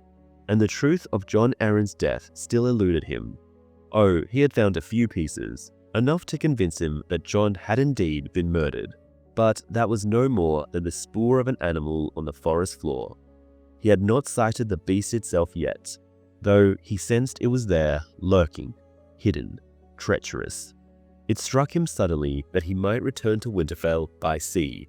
Ned was no sailor, and ordinarily would have preferred the King's Road, but if he took ship, he could stop at Dragonstone and speak with Stannis Baratheon. Pycelle had sent a raven off across the water with a polite letter from Ned requesting Lord Stannis to return to his seat on the small council. As yet, there had been no reply, but the silence only deepened his suspicions. Lord Stannis shared the secret Jon Arryn had died for. He was certain of it. The truth he sought might very well be waiting for him on the ancient island fortress of House Targaryen. And when you have it, what then? Some secrets are safer kept hidden. Some secrets are too dangerous to share, even with those you love and trust. Ned slid the dagger that Catelyn had brought him out of the sheath of his belt. The imp's knife. Why would the dwarf want Bran dead? To silence him, surely. Another secret, or only a different strand of the same web. Could Robert be part of it? He would not have thought so, but once he would not have thought Robert could command the murder of women and children either. Catelyn had tried to warn him. You knew the man, she had said. The king is a stranger to you. The sooner he was quit of King's Landing, the better. If there was a ship sailing north on the morrow, it would be well to be on it. He summoned Vayon Poole again and sent him to the docks to make inquiries. Quietly, but quickly. Find me a fast ship with a skilled captain, he told the steward. I care nothing for the size of its cabins or the quality of its appointments. So long as it is swift and safe, I wish to leave at once. Poole had no longer taken his leave than Tomark announced a visitor. Lord Baelish to see you, my lord. Ned was half tempted to turn him away, but he thought better of it. He was not free yet. Until he was, he must play their games. Show him in, Tom. Lord Peter sauntered into the solar as if nothing had gone amiss that morning. He wore a slashed velvet doublet in cream and silver, a grey silk cloak trimmed with black fox, and his customary mocking smile. Ned greeted him coldly. Might I ask the reason for this visit, Lord Baelish? I won't detain you long. I'm on my way to dine with Lady Tanda. Lamprey pie and roast suckling pig. She has some thought to wed me to a younger daughter, so her table is always astonishing. If truth be told, I'd sooner marry the pig, but don't tell her. I do love lamprey pie. Don't let me keep you from your eels, my lord, Ned said with icy disdain. At the moment, I cannot think of anyone whose company I desire less than yours. Oh, I'm certain if you put your mind to it, you could come up with a few names. Varys, say, Cersei, or Robert. His grace is most wroth with you. He went on about you at some length after you took your leave of us this morning. The words insolence and ingratitude came into it frequently, I seem to recall. Ned did not honor that with a reply, nor did he offer his guest a seat, but Littlefinger took one anyway. After you stormed out, it was left to me to convince them not to hire that faceless men, he continued gleefully. Instead, Varys will quietly let it be known that we'll make a lord of whoever does in the Targaryen girl. Ned was disgusted. So now we grant titles to assassins. Littlefinger shrugged. Titles are cheap. The faceless men are expensive. If truth be told, I do the Targaryen girl more good than you with all your talk of honor. Let some sellsword drunk on visions of lordship try to kill her. Likely he'll make a botch of it, and afterward the Dothraki will be on their guard. If we'd sent a faceless man after her, she'd be as good as buried. Ned frowned. You sit in council and talk of ugly women and steal kisses, and now you expect me to believe that you tried to protect the girl? How big of a fool do you take me for? Well, quite an enormous one, actually, said Littlefinger, laughing. Do you always find murder so amusing, Lord Baelish? It's not murder I find amusing, Lord Stark. It's you. You rule like a man dancing on rotten ice. I dare say you will make a noble splash. I believe I heard the first crack this morning. The first and last, said Ned. I've had my fill. When do you mean to return to Winterfell, my lord? As soon as I can. What concern is that of yours? None. But if perchance you're still here come evenfall, I'd be pleased to take you to this brothel your man Jory has been searching for so ineffectively. Littlefinger smiled. And I won't even tell the Lady Catelyn. So, this chapter has an interesting exchange when Varys casually suggests poisoning Daenerys Targaryen. He says, now poison, the tears of Lys, let us say, Khal Drogo need never know it was not a natural death. The moment gets a reaction from Grand Maester Pycelle, whose sleepy eyes suddenly snap open as he squints suspiciously at Varys. This is most likely a subtle reference to Jon Arryn's death, and a bit of a power play. Varys knows that Pycelle let Jon Arryn die, and Pycelle knows that Varys knows. That silent tension suggests Pycelle is terrified that Varys might spill the truth to Robert. Meanwhile, Littlefinger is still working behind the scenes, setting the stage for a power struggle over the throne. His whole plan depends on keeping Ned in King's Landing, So he deliberately finds the brothel Jory has been looking for, ensuring Ned stays entangled in court politics. This chapter is actually pretty faithfully adapted to the show, with only one small difference. Barris and Selmy is present in the book, but doesn't appear in the scene on screen. That's it for the breakdown of Eddard 8. Before we dive into Eddard 9, there's just one chapter you need to catch up on since Eddard 8, and that's Catelyn 6. Catelyn and her group make it to the Bloody Gate, finally reaching a place of safety. At her sister Lysa's urging, she then takes on the risky nighttime climb up to the Eyrie to meet with Lysa and her frail son, Robert. And that's the only update you need as we head into Eddard 9. Let's keep it moving. Eddard 9. He found Littlefinger in the brothel's common room, chatting amicably with a tall, elegant woman who wore a featherhead gown over skin as black as ink. By the hearth, Heward and a buxom wench were playing at forfeits. From the looks of it, he'd lost his belt, his cloak, his mail shirt, and his right boot so far, while the girl had been forced to unbutton her shift to the waist. Jory Castle stood beside a rain-streaked window with a wry smile on his face, watching Hewin turn over tiles and enjoying the view. Ned paused at the foot of the stair and pulled on his gloves. "It's time we took our leave. My business here is done." Heward lurched to his feet, hurriedly gathering up his things. "As you will, my lord," Jory said. "I'll help Wirral bring around the horses." He strode to the door. Littlefinger took his time, saying his farewells. He kissed the black woman's hand, whispered some joke that made her laugh aloud, and sauntered over to Ned. "Your business," he said lightly, "or Robert's. They say the hand dreams the king's dreams, speak with the king's voice, and rules with the king's sword. Does that also mean you F with the king's Lord Baelish?" Ned interrupted. "You presume too much. I am not ungrateful for your help. It might have taken us years to find this brothel without you. That does not mean I intend to endure your mockery, and I am no longer the king's hand."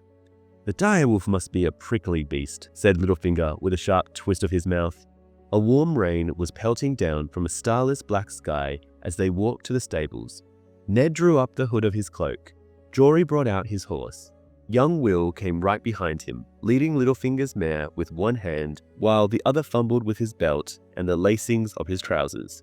A barefoot oar leaned out of the stable door, giggling at him. "Will we be going back to the castle now, my lord?" Jory asked.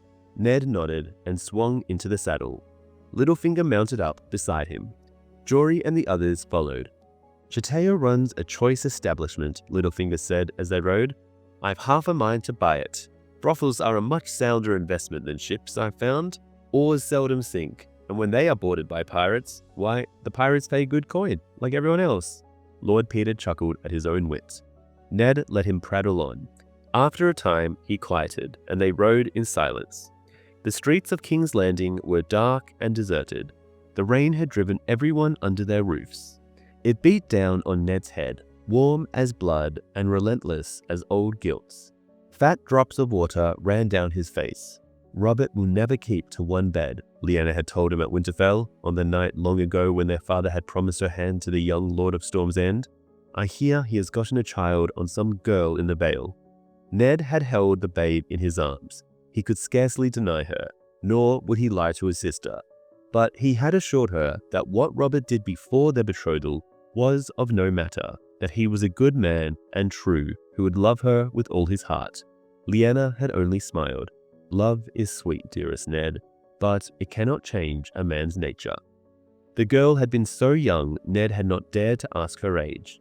No doubt she'd been a virgin. The better brothels could always find a virgin if the purse was fat enough. She had light red hair and a powdering of freckles across the bridge of her nose, and when she slipped free her breast to give her nipple to the babe, he saw that her bosom was freckled as well. "I named her Barra," she said as the child nursed. "She looks so like him, does she not, my lord? She has his nose and his hair." "She does." Eddard Stark had touched the baby's fine dark hair. It flowed through his fingers like black silk. Robert's firstborn had the same fine hair, he seemed to recall. "Tell him that when you see him, my lord, as it pleases you. Tell him how beautiful she is." "I will," Ned had promised her. That was his curse.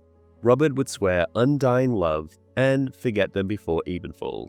But Ned Stark kept his vows. He thought of the promises he made Lyanna as she lay dying and the price he paid to keep them. "And tell him I've not been with no one else, I swear, my lord, by the old gods and you." Chiteya said I could have half a year for the baby and for hoping he'd come back. "So you'll tell him I'm waiting, won't you? I don't want no jewels or nothing, just him. He was always good to me, truly." "Good to you," Ned thought hallowly. "I will tell him, child, and I promise you, Barra shall not go wanting." She had smiled then, a smile so tremendous and sweet that it cut the heart out of him.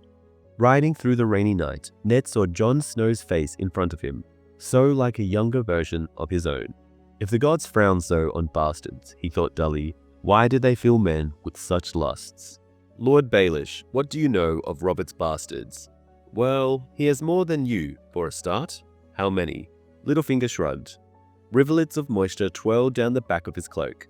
"Doesn't matter. If you bet enough women, some will give you presents, and his grace has never been shy on that count. I know he's acknowledged that boy at Storm's End, the one he fathered the night Lord Stannis wed. He could hardly do otherwise. The mother was a Florent, niece to the Lady Selyse, one of her bedmaids. Renly says that Robert carried the girl upstairs during the feast and broke in the wedding bed while Stannis and his bride were still dancing. Lord Stannis seemed to think that was a blot on the honor of his wife's house, so when the boy was burned, he shipped him off to Renly." He gave Ned a sideways glance. "I've also heard whispers that Robert got a pair of twins on a serving wench at Castle Rock 3 years ago when he went west for Lord Tywin's tourney. Cersei had the babes killed and sold the mother to a passing slaver. Too much an affront to Lannister pride, that close to home." Ned Stark grimaced. Ugly tales like that were told of every great lord in the realm. He could believe it of Cersei Lannister readily enough. But would the king stand by and let it happen? The Robert he had known would not have. But the Robert he had known had never been so practiced at shutting his eyes to things he did not wish to see. Why would Jon Arryn take a sudden interest in the king's base-born children? The short man gave a sodden shrug. He was the king's hand. Doubtless Robert asked him to see that they were provided for.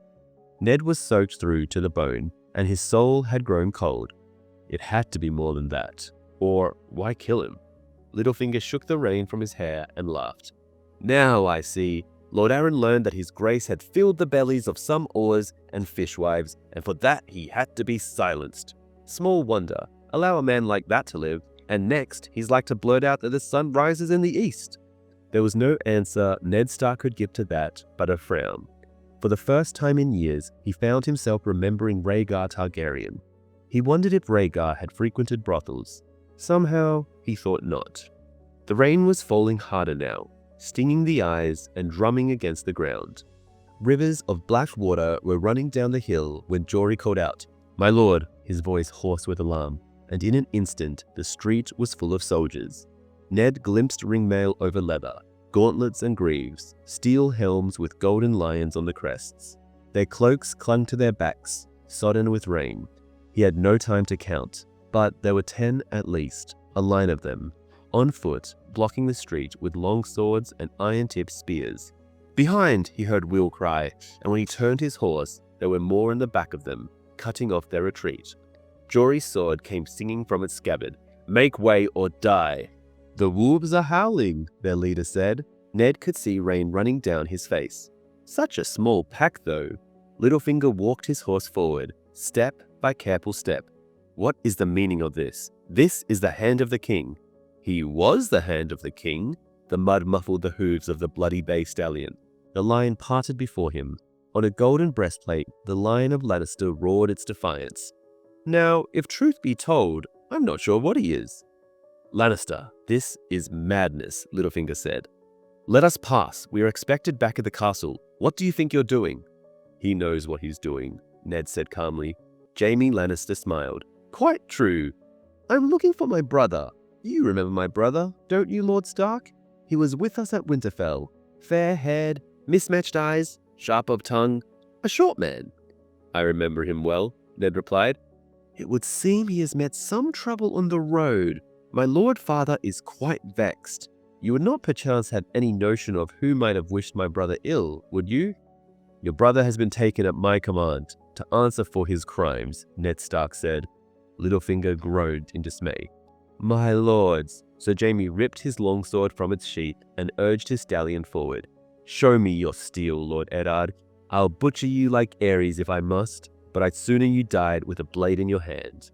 He gave Littlefinger a cool, contemptuous glance. "Lord Baelish, I'd leave here in some haste if I did not care to get bloodstains on my costly clothing." Littlefinger did not need to be urged. "I will bring the city watch," he promised Ned. The Lannister line parted to let him through and closed behind him. Littlefinger put his heels to his mare and vanished around a corner. Ned's men had drawn their swords, but there were 3 against 20. Eyes watched from nearby windows and doors, but no one was about to intervene. His party was mounted, the Lannisters on foot, save for Jaime himself. A charge might win them free, but it seemed to Eddard Stark that they had a surer, safer tactic. "Kill me," he warned the Kingslayer, "and Catelyn will most certainly slay Tyrion." Jaime Lannister poked at Ned's chest with the gilded sword that had sipped the blood of the last of the Dragon Kings. Would she? The noble Catelyn Tully of Riverrun murder a hostage? "I think not," he sighed. "But I am not willing to chance my brother's life on a woman's honor." Jaime slid the golden sword into its sheath. "So I suppose I'll let you run back to Robert to tell him how I frightened you. I wonder if he'll care." Jaime pushed his wet hair back with his fingers and wheeled his horse around. When he was beyond the line of swordsmen, he glanced back at his captain. "Tregar, see that no harm comes to Lord Stark." "As you say, my lord." "Still, we wouldn't want him to leave here entirely unchastened. So..." Through the night and the rain, he glimpsed the white of Jaime's smile. "Kill his men." "No!" Ned Stark screamed, clawing for his sword. Jaime was already cantering off down the street as he heard Will shout. Men closed from both sides. Ned rode one down, cutting at phantoms in red cloaks who gave way before him. Jory Castle put his heels into his mount and charged. A steel-shod hoof caught a Lannister guardsman in the face with a sickening crunch. A second man reeled away for an instant. Jory was free. Will cursed as they pulled him off his dying horse, swords slashing in the rain. Ned galloped to him, bringing his longsword down on Tregar's helm. The jolt of impact made him grit his teeth. Tregar stumbled to his knees, his lion crest sheared in half, blood running down his face. Heward was hacking at the hands that had seized the bridle when a spear caught him in the belly. Suddenly, Jory was back among them, a red rain flying from his sword. "No!" Ned shouted. "Jory, away!" Ned's horse slipped under him and came crashing down in the mud. There was a moment of blinding pain and the taste of blood in his mouth. He saw them cut the legs from Jory's mount and drag him to the earth, swords rising and falling as they closed in around him. When Ned's horse lurched back to its feet, he tried to rise, only to fall again, choking on his scream. He could see the splintered bone poking through his calf. It was the last thing he saw for a time. The rain came down and down and down. When he opened his eyes again, Lord Eddard Stark was alone with his dead. His horse moved closer, caught the rank scent of blood, and galloped away. Ned began to drag himself through the mud, gritting his teeth at the agony in his leg. It seemed to take years. Faces watched from candlelight windows, and people began to emerge from alleys and doors, but no one moved to help. Littlefinger and the City Watch found him there in the street, cradling Jory Castle's body in his arms. Somewhere, the Goldcloaks found a litter, but the trip back to the castle was a blur of agony, and Ned lost consciousness more than once. He remembered seeing the Red Keep looming ahead of him in the first grey light of dawn. The rain had darkened the pale pink stone of the massive walls to the colour of blood. Then Grand Maester Pycelle was looming over him, holding a cup, whispering, "Drink, my lord, here, the milk of the poppy, for your pain." He remembered swallowing, and Pycelle was telling someone to heat the wine to boiling and fetch him clean silk, and that was the last he knew. So Littlefinger's move to seek out the City Watch right away is a big hint that he's already setting up his endgame. He knows that once the truth about Cersei's incest is exposed, she'll act fast, likely killing Robert and declaring Joffrey king. But here's the catch. Without the City Watch, Cersei can't control King's Landing. At the same time, neither Ned, Renly, nor anyone else can overthrow Joffrey without their support either. That's why Littlefinger is playing both sides. He can't just tell Ned the truth, because that would out him to the Lannisters. So he manipulates the situation to ensure that he's the one holding all the cards. This chapter includes one of the most entertaining changes in the show, even if it doesn't really make sense. The fight between Ned and Jaime. Book readers know that Jaime would wipe the floor with Ned as easily as if he were fighting Arya, to be honest. But the fight in the show is still fun to watch. Plus, Jaime's reaction when one of his men spears Ned from behind actually makes him a bit more likable. He clearly wanted a fair fight, but his men didn't play along.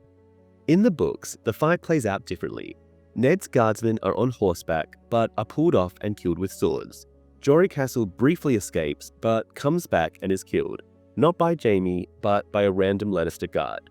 Ned actually kills Tregar, the captain of the Lannister Guard, in King's Landing. The brothel where Barra and her mother live is not owned by Littlefinger in the books. Instead, it belongs to Shatea, a character who never made it into the show. And that's it for Eddard 9. Before we dive into Eddard 10, let's quickly catch up on what's been happening in A Game of Thrones. In Daenerys 4, as the Khalasar hits Vaes Dothrak, Daenerys chats with Ser Jorah Mormont about Dothraki fighting tactics while they travel up the God's Way. After settling in, Daenerys tries to make peace with her brother Viserys by offering him new clothes during dinner, but he loses his cool and attacks her. She fights back, hitting him with a belt and sending him packing. Meanwhile, in Bran 5, Bran takes his first ride outside Winterfell since his accident and hears about Jaime Lannister's attack on his dad. While riding, Bran gets jumped by outlaws, but Robb and the direwolves swoop in just in time, capturing one of the attackers, Osha. Over in Tyrion 5, Tyrion's stuck in a sky cell in the Eyrie, but manages to bribe his way into confessing, hoping for a way out. He cleverly opts for a trial by combat, with the sellsword Bronn stepping up as his champion. And that's your quick update as we head into Eddard 10. Let's keep it moving. Eddard 10. He dreamed an old dream of 3 knights in white cloaks and a tower long fallen, and Lyanna in her bed of blood. In the dreams his friends rode with him, as they had in life. Proud Martin Castle, Jory's father, faithful Theo Wall, Ethan Glover, who had been Brandon's squire. So Mark Risewell, soft of speech and gentle of heart, the Craggerman, Howland Reed, Lord Dustin on his great red stallion. Ned had known their faces as well as he knew his own once, but the years leach at a man's memories, even those he had vowed never to forget. In the dream, they were only shadows, grey wraiths on horses made of mist. They were 7, facing 3, in the dream as it had been in life. Yet these were no ordinary 3. They waited before the round tower, the red mountains of dawn at their backs, their white cloaks blowing in the wind. And these were no shadows. Their faces burned clear, even now. Sir Arthur Dayne, the Sword of the Morning, had a sad smile on his lips. The hilt of the great sword Dawn poked up over his right shoulder. Sir Oswell Went was on one knee, sharpening his blade with a whetstone. Across his white-enameled helm, the black bat of his house spread its wings. Between them stood fierce old Sir Gerald Hightower, the White Bull, Lord Commander of the Kingsguard. "I looked for you on the Trident," Ned said to them. "We were not there," Sir Gerald answered. "Woe to the usurper if we had been," said Sir Oswell. "When King's Landing fell, Sir Jaime slew your king with a golden sword, and I wondered where you were." "Far away," Gerald said, "or Aerys would yet sit the Iron Throne, and our false brother would burn in 7 hells." "I came down on Storm's End to lift the siege," Ned told them, "and the Lords Tyrell and Redwyne dipped their banners, and all of their knights bent the knee to pledge us fealty. I was certain you would be among them." "Our knees do not bend easily," said Sir Arthur Dayne. "Sir Willem Darry is fled to Dragonstone with your queen and Prince Viserys. I thought you might have sailed with him."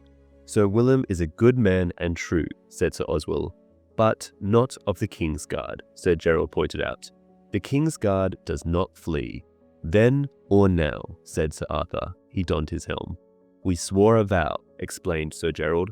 Ned's wraiths moved up beside him, with shadow swords in hand. They were 7 against 3.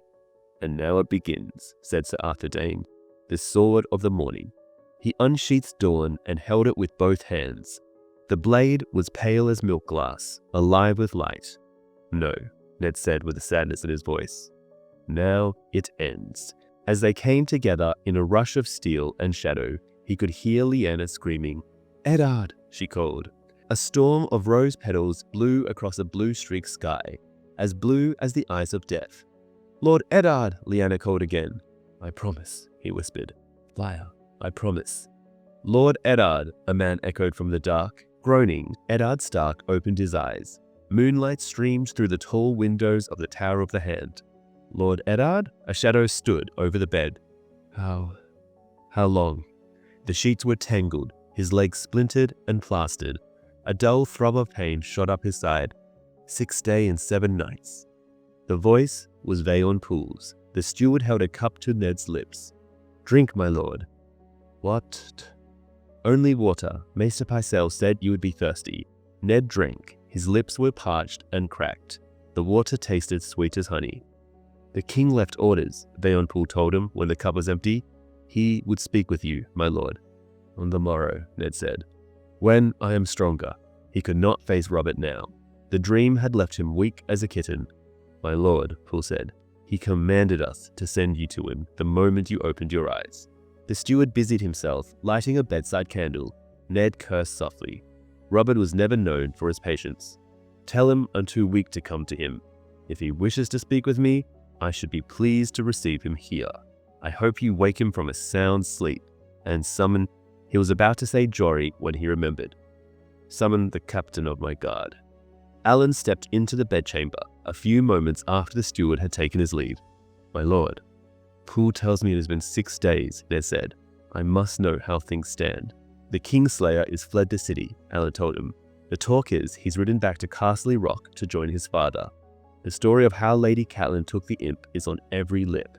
I have put on extra guards if it pleased you." "It does," Ned assured him. "My daughters? They've been with you every day, my lord." Sansa prays quietly. "But Arya," he hesitated. "She has not said a word since they brought you back. She is a fierce little thing, my lord. I have never seen such anger in a girl." "Whatever happens," Ned says, "I want my daughters kept safe. I fear this is only the beginning." "No harm will come to them, Lord Eddard," Alan said. "I stake my life on that." "Jory and the others, I gave them over to the Silent Sisters to be sent north to Winterfell. Jory would want to lie beside his grandfather. It would have to be his grandfather, for Jory's father was buried far to the south. Martin Castle had perished with the rest. Ned had pulled the tower down afterward and used its bloody stones to build 8 cairns upon the ridge. It was said that Rhaegar had named that place the Tower of Joy, but for Ned, it was a bitter memory. They had been 7 against 3, yet only 2 had lived to ride away. Eddard Stark himself and the little Craigorman, Howland Reed. He did not think it omened well that he should dream that dream again after so many years. "You've done well, Alan," Ned was saying when Vayon Pool returned. The steward bowed low. "His grace is without, my lord, and the queen with him." Ned pushed himself up higher, wincing as his leg trembled with pain. He had not expected Cersei to come. It did not bode well that she had. "Send them in and leave us. What we have to say should not go beyond these walls." Pool withdrew quietly.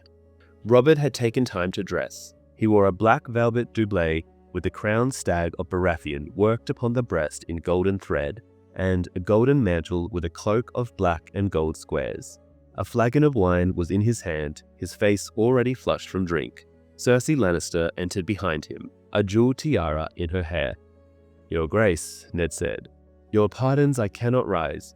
"No matter," the king said gruffly. "Some wine from the other, a good vintage." "A small cup," Ned said. "My head is still heavy from the milk of the puppy." "A man in your place should count himself fortunate that his head is still on his shoulders," the queen declared. "Quiet, woman," Robert snapped. He brought Ned a cup of wine. "Does the leg still pain you?" "Some," Ned said. His head was swimming, but it would not do to admit to weakness in front of the queen. "Pycelle swears it will heal clean," Robert frowned. "I take it you know what Catelyn has done?" "I do." Ned took a small swallow of wine. "My lady wife is blameless, your grace. All she did at my command." "I am not pleased, Ned," Robert grumbled. "By what right do you dare lay hands on my blood?" Cersei demanded. Who do you think you are?" "The hand of the king," Ned told her with icy courtesy, "charged by your own lord husband to keep the king's peace and enforce the king's justice." "You were the hand," Cersei began. "But now, silence!" the king roared. "You asked him a question, and he answered it." Cersei subsided, cold with anger, and Robert turned back to Ned. "Keep the king's peace, you say? Is this how you keep my peace, Ned?" "7 men are dead. 8, the queen corrected. "Tregor died this morning of the blow Lord Stark gave him." "Abductions on the King's Road and drunken slaughter in my streets," the king said. "I will not have it, Ned." Catelyn had good reason for taking the imp. "I said I will not have it. To hell with her reasons. You will command her to release the dwarf at once, and you will make your peace with Jaime. 3 of my men were butchered before my eyes because Jaime Lannister wished to chasten me. Am I to forget that?" "My brother was not the cause of this quarrel," Cersei told the king.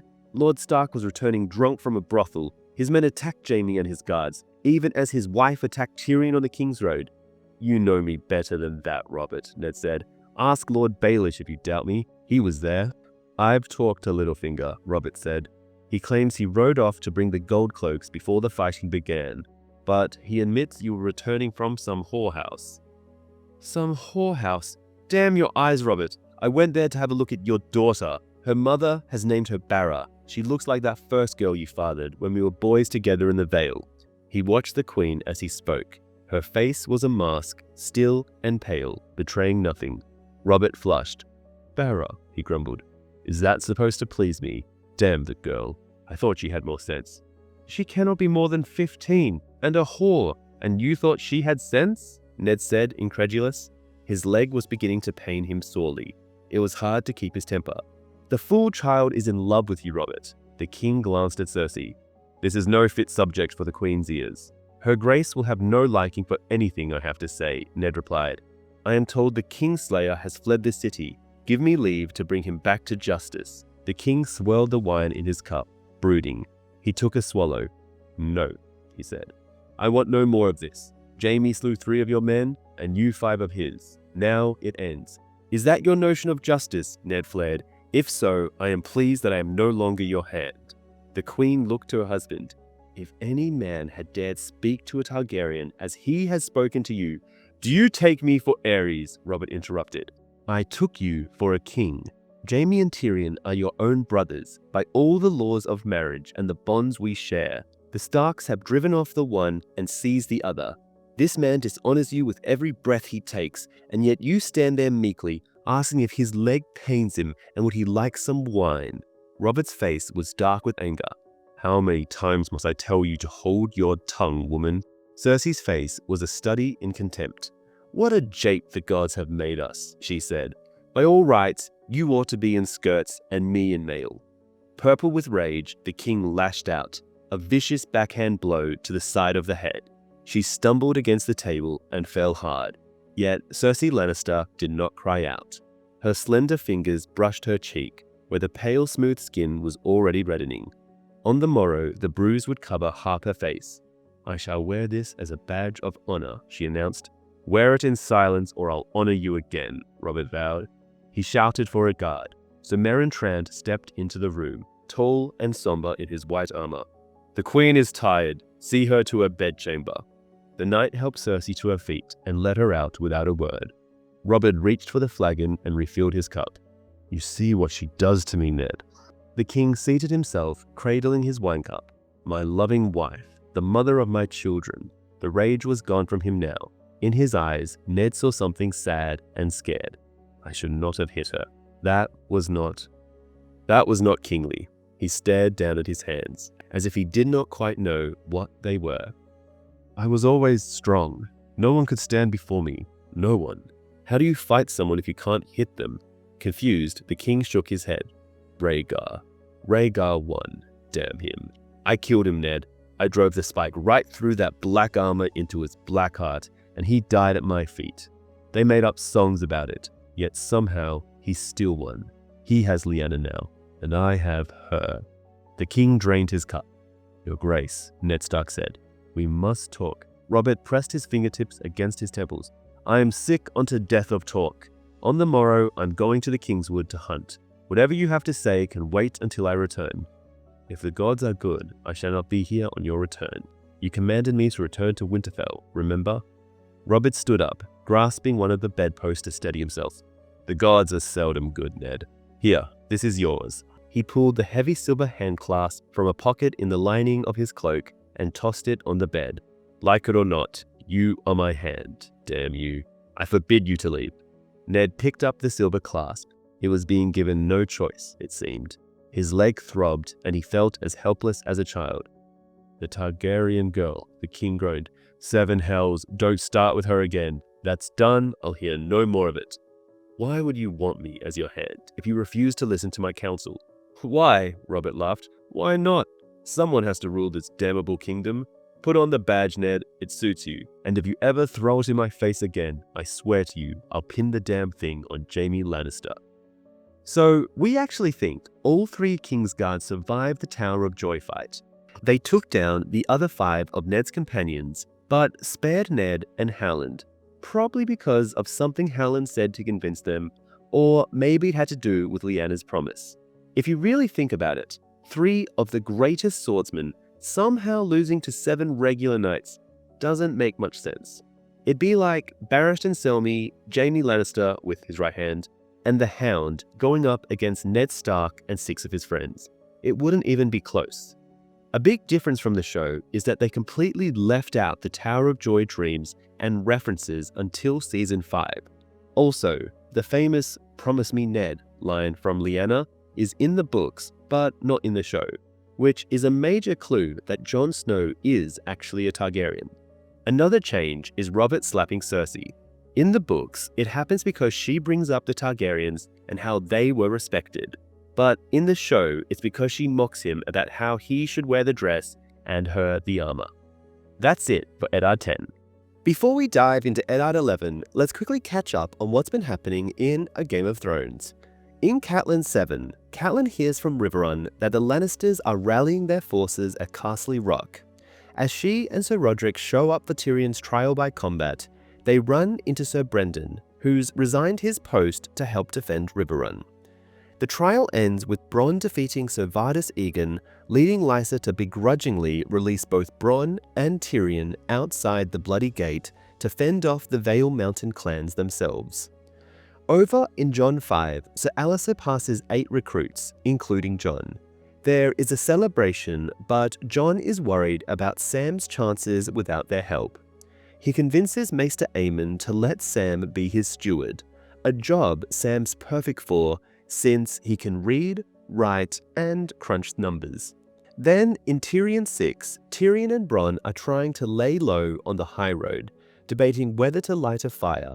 Tyrion, feeling a bit reckless, decides they might as well, since avoiding the mountain clans seems pointless. Just as Bronn gives in, the Stone Crows show up, and Tyrion manages to strike a deal with them. And that's your update as we roll into Eddard 11. Let's keep it moving. Eddard 11. Through the high narrow windows of the Red's Keep Carvinus throne room, the light of sunset spilled across the floor, laying dark red stripes upon the walls where the heads of dragons had once hung. Now the stone was covered with hunting tapestries, vivid with greens and browns and blues, and yet still it seemed to Ned Stark that the only color in the hall was the red of blood. He sat high upon the immense ancient seat of Aegon the Conqueror, an ironwork monstrosity of spikes and jagged edges and grotesquely twisted metal.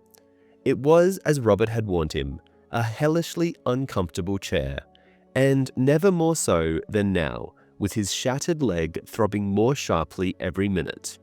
The metal beneath him had grown harder by the hour, and the fanged steel behind made it impossible to lean back.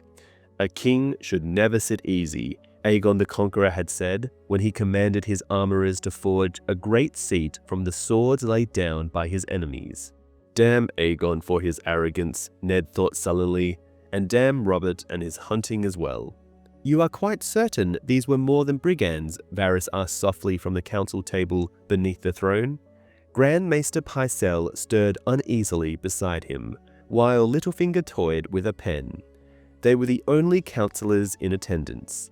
A white hart had been sighted in the Kingswood, and Lord Renly and Sir Barristan had joined the king to hunt it, along with Prince Joffrey, Sandor Clegane, Balon Swan, and half the court.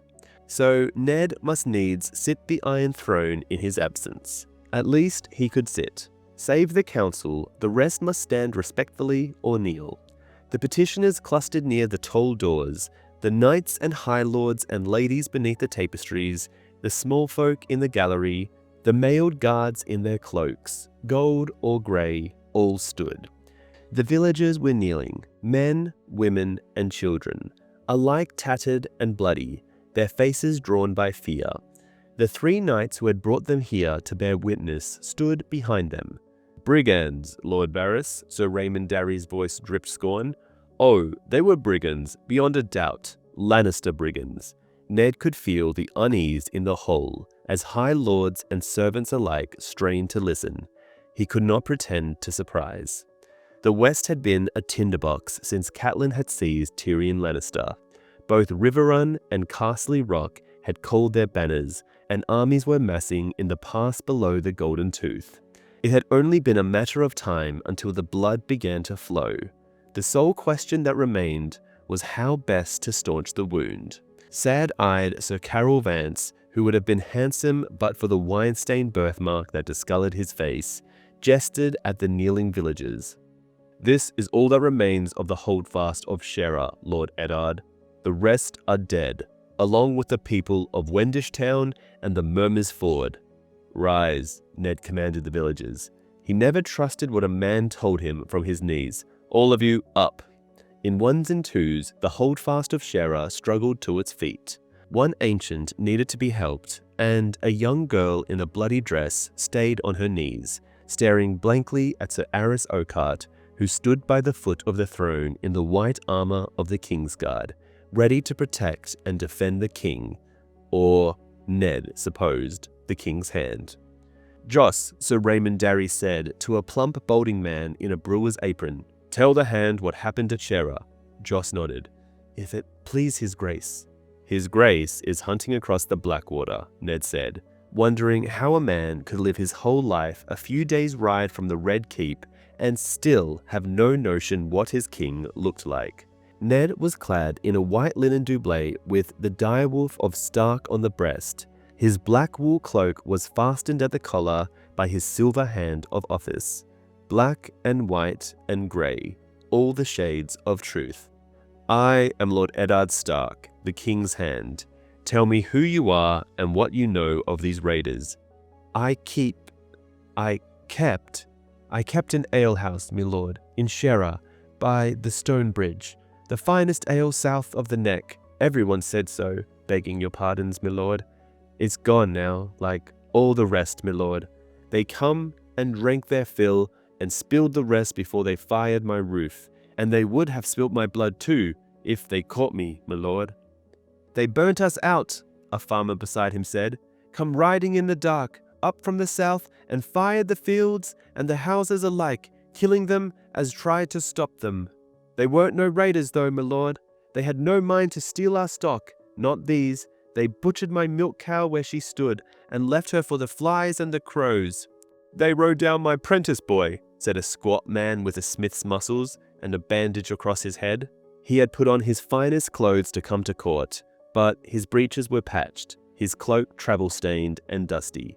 "Chased him back and forth across the fields on their horses, poking at him with their lances like it was a game, them laughing and the boy stumbling and screaming till the big one pierced him clean through." The girl on her knees craned her head up at Ned, high above her on the throne. "They killed my mother too, your grace, and they... Her voice trailed off as she had forgotten what she was about to say. She began to sob. Sir Raymond Darry took up the tale. At Wendish Town, the people sought shelter in their holdfast, but the walls were timbered. The raiders piled straw against the wood and burnt them all alive. When the Fendish folk opened their gates to flee the fire, they shot them down with arrows as they came running out, even women with suckling babes. "Oh, dreadful," murmured Varys. "How cruel can men be? They would have done the same for us. But the Shera holds fast made of stone, Joss said. Some wanted to smoke us out, but the big one said there was riper fruit upriver, and they made for the Murmurs Ford. Ned could feel cold steel against his fingers as he leaned forward. Between each finger was a blade, the points of twisted swords fanning out like talons from arms of the throne. Even after 3 centuries, some were still sharp enough to cut. The Iron Throne was full of traps for the unwary. The song said it had taken 1,000 blades to make it, heated white-hot in the furnace beneath Balerion the Black Dread. The hammering had taken 59 days.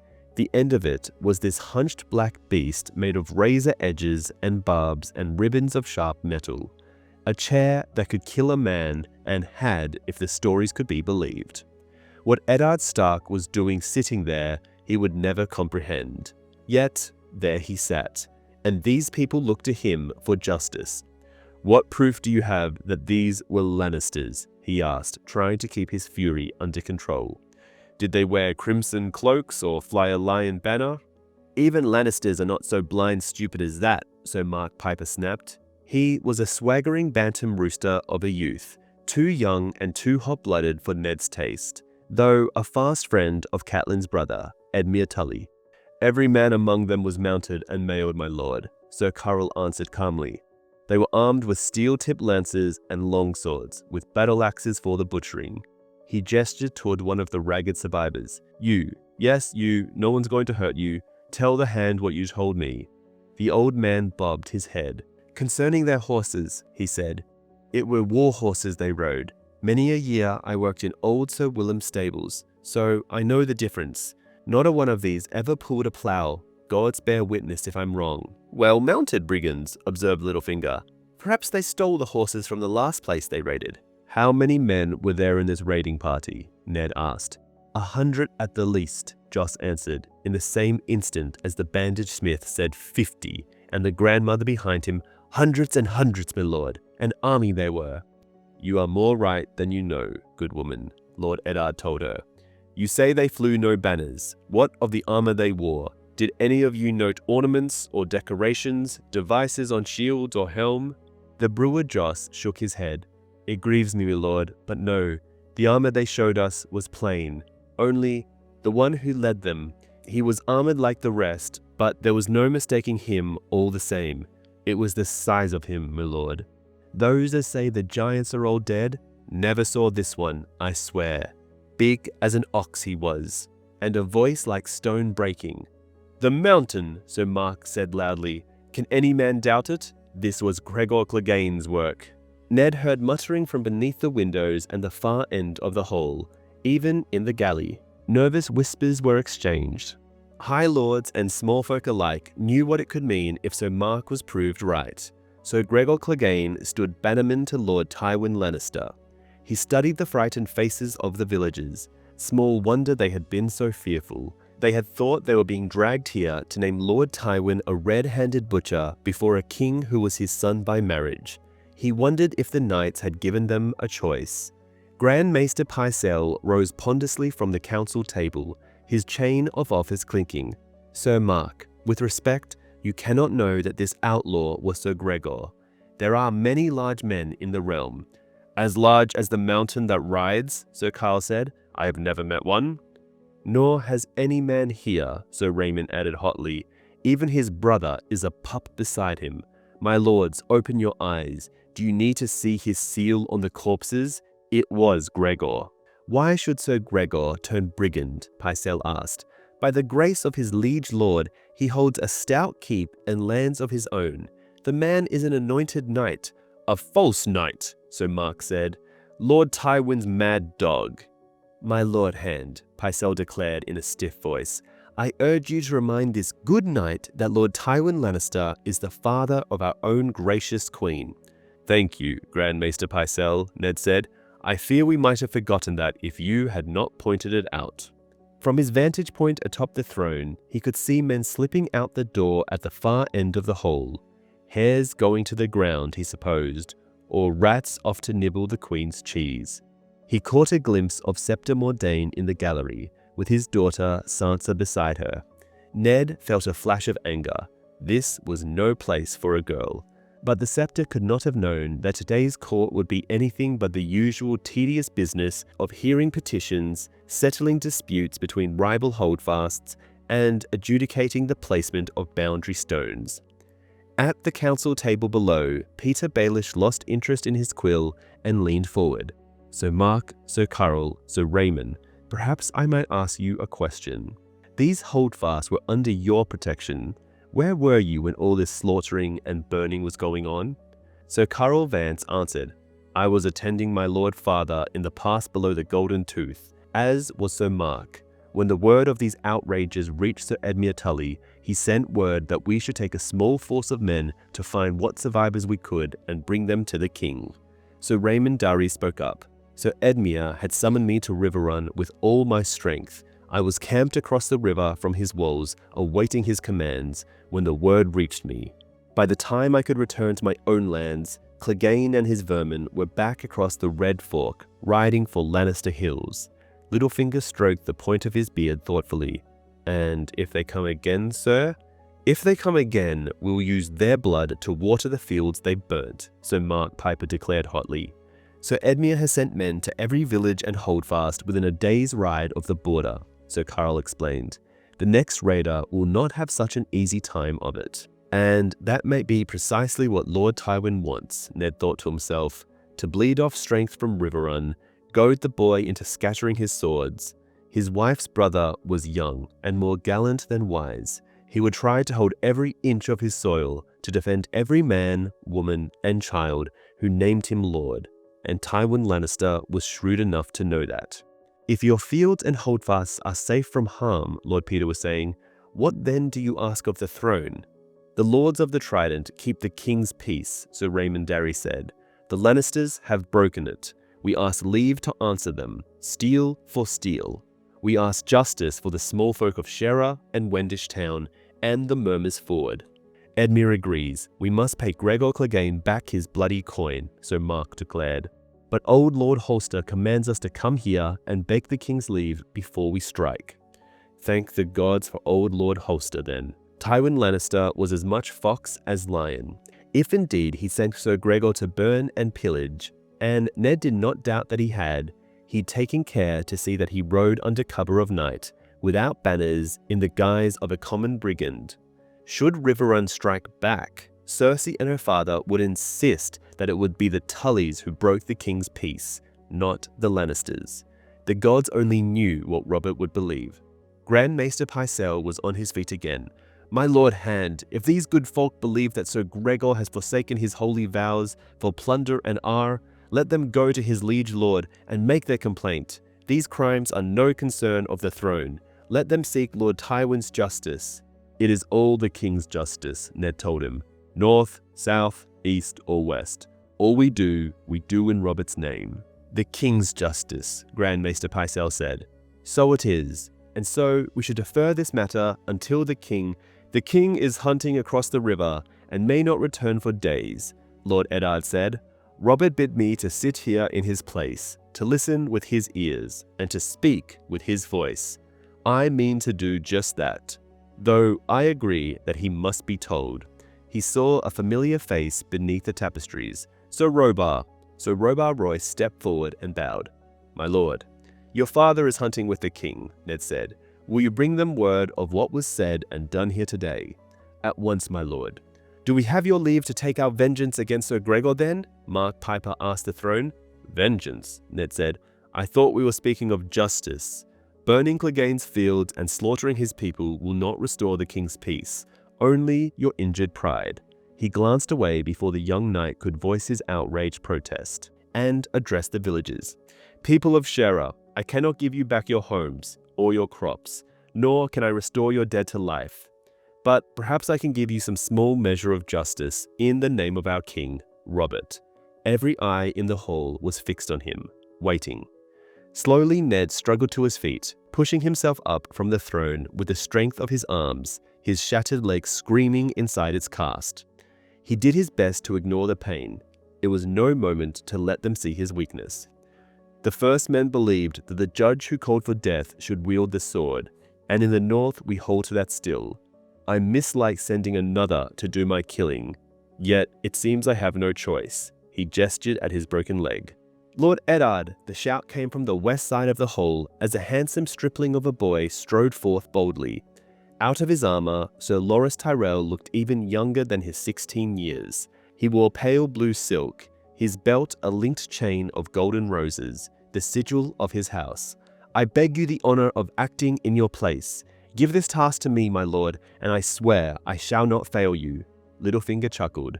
"Sir Loras, if we send you alone, Sir Gregor will send us back your head with a plum stuffed in that pretty mouth of yours. The mountain is not the sort to bend his neck to any man's justice." "I do not fear Gregor Clegane," Sir Loras said haughtily. Ned eased himself slowly back onto the hard iron seat of Aegon's misshapen throne, his eyes searching the faces along the wall. "Lord Beric," he called out. "Thoros of Myr, Sir Gladlin, Lord Lothar." The men named stepped forward one by one. "Each of you is to assemble 20 men, to bring my word to Gregor's keep. 20 of my own guards shall go with you. Lord Beric Dondarrion, you shall have the command as befits your rank." The young lord with the red gold hair bowed. "As you command, Lord Eddard." Ned raised his voice so it carried to the far end of the throne room.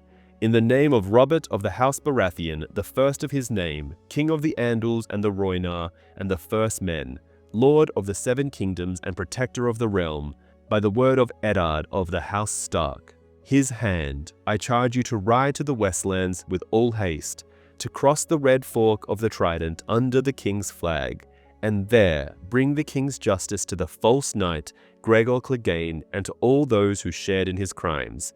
I denounce him and attaint him, and strip him of all rank and titles, of all land and incomes and holdings, and do sentence him to death. May the gods take pity on his soul." When the echo of his words had died away, the Knight of Flowers seemed perplexed. "Lord Eddard, what of me?" Ned looked down on him. From on high, Loras Tyrell seemed almost as young as Robb. "No one doubts your valor, Sir Loras, but we are about justice here, and what you seek is vengeance." He looked back to Lord Beric. "Ride at first light. These things are best done quickly." He held up a hand. "The throne will hear no more petitions today."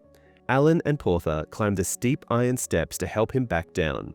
As they made their descent, he could feel Loras Tyrell's sullen stare, but the boy had stalked away before Ned reached the floor of the throne room.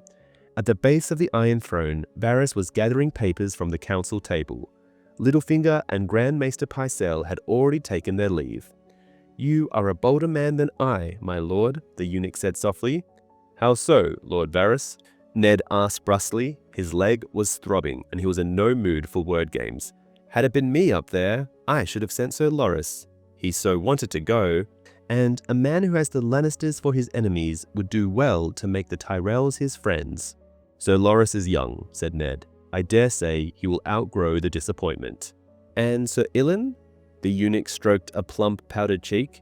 "He is the king's justice after all.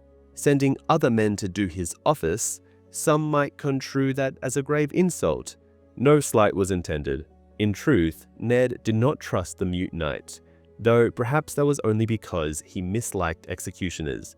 "I remind you, the Paynes are bannermen to House Lannister. I thought it best to choose men who owed Lord Tywin no fealty." "Very prudent, no doubt," Varys said. "Still, I chanced to see Sir Ilyn in the back of the hall, staring at us with those pale eyes of his, and I must say he did not look pleased.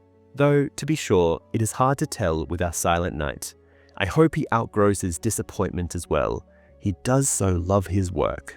So, Ned really should have taken Loras up on his offer to go after the mountain. No matter how it played out, it would have worked in his favor and hurt the Lannisters. If Loras actually managed to kill the mountain, it would have been a huge blow to Tywin, since Gregor was one of the few bannermen he could count on to spread fear and get things done. But realistically, Loras would have died trying, and that would have made Mace Tyrell furious at the Lannisters for getting his favorite son killed. That could have completely changed the game, maybe even stopping the Tyrells from siding with them against Stannis. Of course, that's easy to say in hindsight, knowing what happens to Ned, but it's still frustrating to think about. There are also a few key differences between the books and the show. In the books, Ned actually sends Thoros of Myr, Sir Gladden, Wyld, and Lord Lothar Mally, each with 20 men to join Beric Dondarrion on his mission. None of them are mentioned in the show. Also in the book, Ned never summons Tywin to court to answer for the Mountain's crimes in the Riverlands, which is a big change from the show. That's it for Eddard 11. Before we jump into Eddard 12, there's once again only been one chapter since the last Eddard chapter, and that is Sansa 3. Sansa spends some time pondering with Jean Poole why her dad didn't send the brave Sir Loras to take down the terrifying Sir Gregor. The next day, her father drops the news that he plans to send her and Arya back to Winterfell.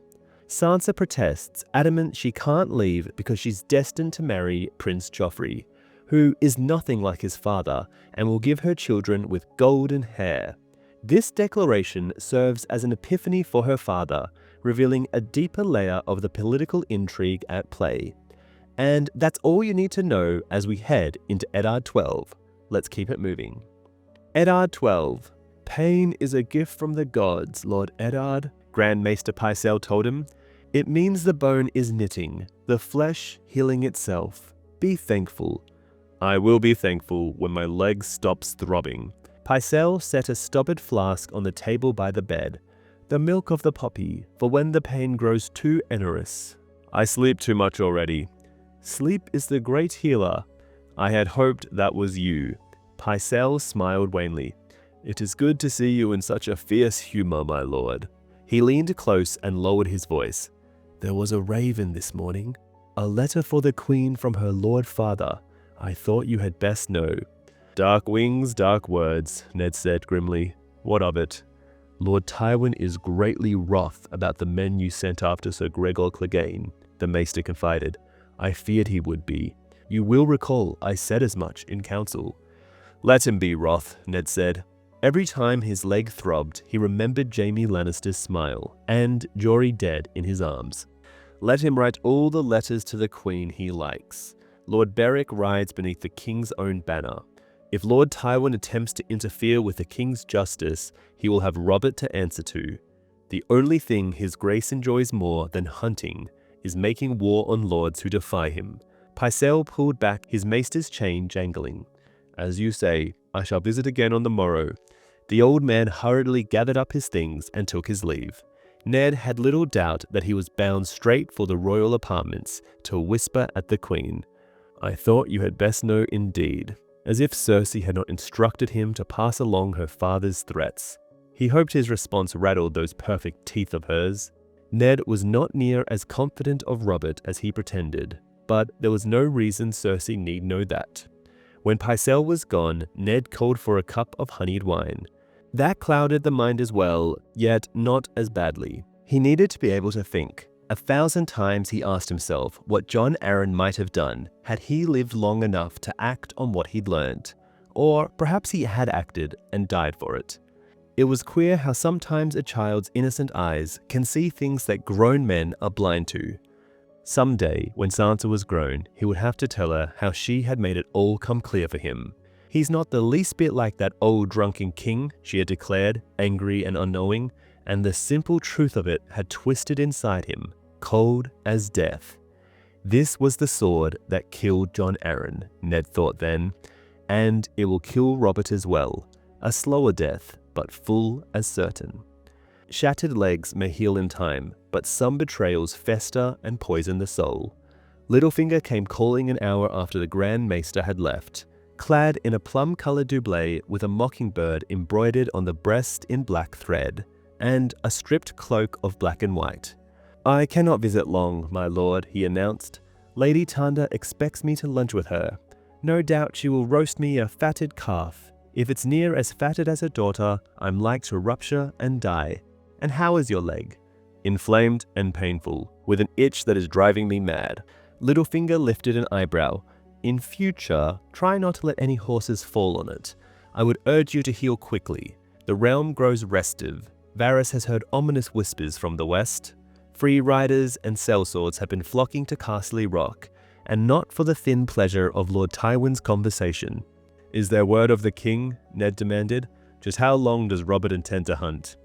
Given his preferences, I believe he'd stay in the forest until you and the Queen both die of old age, Lord Peter replied with a faint smile. Lacking that, I imagine he'll return as soon as he's killed something. They found the White Hart, it seems, or rather, what remained of it.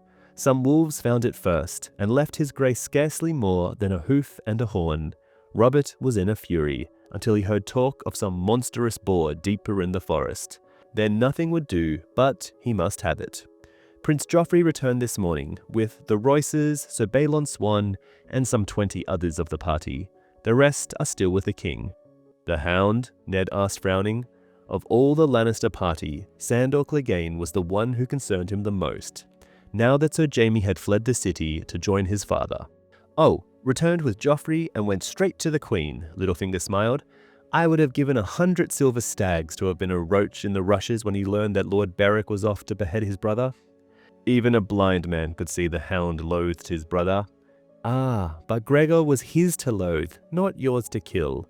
Once Dondarrion lops the summit off the mountain, the Clegane lands and incomes will pass to Sandor. But I wouldn't hold my water, waiting for his thanks. Not that one. And now you must forgive me. Lady Tanda awaits with her fattened calves. On the way to the door, Lord Peter spied Grand Maester Maelon's massive tome on the table and paused to idly flip open the cover. The lineages and histories of the great houses of the Seven Kingdoms, with descriptions of many high lords and noble ladies and their children, he read. Now there is a tedious reading if I ever saw it. A sleeping potion, my lord? For a brief moment, Ned considered telling him all of it, but there was something in Littlefinger's japes that irked him. The man was too clever by half, a mocking smile, never far from his lips. John Arryn was studying this volume when he was taken sick, Ned said in a careful tone, to see how he might respond. And he responded, as he always did, with a quip. In that case, he said, death must have come as a blessed relief. Lord Peter Baelish bowed and took his leave. Eddard Stark allowed himself a curse. Aside from his own retainers, there was scarcely a man in this city he trusted. Littlefinger had concealed Catelyn and helped Ned in his inquiries. Yet his haste to save his own skin, when Jaime and his swords had come out of the rain, still rankled. Varys was worse. For all his protestations of loyalty, the eunuch knew too much and did too little. Grand Maester Pycelle seemed more Cersei's creature with every passing day, and Sir Barristan was an old man and rigid. He would tell Ned to do his duty.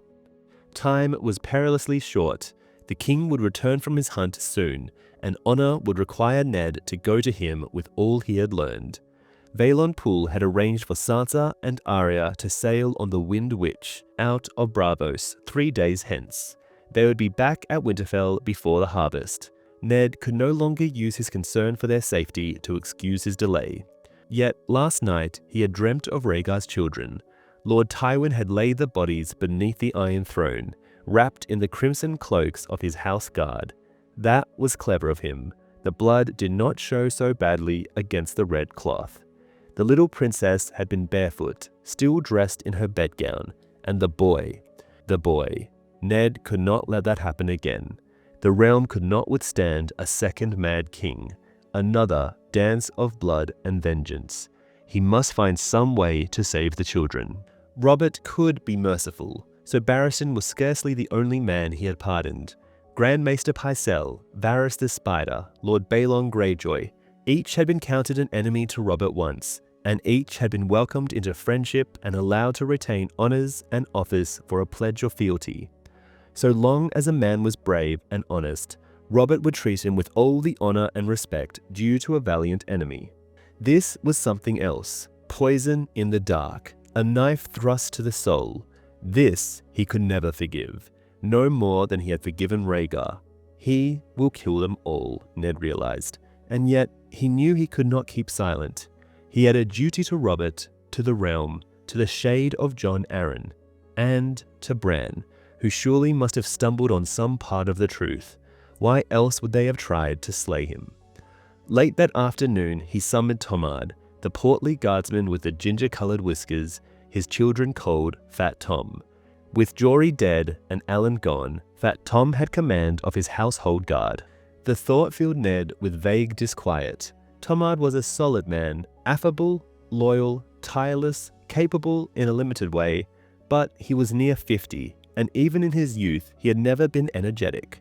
Perhaps Ned should not have been so quick to send off half his guard, and all his best swords among them. "I shall require your help," Ned said when Tomard appeared, looking faintly apprehensive as he always did when called before his lord. "Take me to the Godswood." "Is that wise, Lord Eddard? With your leg and all?" "Perhaps not, but necessary." Tomard summoned Varley. With one arm around each man's shoulders, Ned managed to descend the steep tower steps and hobble across the bailey. "I want the guard doubled," he told Fat Tom. "No one enters or leaves the Tower of the Hand without my leave." Tom blinked. "My lord, with Alan and the others away, we are hard-pressed already. It will only be a short while. Lengthen the watches." "As you say, my lord," Tom answered. "Might I ask why?" "Best not," Ned answered crisply. The Godswood was empty as it always was here in this citadel of the southern gods. Ned's leg was screaming as they lowered him to the grass beside the heart tree. "Thank you." He drew a paper from his sleeve, sealed with the sigil of his house. "Kindly deliver this at once." Tomard looked at the name Ned had written on the paper and licked his lips anxiously. "My lord." "Do as I bid you, Tom," Ned said. How long he waited in the quiet of the Godswood, he could not say. It was peaceful here.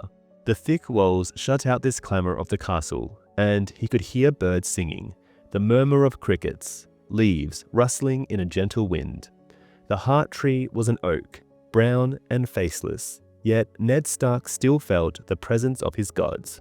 His leg did not seem to hurt so much. She came to him at sunset, as the clouds reddened above the walls and towers. She came alone, as he had bid her. For once she was dressed simply, in leather boots and hunting greens. When she drew back the hood of her brown cloak, he saw the bruise where the king had struck her. The angry plum color had faded to yellow, and the swelling was down, but there was no mistaking it for anything but what it was. "Why here?" Cersei Lannister asked as she stood over him. "So the gods can see."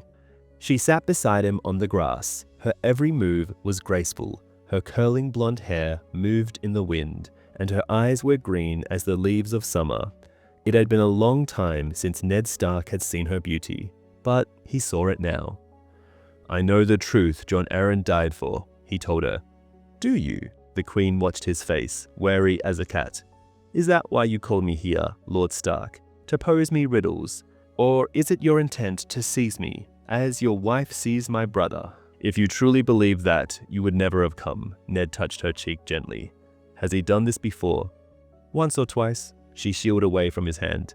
"Never on the face before. Jaime would have killed him, even if it meant his own life." Cersei looked at him defiantly. "My brother is worth 100 of your friend." "Your brother," Ned said. "Or your lover." "Both." She did not flinch from the truth. "Since we were children together. And why not? The Targaryens wed brother to sister for 300 years to keep the bloodlines pure. And Jaime and I are more than brother and sister. We are one person in two bodies. We shared a womb together. He came into this world holding my foot," our old maester said. "When he is in me, I feel whole." The ghost of a smile fitted over her lips. "My son Bran." To her credit, Cersei did not look away. "He saw us. You love your children, do you not?" Robert had asked him the very same question the morning of the melee. He gave her the same answer. "With all my heart. No less do I love mine."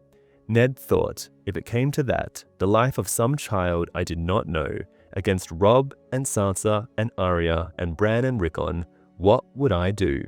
Even more so, what would Catelyn do if it were Jon's life against the children of her body? He did not know. He prayed he never would. "All three are Jaime's," he said. It was not a question. "Thank the gods. The seed is strong," Jon Arryn had cried on his deathbed, and so it was.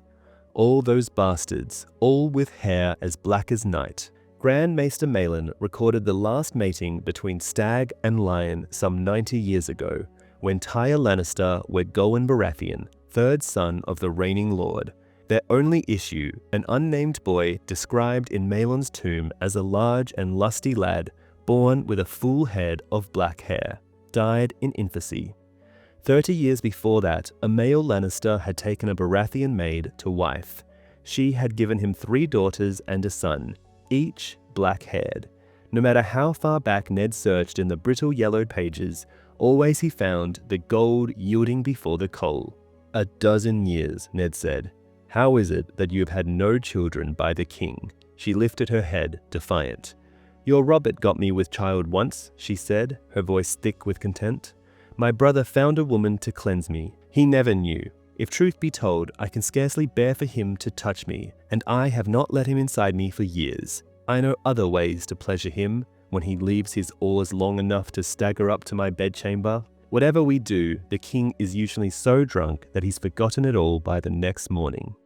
How could they have all been so blind? The truth was there in front of them all the time, written on the children's faces. Ned felt sick. I remember Robert, as he was the day he took the throne, every inch a king, he said quietly. 1,000 other women might have loved him with all their hearts. What did he do to make you hate him so? Her eyes burnt, green fire in the dusk, like the lioness that was her sigil. The night of our wedding feast, the first time we shared a bed, he called me by your sister's name. He was on top of me, in me, stinking of wine, and he whispered, Lyanna. Ned Stark thought of pale blue roses, and for a moment he wanted to weep. I do not know which of you I pity most. The Queen seemed amused by that. Save your pity for yourself, Lord Stark. I want none of it. You know what I must do.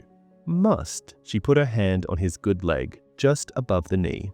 A true man does what he will, not what he must. Her fingers brushed lightly against his thigh, the gentlest of promises.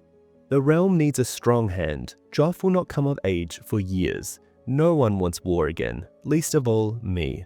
Her hand touched his face, his hair. If friends can turn to enemies, enemies can become friends. Your wife is 1,000 leagues away, and my brother has fled. Be kind to me, Ned, and I swear to you, you shall not regret it. Did you make the same offer to Jon Arryn? She slapped him. I shall wear that as a badge of honor, Ned said dryly. Honor, she spat. How dare you play the noble lord with me? What do you take me for? You've a bastard of your own. I've seen him. Who was the mother, I wonder? Some Dornish peasant you arred while her holdfast burned? Or was it a grieving sister, the Lady Ashara? She threw herself into the sea, I'm told. Why was that? For the brother you slew, or the child you stole? Tell me, my honorable Lord Eddard, how are you any different from Robert, or me, or Jaime? For a start, Ned said, I do not kill children. You would do well to listen, my lady. I shall say this only once. When the king returns from this hunt, I intend to lay the truth before him. You must be gone by then, you and your children, all three, and not to Castle Rock. If I were you, I should take ship for the free cities, or, even farther, to the Summer Isles or the port of Ibn, as far as the winds blow. Exile, she said, a bitter cup to drink from. A sweeter cup than your father served Rhaegar's children, Ned said, and kinder than you deserve. Your father and your brothers would do well to go with you. Lord Tywin's gold will buy you comfort and higher swords to keep you safe. You shall need them, I promise you, no matter where you flee. Robert's wrath will follow you, to the back of beyond if need be. The Queen stood. And what of my wrath, Lord Stark? She asked softly. Her eyes searched his face. You should have taken the realm for yourself. It was there for the taking. Jaime told me how you found him on the Iron Throne the day King's Landing fell, and made him yield it up. That was your moment. All you needed to do was climb those steps and sit. Such a sad mistake. I have made more mistakes than you can possibly imagine, Ned said, but that was not one of them. Oh, but it was, my lord, Cersei insisted. When you play the Game of Thrones, you win or you die. There is no middle ground. She turned up her hood to hide her swollen face and left him there in the dark, beneath the oak amidst the quiet of the godswood, under a blue-black sky. The stars were coming out. So, since this all happens in the godswood, the children of the forest and the old gods would have witnessed Cersei confessing that her children are born of incest, meaning they know her kids have no legitimate claim to the throne. That also means Bran, who can use the weirwood trees to see the past, present, and possibly the future, would have access to this information too, which could end up being important in the Winds of Winter. There aren't many differences between the book and the show, but one notable change is that in the book, Cersei actually tries to seduce Ned. His response is iconic. Did you give the same offer to Jon Arryn? Which earns him a slap. The only other real difference is a small detail about Robert. Cersei says in the show that he had a beard when they got married, but in the books he was actually clean-shaven at the time and only grew a beard later to hide his double chin. And that's it for Eddard 12. Before we dive into Eddard 13, there's only one new chapter since Eddard 12, and that's Daenerys 5. Daenerys takes on a key Dothraki pregnancy ritual by eating a stallion's heart. After completing the ritual, she bathes in the womb of the world and then attends the reception feast. Things take a dramatic turn when Viserys shows up, drunk and belligerent. He draws his sword, demanding the crown he believes he's owed. Khal Drogo responds by giving him a lethal crown of molten gold. And that's all the scoop you need as we head into Eddard 13. Let's keep it moving. Eddard 13. He was walking through the crypts beneath Winterfell as he had walked 1,000 times before.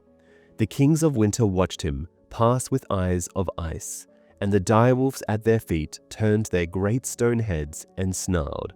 Last of all, he came to the tomb where his father slept, with Brandon and Lyanna beside him. "Promise me, Ned," Lyanna's statue whispered. She wore a garland of pale blue roses and her eyes wept blood. Eddard Stark jerked upright, his heart racing, the blankets tangled around him. The room was black as pitch, and someone was hammering on the door. "Lord Eddard!" a voice called loudly. "A moment!" Groggy and naked, he stumbled his way across the darkened chamber. When he opened the door, he found Tomard with an upraised fist, and Cain with a taper in hand. Between them stood the king's own steward. The man's face might have been carved of stone, so little did it show. "My lord hand," he intoned. "His grace, the king, commands your presence at once." So Robert had returned from his hunt. It was long past time. "I shall need a few moments to dress." Ned left the man waiting without. Cain helped him with his clothes, white linen, tunic, and grey cloak. Trousers cut open down his plaster-sheathed leg, his badge of office, and last of all, a belt of heavy silver links. He sheathed the Valyrian dagger at his waist. The Red Keep was dark and still as Cain and Tomard escorted him across the inner bailey. The moon hung low over the walls, ripening towards full. On the ramparts, a guardsman in a gold cloak walked his rounds. The royal apartments were in Maegor's Holdfast, a massive square fortress that nestled in the heart of the Red Keep behind walls 12 feet thick and a dry moat lined with iron spikes, a castle within a castle. Sir Boris Blount guarded the far end of the bridge, white steel armor ghostly in the moonlight. Within, Ned passed 2 other knights of the King's Guard. Sir Preston Greenfield stood at the bottom of the steps, and Sir Barristan Selmy waited at the door of the King's bedchamber. 3 men in white cloaks, he thought, remembering, and a strange chill went through him. Sir Barristan's face was as pale as his armor. Ned had only to look at him to know that something was dreadfully wrong. The royal steward opened the door. "Lord Eddard Stark, the hand of the king," he announced.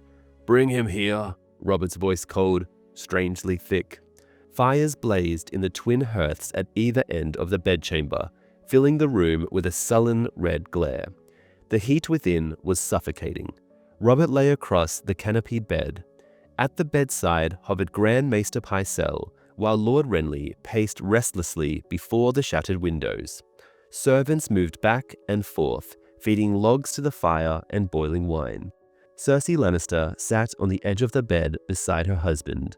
Her hair was tousled, as if from sleep, but there was nothing sleepy in her eyes. They followed Ned as Tomard and Cain helped him across the room. He seemed to move very slowly, as if he was still dreaming. The king still wore his boots. Ned could see dried mud and blades of grass clinging to the leather where Robert's feet stuck out beneath the blankets that covered him. A green doublet lay on the floor, slashed open and discarded, the cloth crusted with red-brown stains. The room smelled of smoke and blood and death. "Ned," the king whispered when he saw him. His face was pale as milk. "Come closer." His men brought him close. Ned steadied himself with a hand on the bedpost. He had only to look down at Robert to know how bad it was. "What?" he began, his vote clenched. "A boar," Lord Renly was still in his hunting greens, his cloak splattered with blood. "A devil," the king husked. "My own fault. Too much wine. Damn me to hell. Missed my thrust." "And where were the rest of you?" Ned demanded of Lord Renly. "Where was Sir Barristan and the Kingsguard?" Renly's mouth twitched. "My brother commanded us to stand aside and let him take the boar alone." Eddard Stark lifted the blanket. They had done what they could to close him up, but it was nowhere near enough. The boar must have been a fearsome thing. It had ripped the king from groin to nipple with its tusks.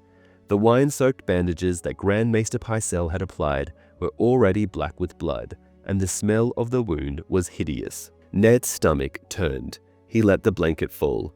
"Stinks," Robert said. "The stink of death. Don't think I can't smell it. Bastard did me good, eh? But I paid him back in kind, Ned." The king's smile was as terrible as his wound, his teeth red. "Drove a knife right through his eye. Ask them if I didn't. Ask them." "Truly," Lord Renly murmured, "we brought the carcass back with us, at my brother's command." "For the feast," Robert whispered. "Now, leave us, the lot of you. I need to speak with Ned." "Robert, my sweet," Lord Cersei began. "I said leave," Robert insisted with a hint of his old fierceness. "What part of that don't you understand, woman?" Cersei gathered up her skirts and her dignity and led the way to the door. Lord Renly and the others followed. Grand Maester Pycelle lingered, his hands shaking as he offered the king a cup of thick white liquid. "The milk of the poppy, your grace," he said. "Drink, for your pain." Robert knocked the cup away with the back of his hand. "Away with you. I'll sleep soon enough, old fool. Get out."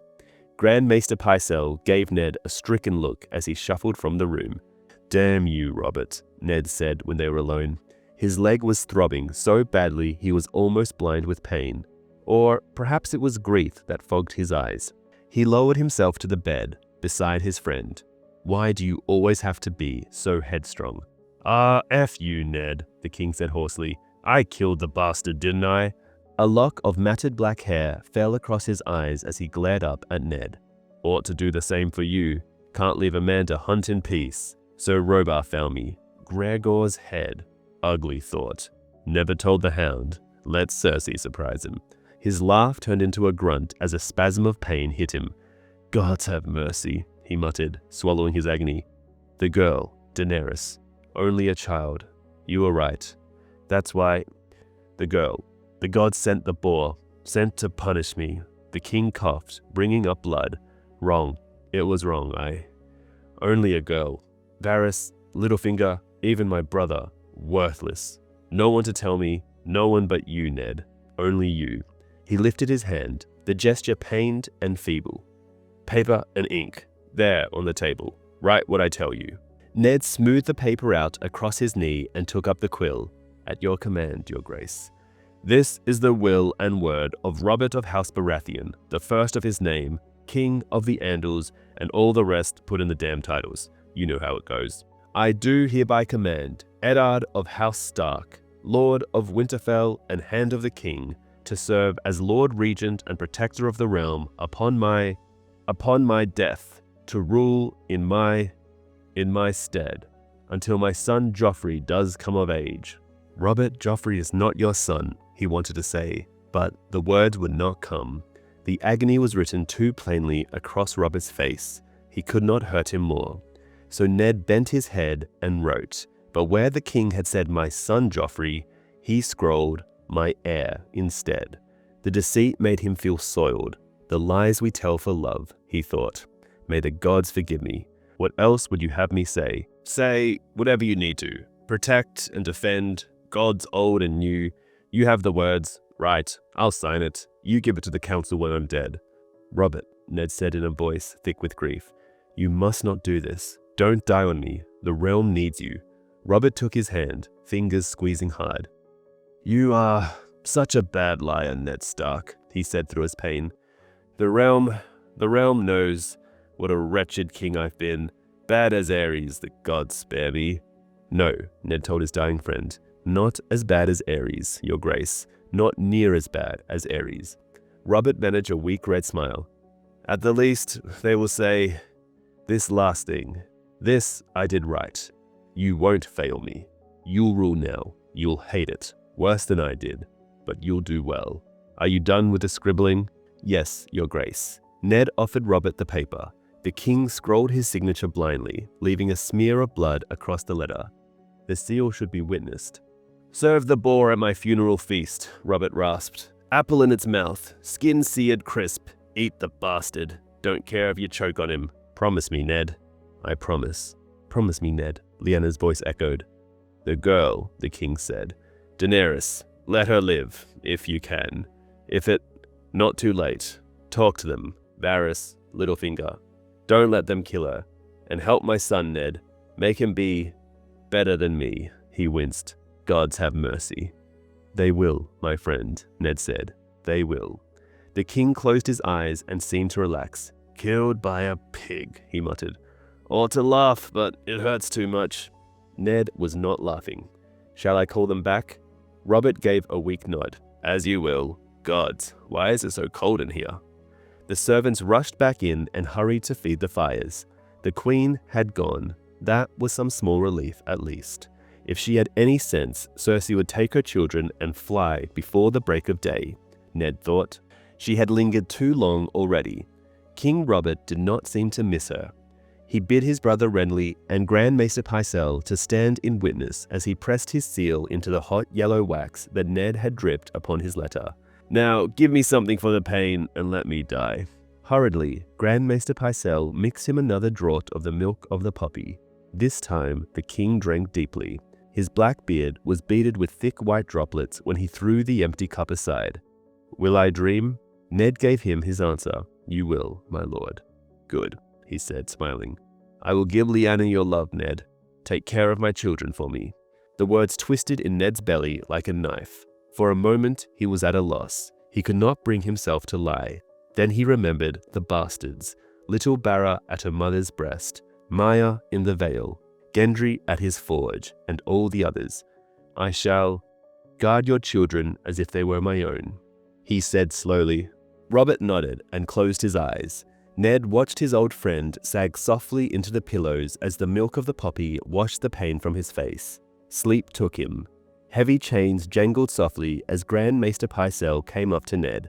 I will do all in my power, my lord, but the wound has mortified. It took them 2 days to get him back. By the time I saw him, it was too late. I can lessen his grace's suffering, but only the gods can heal him now. How long? Ned asked. By rights, he should be dead already. I have never seen a man cling to life so fiercely. My brother was always strong, Lord Renly said. Not wise, perhaps, but strong. In the sweltering heat of the bedchamber, his brow was slick with sweat. He might have been Robert's ghost as he stood there, young and dark and handsome. He slew the boar. His entrails were sliding from his belly, yet somehow he slew the boar. His voice was full of wonder. Robert was never a man to leave the battlefield so long as a foe remained standing, Ned told him. Outside the door, Sir Barristan Selmy still guarded the tower stairs. Maester Pycelle has given Robert the milk of the poppy, Ned told him. See that no one disturbs his rest without leave from me. It shall be as you command, my lord. Sir Barristan seemed old beyond his years. I have failed my sacred trust. Even the truest knight cannot protect a king against himself, Ned said. Robert loved to hunt boar. I have seen him take 1,000 of them. He would stand his ground without flinching, his legs braced, the great spear in his hands, and as often as not, he would curse the boar as it charged, and wait until the last possible second, until it was almost on him, before he killed it with a single, sure, and savage thrust. No one could know this one would be his death. You are kind to say so, Lord Eddard. The king himself said as much. He blamed the wine. The white-haired knight gave a weary nod. His grace was reeling in his saddle by the time we flushed the boar from his lair, yet he commanded us all to stand aside. I wonder, Sir Barristan asked Barristan quietly, who gave the king this wine? Ned had not heard the eunuch approach, but when he looked around, there he stood. He wore a black velvet robe that brushed the floor, and his face was freshly powdered.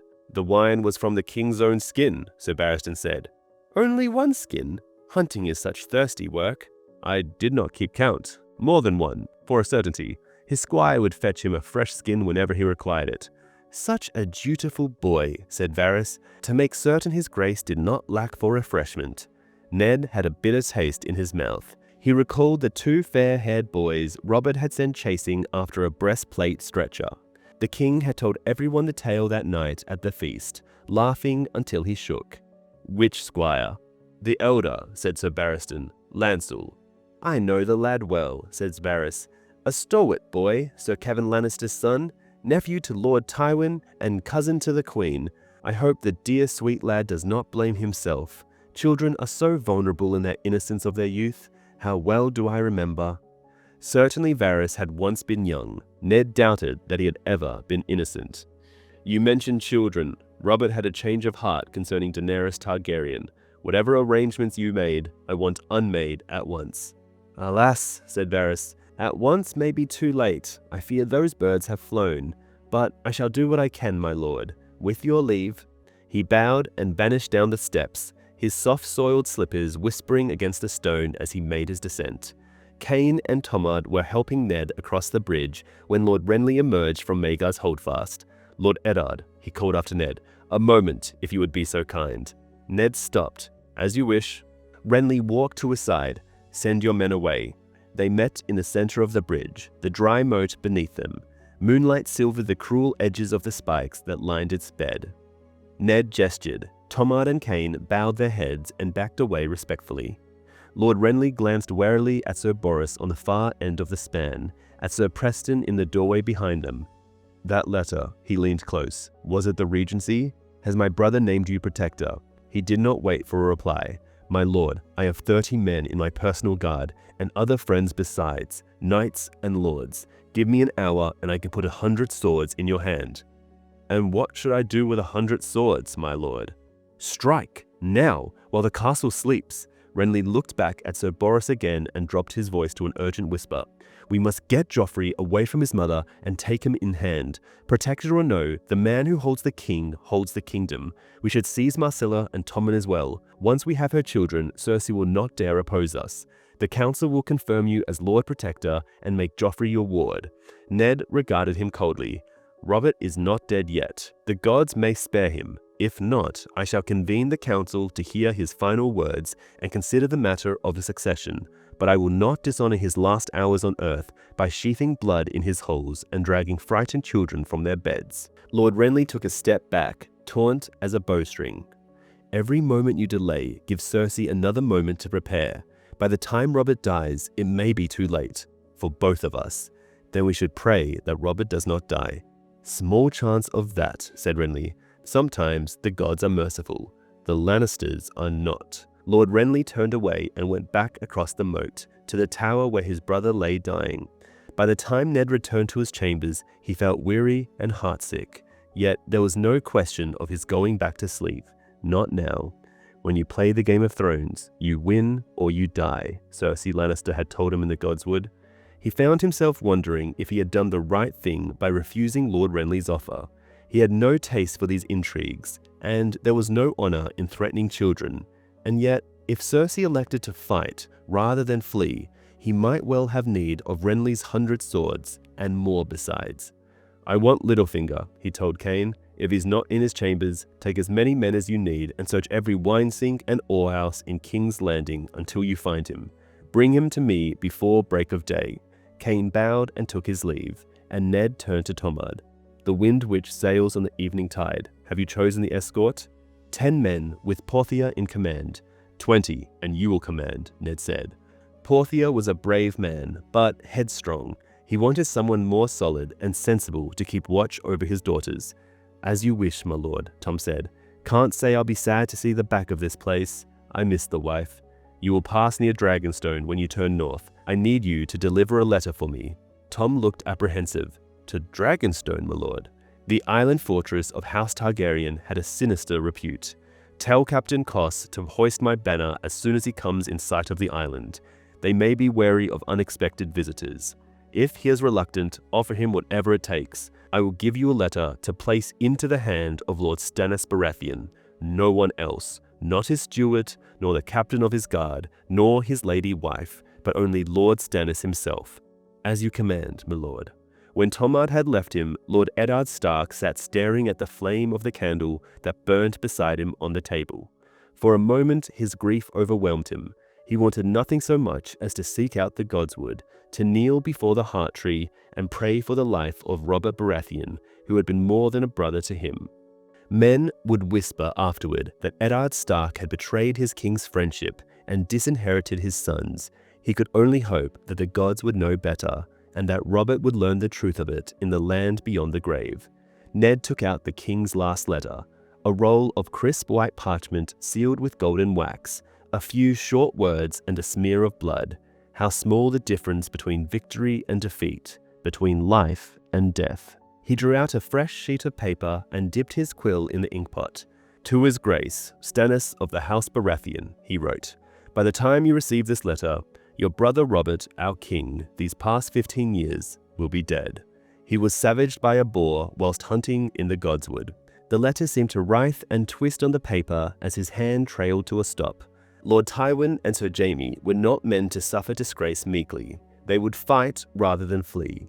No doubt Lord Stannis was wary after the murder of Jon Arryn, but it was imperative that he sail for King's Landing at once with all his power before the Lannisters could march. Ned chose each word with care. When he was done, he signed the letter Eddard Stark, Lord of Winterfell, Hand of the King, and Protector of the Realm, blotted the paper, folded it twice, and melted the sealing wax over the candle flame. His regency would be a short one, he reflected as the wax softened. The new king would choose his own hand. Ned would be free to go home. The thought of Winterfell brought a smile to his face. He wanted to hear Bran's laughter once more, to go hawking with Robb, to watch Rickon at play. He wanted to drift off to a dreamless sleep in his own bed with his arms wrapped tightly around his lady, Catelyn. Cain returned as he was pressing the direwolf seal down into the soft white wax. Desmond was with him, and between them, Littlefinger. Ned thanked his guards and sent them away. Lord Peter was clad in a blue velvet tunic with puffed sleeves, his silvery cape patterned with mockingbirds. "I suppose congratulations are in order," he said as he seated himself. Ned scowled. "The king lies wounded and near to death." "I know," Littlefinger said. "I also know that Robert has named you Protector of the Realm." Ned's eyes flicked to the king's letter on the table beside him, its seal unbroken. "And how is it you would know that, my lord?" "Varys hinted as much," Littlefinger said, "and you have just confirmed it." Ned's mouth twisted in anger. Damn Varys and his little birds. Catelyn spoke truly. The man has some black art. I do not trust him. "Excellent, you're learning." Littlefinger leaned forward. "Yet I'll wager you did not drag me here in the black of night to discuss the eunuch." "No," Ned admitted.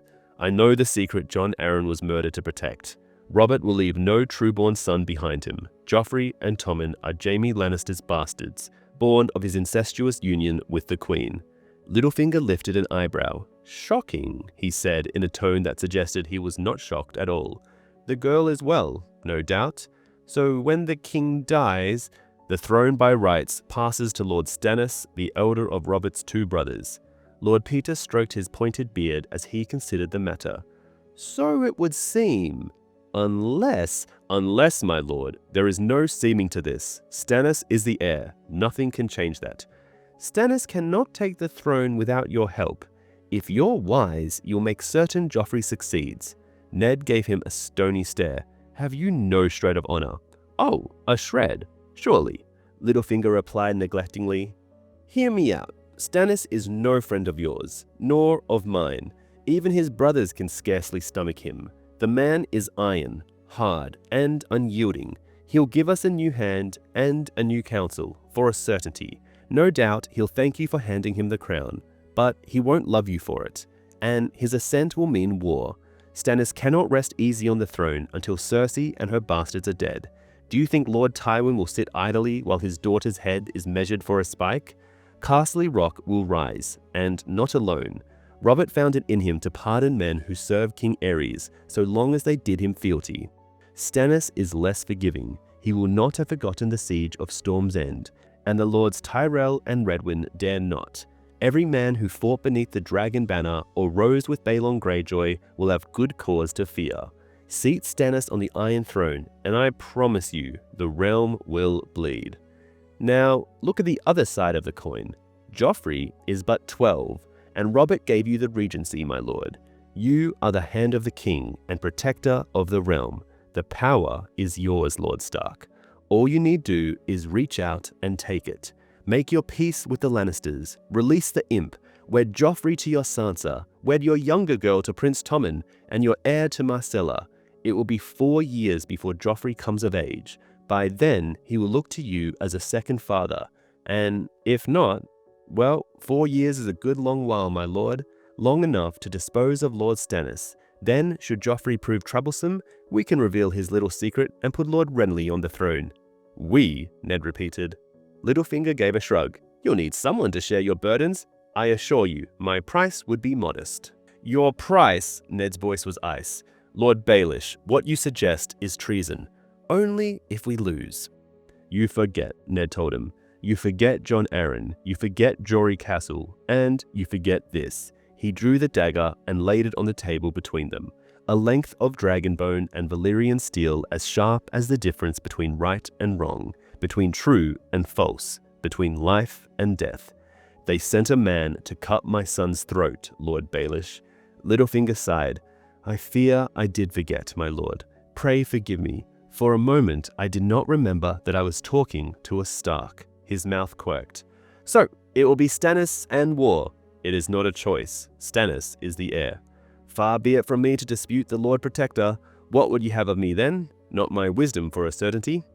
I shall do my best to forget your wisdom, Ned said with distaste. I called you here to ask you for the help you promised Catelyn. This is a perilous hour for all of us. Robert has named me Protector, true enough. But in the eyes of the world, Joffrey is still his son and heir. The Queen has a dozen knights and 100 men-at-arms who will do whatever she commands, enough to overwhelm what remains of my own household guard. And for all I know, her brother Jaime may be riding for King's Landing even as we speak, with a Lannister host at his back. And you without an army, Littlefinger toyed with the dagger on the table, turning it slowly with a finger. There is small love lost between Lord Renly and the Lannisters. Bronze Yohn Royce, Sir Balon Swan, Sir Loras, Lady Tanda, the Redwyne twins. Each of them has a retinue of knights and sworn swords here at court. Renly has 30 men in his personal guard, the rest even fewer. It is not enough. Even if I could be certain that all of them will choose to give me their allegiance, I must have the gold cloaks. The City Watch is 2,000 strong, sworn to defend the castle, the city, and the king's peace. Ah, but when the Queen proclaims one king and the Hand another, whose peace do they protect? Lord Peter flicked at the dagger with his finger, setting it spinning in place. Round and round it went, wobbling as it turned. When at last it slowed to a stop, the blade pointed at Littlefinger. Why, there's your answer, he said, smiling. They follow the man who pays them. He leaned back and looked Ned full in the face, his grey-green eyes bright with mockery. You wear your honor like a suit of armor, Stark. You think it keeps you safe, but all it does is weigh you down and make it hard for you to move. Look at you now. You know why you summoned me here. You know what you want to ask me to do. You know it has to be done. But it's not honorable, so the words stick in your throat. Ned's neck was rigid with tension. For a moment, he was so angry that he did not trust himself to speak. Littlefinger laughed. I ought to make you say it, but that would be cruel. So have no fear, my good lord. For the sake of the love I bear for Catelyn, I will go to Janos Slynt this very hour and make certain that the City Watch is yours. 6,000 gold pieces should do it, a third for the commander, a third for the officers, a third for the men. We might be able to buy them for half that much, but I prefer not to take chances. Smiling, he plucked up the dagger and offered it to Ned. Hilt first. So, the man Ned sends to deliver the message to Stannis never actually makes it. From a knowing perspective, Ned probably should have just told Robert directly about Cersei and Jaime, but he held back because he didn't want his friend to go through the pain while also on his deathbed. But it definitely could have changed things if Robert had enough strength to order his commands to his Kingsguard. In the book, Renly does advise Ned to take Joffrey and his siblings into custody, just like in the show, but he never suggests that he should be king, and neither of them mention Stannis. Another small difference is that it's not the royal steward who informs Ned of Robert's death, it's actually Pycelle. Littlefinger also goes into way more detail in the book when trying to convince Ned that Stannis isn't fit to rule. He argues that Stannis would completely overhaul the small council with his own loyalists and that his claim to the throne would lead to war. He warns that Stannis would execute Cersei and her children, sparking a conflict with Tywin and the Lannisters. Unlike Robert, who was willing to forgive his enemies if they swore fealty, Stannis would be out for revenge. He wouldn't forget the siege of Storm's End and would come after Mace Tyrell, Paxter Redwyn, and even Balon Greyjoy. Littlefinger basically paints a picture of absolute chaos if Stannis takes the throne. He also pitches an alternative plan to Ned, suggesting that they stick to the original marriages, Sansa with Joffrey, Arya with Tommen, and even Robb with Marcella, to secure alliances instead. That's it for Eddard 13.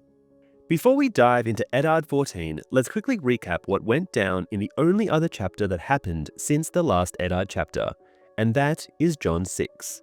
Jon is initially upset when he finds out that he's been assigned to a steward rather than a ranger. However, Sam helps him see the bright side, explaining that serving as the Lord Commander's steward is actually a prestigious role meant to prepare him for future leadership. Later, Jon and Sam go beyond the wall to the Godswood to take their vows before the old gods. After their vows are solemnly made, Ghost, Jon's direwolf, startlingly returns with a human hand in his jaws. And that's all you need to know as we head into Eddard 14. Let's continue. Eddard 14. The grey light of dawn was streaming through his window when the thunder of hoofbeats awoke Eddard Stark from his brief, exhausted sleep. He lifted his head from the table to look down into the yard. Below, men in mail and leather and crimson cloaks were making the morning ring to the sound of swords and riding down mock warriors stuffed with straw.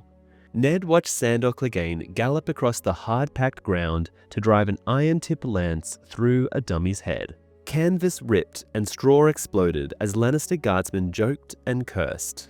Is this brave show for my benefit? He wondered. If so, Cersei was a greater fool than he'd imagined. Damn her, he thought. Why is the woman not fled? I have given her chance after chance. The morning was overcast and grim. Ned broke his fast with his daughters and Septa Mordane. Sansa, still disconciliate, stared sullenly at her food and refused to eat. But Arya wolfed down everything that was set in front of her. Syrio says we have time for one last lesson before we take ship this evening, she said. Can I, father? All my things are packed. A short lesson, and make certain you leave yourself time to bathe and change. I want you ready to leave by midday. Is that understood? By midday, Arya said. Sansa looked up from her food. If she can have a dancing lesson, why won't you let me say farewell to Prince Joffrey? I would gladly go with her, Lord Eddard, Septa Mordane offered. There would be no question of her missing the ship.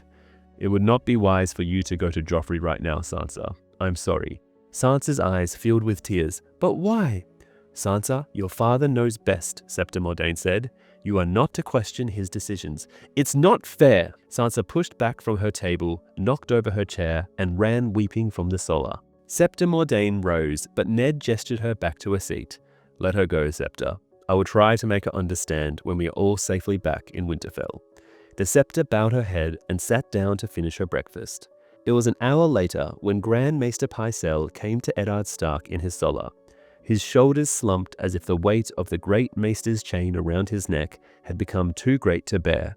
My lord, he said, King Robert is gone. The gods give him rest. No, Ned answered. He hated rest. The gods give him love and laughter and the joy of righteous battle. It was strange how empty he felt. He had been expecting the visit, and yet with those words, something died within him. He would have given all his titles for the freedom to weep. But he was Robert's hand, and the hour he dreaded had come. Be so good as to summon the members of the council here to my solar, he told Pycelle. The Tower of the Hand was as secure as he and Tomard could make it. He could not say the same for the council chambers. My lord? Pycelle blinked. Surely the affairs of the kingdom will keep till the morrow, when our grief is not so fresh. Ned was quiet but firm. I fear we must convene at once. Pycelle bowed, as the hand commands. He called his servants and sent them running, then gratefully accepted Ned's offer of a chair and a cup of sweet beer. Sir Barristan Selmy was the first to answer the summons, immaculate in white cloak and enamelled scales. "My lords," he said, "my place is beside the young king now. Pray give me leave to attend him." "Your place is here, Sir Barristan," Ned told him. Littlefinger came next, still garbed in the blue velvet and silver mockingbird cape he had worn the night previous, his boots dusty from riding. "My lords," he said, smiling at nothing in particular before he turned to Ned. "That little task you set me is accomplished, Lord Eddard." Varys entered in a wash of lavender, pink from his bath, his plump face scrubbed and freshly powdered, his soft slippers all but soundless. "The little birds sing a grievous song today," he said as he seated himself. "The realm weeps. Shall we begin?" "When Lord Renly arrives," Ned said.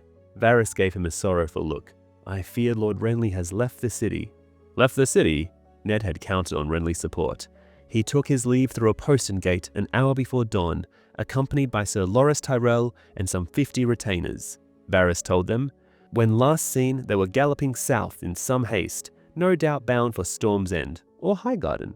So much for Renly and his 100 swords. Ned did not like the smell of that, but there was nothing to be done for it. He drew out Robert's last letter. "The king called me to his side last night and commanded me to record his final words." Lord Renly and Grand Maester Pycelle stood witness as Robert sealed the letter, to be opened by the council after his death. "So Barristan, if you would be so kind." The Lord Commander of the Kingsguard examined the paper. King Robert's seal, and unbroken. He opened the letter and read, "Lord Eddard Stark is herein named Protector of the Realm, to rule as regent until the heir comes of age." And as it happens, he is of age, Ned reflected. But he did not give voice to that thought. He trusted neither Pycelle nor Varys, and so Barristan was honor bound to protect and defend the boy he thought his new king. The old knight would not abandon Joffrey easily. The need for deceit was a bitter taste in his mouth, but Ned knew he must tread softly here, must keep his counsel and play the game until he was firmly established as regent. There would be time enough to deal with the succession when Arya and Sansa were safely back in Winterfell, and Lord Stannis had returned to King's Landing with all his power. "I would ask this council to confirm me as Lord Protector as Robert wished," Ned said, watching their faces, wondering what thoughts hid behind Pycelle's half-closed eyes, Littlefinger's lazy half-smile, and the nervous flutter of Varys's fingers. The door opened. Fat Tom stepped inside the sala. "Pardon, my lords, the king's steward insists." The royal steward entered and bowed. "Esteemed lords, the king demands the immediate presence of his small council in the throne room." Ned had expected Cersei to strike quickly. The summons came as no surprise. "The king is dead," he said, "but we shall go with you nonetheless. Tom, assemble an escort if you would." Littlefinger gave Ned his arm to help him down the steps. Varys, Pycelle, and Sir Barristan followed close behind. A double column of men-at-arms in chainmail and steel helms was waiting outside the tower, 8 strong. Grey cloaks snapped in the wind as the guardsmen marched them across the yard. There was no Lannister crimson to be seen, but Ned was reassured by the number of gold cloaks visible on the ramparts and at the gates. Janos Slynt met them at the door to the throne room, armored in ornate black and gold plate, with a high-crested helm under one arm. The commander bowed stiffly. His men pushed open the great oaken doors, 20 feet tall and banded with bronze. The royal steward let them in. "All hail his grace, Joffrey of the houses Baratheon and Lannister, the first of his name, king of the Andal and the Rhoynar and the First Men, lord of the 7 kingdoms and protector of the realm," he sang out. It was a long walk to the far end of the hall, where Joffrey waited atop the Iron Throne. Supported by Littlefinger, Ned Stark slowly limped and hopped toward the boy who called himself king. The first time he had come this way, he had been on horseback, sword in hand, and the Targaryen dragons had watched from the walls as he forced Jaime Lannister down from the throne.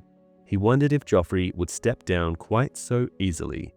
5 knights of the Kingsguard, all but Sir Jaime and Sir Barristan, were arrayed in a crescent around the base of the throne. They were in full armor, enabled steel from helm to heel, long pale cloaks over their shoulders, shining white shields strapped to their left arms. Cersei Lannister and her 2 younger children stood behind Sir Boros and Sir Meryn.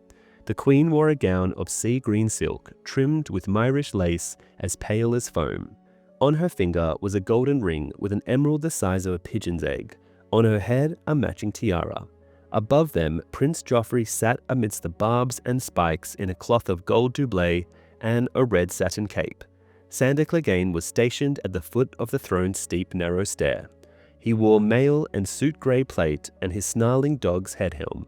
Behind the throne, 20 Lannister guardsmen waited with longswords hanging from their belts. Crimson cloaks draped their shoulders and steel lions crested their helms, but Littlefinger had kept his promise. All along the walls, in front of Robert's tapestries, with their scenes of hunt and battle, the gold-cloaked ranks of the City Watch stood stiffly to attention, each man's hand clasped around the haft of an 8-foot long spear, tipped in black iron. They outnumbered the Lannisters 5-1. Ned's leg was a blaze of pain by the time he stopped. He kept a hand on Littlefinger's shoulder to help support his weight. Joffrey stood. His red satin cape was patterned in gold thread. 50 roaring lions to one side, 50 prancing stags to the other. "I command the council to make all the necessary arrangements for my coronation," the boy proclaimed. "I wish to be crowned within the fortnight. Today I shall accept oaths of fealty from my loyal councillors." Ned produced Robert's letter. "Lord Varys, be so kind as to show this to my lady of Lannister." The eunuch carried the letter to Cersei. The queen glanced at the words, "Protector of the realm," she read. "Is this meant to be your shield, my lord? A piece of paper." She ripped the letter in half, ripped the halves in quarters, and let the pieces flutter to the floor. "Those were the king's words," Sir Barristan said, shocked. "We have a new king now," Cersei Lannister replied. "Lord Eddard, when last we spoke, you gave me some counsel. Allow me to return the courtesy. Bend the knee, my lord. Bend the knee and swear fealty to my son, and we shall allow you to step down his hand and live out your days in the grey waste you call home." "Would that I could," Ned said grimly. If she was so determined to force the issue here and now, she left him no choice. "Your son has no claim to the throne he sits. Lord Stannis is Robert's true heir." "Liar!" Joffrey screamed, his face reddening. "Mother, what does he mean?" Princess Marcella asked the queen plaintively. "Isn't Joff the king now?" "You condemn yourself with your own mouth, Lord Stark," said Cersei Lannister. "Sir Barristan, seize this traitor." The Lord Commander of the Kingsguard hesitated. In the blink of an eye, he was surrounded by Stark guardsmen, bare steel in their mailed fists. "And now the treason moves from words to deeds," Cersei said. "Do you think Sir Barristan stands alone, my lord?" With an ominous rasp of metal on metal, the hound drew his longsword. The knights of the Kingsguard and 20 Lannister guardsmen in crimson cloaks moved to support him. "Kill him!" the boy king screamed down from the Iron Throne. "Kill all of them! I command it!" "You leave me no choice," Ned told Cersei Lannister. He called out to Janos Slynt, "Commander, take the queen and her children into custody. Do them no harm, but escort them back to the royal apartments and keep them there under guard." "Men of the watch!" Janos Slynt shouted, donning his helm. 100 gold cloaks leveled their spears and closed. "I want no bloodshed," Ned told the queen. "Tell your men to lay down their swords, and no one need." With a single sharp thrust, the nearest gold cloak drove his spear into Tomard's back. Fat Tom's blade dropped from nerveless fingers as the wet red point burst out through his ribs, piercing leather and mail. He was dead before his sword hit the floor. Ned's shout came far too late. Janos Slynt himself slashed open Varley's throat. Cane whirled, steel flashing, drove back the nearest spearman with a flurry of blows. For an instant, it looked as though he might cut his way free. Then, the hound was on him. Sandor Clegane's first cut took off Cain's sword hand at the wrist. His second drove him to his knees and opened him from shoulder to breastbone. As his men died around him, Littlefinger slid Ned's dagger from its sheath and shoved it up under his chin. His smile was apologetic. "I did warn you not to trust me, you know." So, Sansa warning the queen earlier in the book definitely didn't do Ned any favors. It gave Cersei the opportunity to set her plans in motion and scheme with Lancel about the boar. It would have been interesting to see what Cersei would have done if Ned had actually gained the upper hand for once. But aside from the what-ifs, this chapter was pretty faithfully adapted in the show, something that unfortunately becomes less common as the series goes on. Anyway, that's it for Eddard 14. Before we jump into Eddard 15, let's quickly recap the events across several chapters since the last Eddard chapter. In Arya 4, Arya's training with Syrio Forel is abruptly cut short by Sir Meryn Trant and some Lannister guards. Syrio fends them off, allowing Arya to escape, and in her flight, she ends up killing a stable boy who tries to stop her, then dashes through the dungeons of the Red Keep. Meanwhile, in Sansa 4, 3 days after informing Queen Cersei of her father's plans, Sansa is taken from house arrest to the Queen and the Small Council, where she learns her father is branded a traitor and is coerced into writing letters to her family explaining the situation. In Jon 7, the bodies of 2 men who accompanied Benjen Stark are found. While Sir Jeremy Riker suspects wildlings, Sam notes strange aspects of the bodies. Later, Jon hears of King Robert's death and his father's arrest for treason, and after a confrontation with Sir Alliser Thorne, he ends up fighting a reanimated corpse, saving the Lord Commander. Bran 6 sees the Karstarks arriving at Winterfell, and during a prayer in the Godswood, Osha educates Bran on the old gods and the others, urging that Robb should march north instead of south. Bran relays this to Maester Luwin even as Robb heads south with his army. In Daenerys 6, despite her efforts, Daenerys can't persuade Drogo to attack the Seven Kingdoms until an assassination attempt on her life at a market convinces Drogo to vow revenge. Catelyn 8 finds Catelyn and Sir Brendan Tully joining Robb's army at Moat Cailin. Caelin assists Robb in refining his war plans, emphasizing the necessity of victory. Tyrion 7 has Tyrion reuniting with his father Tywin's army, escorted by the Vale Mountain clans. Tywin coolly manages a disruption by the clansmen and then incentivizes them to fight for him as news of Robb Stark's advancing host arrives. Lastly, in Sansa 5, Sansa attends Joffrey's first court session as king, following Sir Barristan Selmy's dramatic exit from the Kingsguard and the Hound's appointment in his stead. Sansa pleads for mercy for her father. The council agrees, provided Ned confesses and acknowledges Joffrey as the true king. And that's all you need to know as we head into Eddard 15. Let's continue. Eddard 15. The straw on the floor stank of urine. There was no window, no bed, not even a slop bucket. He remembered walls of pale red stone festooned with patches of nitra, a grey door of splintered wood, 4 inches thick and studded with iron. He had seen them, briefly, a quick glimpse as they shoved him inside. Once the door had slammed shut, he had seen no more. The dark was absolute. He had as well been blind or dead, buried with his king. "Ah, Robert," he murmured as his groping hand touched a cold stone wall, his leg throbbing with every motion.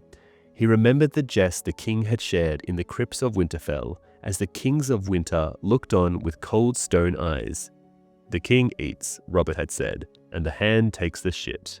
How he had laughed, yet he had gotten it wrong. The king dies, Ned Stark thought, and the hand is buried. The dungeon was under the Red Keep, deeper than he dared imagine. He remembered the old stories about Maegor the Cruel, who murdered all the masons who labored on his castle, so they might never reveal its secrets. He damned them all: Littlefinger, Janos Slynt and his gold cloaks, the Queen, the Kingslayer, Pycelle and Varys, and Sir Barristan, even Lord Renly, Robert's own blood, who had run when he was needed most. Yet, in the end, he blamed himself. "Fool," he cried to the darkness, "thrice damned blind fool." Cersei Lannister's face seemed to float before him in the darkness. Her hair was full of sunlight, but there was mockery in her smile. "When you play the Game of Thrones, you win or you die," she whispered. Ned had played and lost, and his men had paid the price of his folly, with their life's blood. When he thought of his daughters, he would have wept gladly, but the tears would not come. Even now, he was a Stark of Winterfell, and his grief and his rage froze hard inside him. When he kept very still, his leg did not hurt so much, so he did his best to lie unmoving. For how long, he could not say. There was no sun and no moon. He could not see to mark the walls. Ned closed his eyes and opened them. It made no difference. He slept and woke and slept again. He did not know which was more painful, the waking or the sleeping. When he slept, he dreamed dark, disturbing dreams of blood and broken promises. When he woke, there was nothing to do but think, and his waking thoughts were worse than nightmares. The thought of Kat was as painful as a bed of nettles. He wondered where she was, what she was doing. He wondered whether he would ever see her again. Hours turned to days, or so it seemed. He could feel a dull ache in his shattered leg, an itch beneath the plaster. When he touched his thigh, the flesh was hot to his fingers. The only sound was his breathing. After a time, he began to talk aloud, just to hear a voice. He made plans to keep himself sane, built castles of hope in the dark. Robert's brothers were out in the world, raising armies at Dragonstone and Storm's End. Alan and Harwin would return to King's Landing with the rest of his household guard once they had dealt with Sir Gregor. Catelyn would rise the north when the word reached her, and the lords of River and Mountain and Vale would join her. He found himself thinking of Robert more and more. He saw the king as he had been in the flower of his youth, tall and handsome, his great antlered helm on his head, his warhammer in hand, sitting his horse like a horned god. He heard his laughter in the dark, saw his eyes blue and clear as mountain lakes. "Look at us, Ned," Robert said. "Gods, how did we come to this? You here and me killed by a pig. We won a throne together." "I failed you, Robert," Ned thought. He could not say the words. "I lied to you, hid the truth. I let them kill you." The king heard him. "You stiff-necked fool," he muttered. "Too proud to listen. Can you eat pride, Stark? Will honor shield your children?" Cracks ran down his face, fissures opening in the flesh, and he reached up and ripped the mask away. It was not Robert at all. It was Littlefinger, grinning, mocking him. When he opened his mouth to speak, his lies turned to pale grey moths and took wing. Ned was half asleep when the footsteps came down the hall. At first, he thought he dreamt them. It had been so long since he heard anything but the sound of his own voice. Ned was feverish by then, his leg a dull agony, his lips parched and cracked. When the heavy wooden door creaked open, the sudden light was painful to his eyes. A jailer thrust a jug at him. The clay was cool and beaded with moisture. Ned grasped it with both hands and gulped eagerly. Water ran from his mouth and dripped down through his beard. He drank until he thought he would be sick. "How long, he asked weakly when he could drink no more. The jailer was a scarecrow of a man with a rat's face and a frayed beard, clad in a mail shirt and a leather half cape. "No talking," he said as he wrenched the jug from Ned's hands. "Please," Ned said, "my daughters." The door crashed shut. He blinked as the light vanished, lowered his head to his chest, and curled up on the straw. It no longer stank of urine and shit. It no longer smelled at all. He could no longer tell the difference between waking and sleeping. The memory came creeping upon him in the darkness, as vivid as a dream. It was the year of false spring, and he was 18 again, down from the Eyrie to the tourney at Harrenhal. He could see the deep green of the grass and smell the pollen on the wind, warm days and cool nights, and the sweet taste of wine. He remembered Brandon's laughter and Robert's berserk valor in the melee, the way he laughed as he unhorsed men left and right. He remembered Jaime Lannister, a golden youth in scaled white armor, kneeling on the grass in front of the king's pavilion and making his vows to protect and defend King Aerys. Afterward, Sir Oswell Went helped Jaime to his feet, and the White Bull himself, Lord Commander Sir Gerald Hightower, fastened the snowy cloak of the King's Guard about his shoulders. All 6 white swords were there to welcome their newest brother. Yet, when the jousting began, the day belonged to Rhaegar Targaryen. The crown prince wore the armor he would die in, gleaming black plate with the 3-headed dragon of his house wrought in rubies on the breast. A plume of scarlet silk streamed behind him when he rode, and it seemed no lance could touch him. Brandon fell to him, and bronze Yoin Royce, and even the splendid Sir Arthur Dayne, the Sword of the Morning. Robert had been jesting with Jon and old Lord Hunter as the prince circled the field after unhorsing Sir Barristan in the final tilt to claim the champion's crown. Ned remembered the moment when all the smiles died, when Prince Rhaegar Targaryen urged his horse past his own wife, the Dornish princess Elia Martell, to lay the Queen of Beauty's laurel in Lyanna's lap. He could see it all, a crown of winter roses, blue as frost. Ned Stark reached out his hand to grasp the flowery crown, but beneath the pale blue petals, the thorns lay hidden. He felt them clawing at his skin, sharp and cruel, saw the slow trickle of blood run down his fingers, and woke trembling in the dark. Promise me, Ned, his sister had whispered from her bed of blood. She had loved the scent of winter roses. God save me, Ned wept. I am going mad. The gods did not deign to answer. Each time the turnkey brought him water, he told himself another day had passed. At first, he would beg the man for some word of his daughters and the world beyond his cell. Grunts and kicks were his only replies. Later, when the stomach cramps began, he begged for food instead. It made no matter. He was not fed. Perhaps the Lannisters meant for him to starve to death. No, he told himself. If Cersei had wanted him dead, he would have been cut down in the throne room with his men. She wanted him alive, weak, desperate yet alive. Catelyn held her brother. She dare not kill him, or the imp's life would be forfeit as well. From outside his cell came the rattle of iron chains. As the door creaked open, Ned put a hand to the damp wall and pushed himself toward the light. The glare of a torch made him squint. Food, he croaked. Wine, a voice answered. It was not the rat-faced man. This jailer was stouter, shorter, though he wore the same leather half-cape and spiked steel cap. Drink, Lord Eddard. He thrust a wineskin into Ned's hands. The voice was strangely familiar, yet it took Ned Stark a moment to place it. Varys, he said, groggily when it came. He touched the man's face. I'm not dreaming this. You're here. The eunuch's plump cheeks were covered with a dark stubble of beard. Ned felt the coarse hair with his fingers. Varys had transformed himself into a grizzled turnkey, reeking of sweat and sour wine. How did you... What sort of magician are you? A thirsty one, Varys said. Drink, my lord. Ned's hand fumbled at the skin. Is this the same poison they gave Robert? You wrong me, Varys said sadly. Truly, no one loves a eunuch. Give me the skin. He drank a trickle of red leaking from the corner of his plump mouth. Not the equal of the vintage you offered me the night of the tourney, but no more poisonous than most, he concluded, wiping his lips. Here. Ned tried to swallow. Dregs. He felt as though he were about to bring the wine back up. All men must swallow the sour with the sweet, high lords and eunuchs alike. Your hour has come, my lord. My daughters. The younger girl escaped Sir Meryn and fled, Varys told him. I have not been able to find her, nor have the Lannisters. A kindness there. Our new king loves her not. Your older girl is still betrothed to Joffrey. Cersei keeps her close. She came to court a few days ago to plead that you be spared. A pity you couldn't have been there. You would have been touched. He leaned forward intently. I trust you realize that you are a dead man, Lord Eddard. The queen will not kill me, Ned said. His head swam. The wine was strong and had been too long since he'd eaten. Cat holds her brother.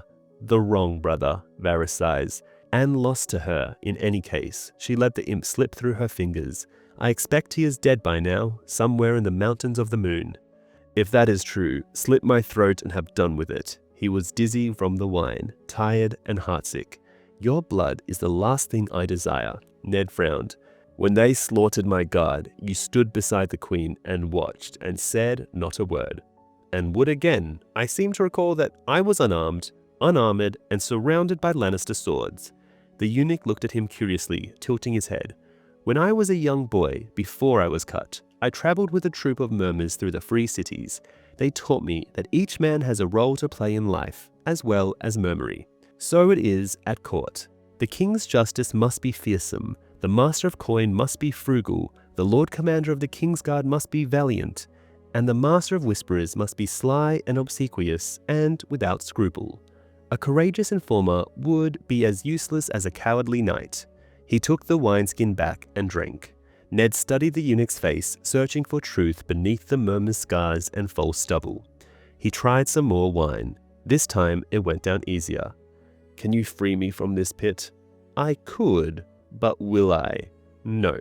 Questions would be asked and the answers would lead back to me. Ned had expected no more. You are blunt. A eunuch has no honor, and a spider does not enjoy the luxury of scruples, my lord. Would you at least consent to carry a message out for me? That would depend on the message. I will gladly provide you with paper and ink, if you like, and when you have written what you will, I will take the letter and read it, and deliver it or not, as best serves my own ends. Your own ends. What ends are those, Lord Varys? Peace, Varys replied, without hesitation. If there was one soul in King's Landing who was truly desperate to keep Robert Baratheon alive, it was me, he sighed. For 15 years I protected him from his enemies, but I could not protect him from his friends. What strange fit of madness led you to tell the Queen that you had learned the truth of Joffrey's birth? The madness of mercy, Ned admitted. Ah, said Varys. To be sure, you are an honest and honourable man, Lord Eddard. Ofttimes I forget that. I have met so few of them in my life. He glanced around the cell. When I see what honesty and honour have won you, I understand why. Ned Stark laid his head back against the damp stone wall and closed his eyes. His leg was throbbing. The king's wine. Did you question Lancel? Oh, indeed. Cersei gave him the wineskins and told him it was Robert's favourite vintage. The eunuch shrugged. A hunter lives a perilous life. If the boar had not done for Robert, it would have been a fall from a horse, the bite of a wood adder, an arrow gone astray. The forest is the arbiter of the gods. It was not the wine that killed the king. It was your mercy. Ned had feared as much. Gods forgive me. If there are gods, Varys said, I expect they will.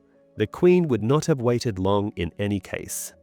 Robert was becoming unruly, and she needed to be rid of him to free her hands to deal with his brothers. They are quite a pair, Stannis and Renly, the iron gauntlet and the silk glove. He wiped his mouth with the back of his hand. You have been foolish, my lord. You ought to have heeded Littlefinger when he urged you to support Joffrey's succession.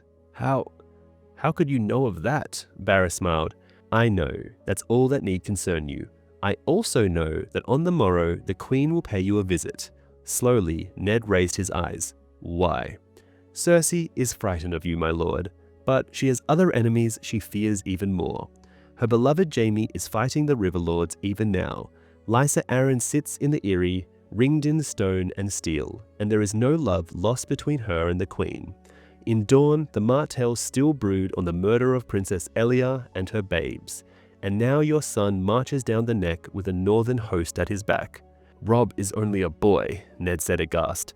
A boy with an army, Varys said, yet only a boy, as you say. The king's brothers are the ones giving Cersei sleepless nights, Lord Stannis in particular. His claim is the true one. He is known for his prowess as a battle commander, and he is utterly without mercy. There is no creature on earth half so terrifying as a truly just man. No one knows what Stannis has been doing on Dragonstone, but I will wager you that he's gathered more swords than seashells. So here is Cersei's nightmare. While her father and brother spend their power battling Starks and Tullys, Lord Stannis will land, proclaim himself king, and lop off her son's curly blonde head, and her own in the bargain, though I truly believe she cares more about the boy. Stannis Baratheon is Robert's true heir, Ned said. The throne is his by rights. I would welcome his ascent. Varys tisked. Cersei will not want to hear that, I promise you. Stannis may win the throne, but only your rotting head will remain to cheer unless you guard that tongue of yours. Sansa begged so sweetly, it would be a shame if you threw it all away. You are being given your life back, if you'll take it. Cersei is no fool. She knows a tame wolf is of more use than a dead one. You want me to serve the woman who murdered my king, butchered my men, and crippled my son. Ned's voice was thick with disbelief. I want you to serve the realm, Varys said. Tell the queen that you will confess your vile treason, command your son to lay down his sword, and proclaim Joffrey as the true heir.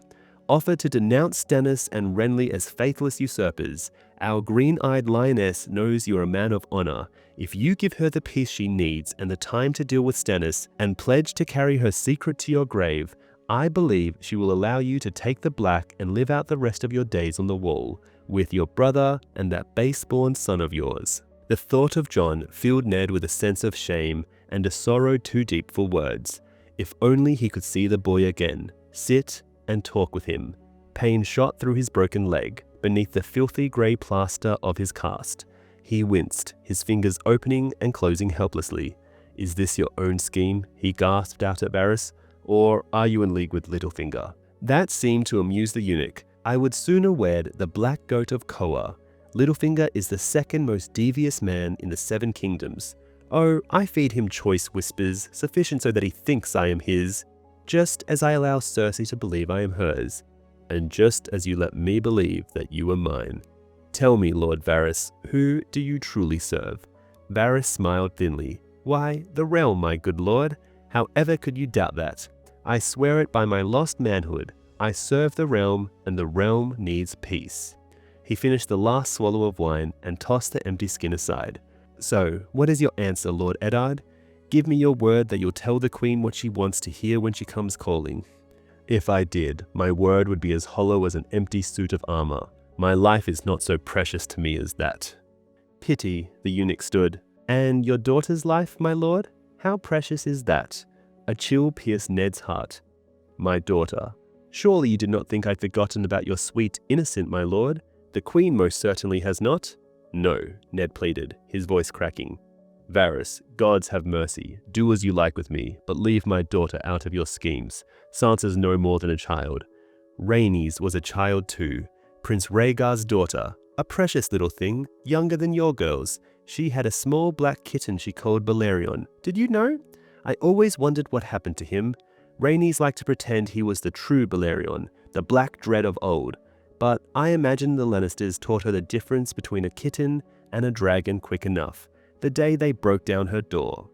Varys gave a long, weary sigh, the sigh of a man who carried all the sadness of the world in a sack upon his shoulders. "The High Septon once told me that as we sin, so do we suffer. If that's true, Lord Eddard, tell me, why is it always the innocents who suffer most when you High Lords play your Game of Thrones? Ponder it, if you would, while you wait upon the Queen, and spare a thought for this as well. The next visitor who calls on you could bring you bread and cheese and the milk of the poppy for your pain, or he could bring you Sansa's head. The choice, my dear Lord Hand, is entirely yours." So, in the show, there are two separate scenes at the beginning of episodes 8 and 9 where Varys visits Ned, which is a bit different from the book where he only visits once. In the book, Varys explains to Ned that Cersei was bound to take Robert out sooner or later because he was becoming a problem and she needed him gone to freely handle Renly and Stannis. On the other hand, in the show, Varys suggests that Ned's mercy rushed Cersei into making her move against Robert. Additionally, in the book, Varys starkly warns Ned that rejecting Cersei's terms would lead to Sansa's death, even bringing up the tragic fate of Rhaenys Targaryen to highlight the Lannisters' willingness to kill children. However, in the show, it's Ned who declares that his own life isn't as valuable as his honor, even if it means fewer years alive. Varys responds simply by questioning, "What of your daughter's life?" That's it for Eddard 15. Now, sadly that's the last Eddard chapter we ever get. But as his story has not yet finished, we will read the last half of Arya 5, which involves Eddard. Two boys close to Arya's age scampered past splashing through a puddle. The old woman cursed them, but they kept right on going. Other people were moving too, heading up the hill to see what the noise was about. Arya ran after the slower boy. "Where are you going?" she shouted when she was right behind him. "What's happening?" He glanced back without slowing. "The Gold Cloaks is carrying him to the Sept." "Who?" she yelled, running hard. "The Hand! They'll be taking his head off, Boo says." A passing wagon had left a deep rut in the street. The boy leapt over, but Arya never saw it. She tripped and fell face first, scraping her knee open on a stone and smashing her fingers when her hands hit the hard-packed earth. Needle tangled between her legs. She sobbed as she struggled to her knees. The thumb of her left hand was covered with blood. When she sucked on it, she saw that half the thumbnail was gone, ripped off in her fall. Her hands throbbed, and her knee was all bloody too. "Make way!" someone shouted from the cross streets. "Make way for the Lords of Redwyne!" It was all Arya could do to get out of the road before they ran her down. 4 guardsmen on huge horses, pounding past at a gallop. They wore checked cloaks, blue and burgundy. Behind them, 2 young lordlings rode side by side on a pair of chestnut mares, alike as peas in a pod. Arya had seen them in the Bailey 100 times. The Redwyne twins, Sir Horace and Sir Hobar, homely youths with orange hair and square freckled faces. Sansa and Jean Poole used to call them Sir Horror and Sir Slobber, and giggle whenever they caught sight of them. They did not look funny now. Everyone was moving in the same direction, all in a hurry to see what the ringing was all about. The bell seemed louder now, clanging, calling. Arya joined the stream of people. Her thumb hurt so bad where the nail had broken that it was all she could do not to cry. She bit her lip as she limped along, listening to the excited voices around her. "The king's hand, Lord Stark. They're carrying him up to Baelor's sept. I heard he was dead. Soon enough, soon enough. Here, I got me a silver stag, says they lop his head off. Past time, the traitor," the man spat. Arya struggled to find a voice. "He never," she started, but she was only a child and they talked right over her. "Fool, they ain't never going to lop him. Since when did they nick traitors on the steps of the great sept?" "Well, they don't mean to anoint him no knight. I heard it was Stark killed old King Robert, slit his throat in the woods, and when they found him, he stood there cool as you please and said it was some old boar did for his grace." That's not true. It was his own brother did him. That Renly, him and his gold antlers." "You shut your lying mouth, woman. You don't know what you're saying. His lordship's a fine, true man." By the time they reached the streets of the Sisters, they were packed in shoulder to shoulder. Arya let the human current carry her along, up to the top of Xenia's hill. The white marble plaza was a solid mass of people, all yammering excitedly at each other and straining to get closer to the great sept of Baelor. The bells were very loud here. Arya squirmed through the press, ducking between the legs of horses and clutching tight to her sword stick. From the middle of the crowd, all she could see were arms and legs and stomachs, and the 7 slender towers of the sept looming overhead. She spotted a wood wagon and thought to climb up on the back where she might be able to see, but others had the same idea. The teamster cursed at them and drove them off with a crack of his whip. Arya grew frantic, forcing her way to the front of the crowd. She was shoved up against the stone of a plinth. She looked up at Baelor the Blessed, the Septon King. Sliding her stick sword through her belt, Arya began to climb. Her broken thumbnail left smears of blood on the painted marble, but she made it up, and wedged herself in between the king's feet. That was when she saw her father. Lord Eddard stood on the high septon's pulpit outside the doors of the sept, supported between 2 of the gold cloaks. He was dressed in a rich grey velvet doublet with a white wolf sewn on the front in beads, and a grey wool cloak trimmed with fur. But he was thinner than Arya had ever seen him, his long face drawn with pain. He was not standing so much as being held up. The cast over his broken leg was grey and rotten. The high septon himself stood behind him, a squat man grey with age and ponderously fat, wearing long white robes and an immense crown of spun gold and crystal that wreathed his head with rainbows whenever he moved. Clustered around the doors of the sept, in front of the raised purple pulpit, were a knot of knights and high lords. Joffrey was prominent among them, his raiment all crimson, silk and satin patterned, with prancing stags and roaring lions, a gold crown on his head. His queen mother stood beside him in a black mourning gown, slashed with crimson, a veil of black diamonds in her hair. Arya recognized the hound wearing a snowy white cloak over his dark grey armor, with 4 of the Kingsguard around him. She saw Varys the eunuch gliding among the lords in soft slippers and a patterned damask robe, and she thought the short man with the silvery cape and pointed beard might be the one who had once fought a duel for Mother. And there in the midst was Sansa, dressed in sky blue silk, with her long auburn hair washed and curled and silver bracelets on her wrists. Arya scowled, wondering what her sister was doing here, why she looked so happy. A long line of gold-cloaked spearmen held back the crowd, commanded by a stout man in elaborate armor, all black lacquer and gold filigree. His cloak had the metallic shimmer of true cloth of gold. When the bells ceased to toll, a quiet slowly settled across the great plaza, and her father lifted his head and began to speak, his voice so thin and weak she could scarcely make him out. People behind her began to shout out, "What?" and "Louder!" The man in the black and gold armor stepped up behind father and prodded him sharply. "You leave him alone," Arya wanted to shout, but she knew no one would listen. She chewed her lip. Her father raised his voice and began again. "I am Eddard Stark, Lord of Winterfell and Hand of the King," he said more loudly, his voice carrying across the plaza, "and I come before you to confess my treason in the sights of gods and men." "No," Arya whimpered, Below her, the crowd began to scream and shout. Taunts and obscenities filled the air. Sansa had hidden her face in her hands. Her father raised his voice still higher, straining to be heard. "I betrayed the faith of my king and the trust of my friend Robert," he shouted. "I swore to defend and protect his children, yet before his blood was cold, I plotted to dispose and murder his son and seize the throne for myself.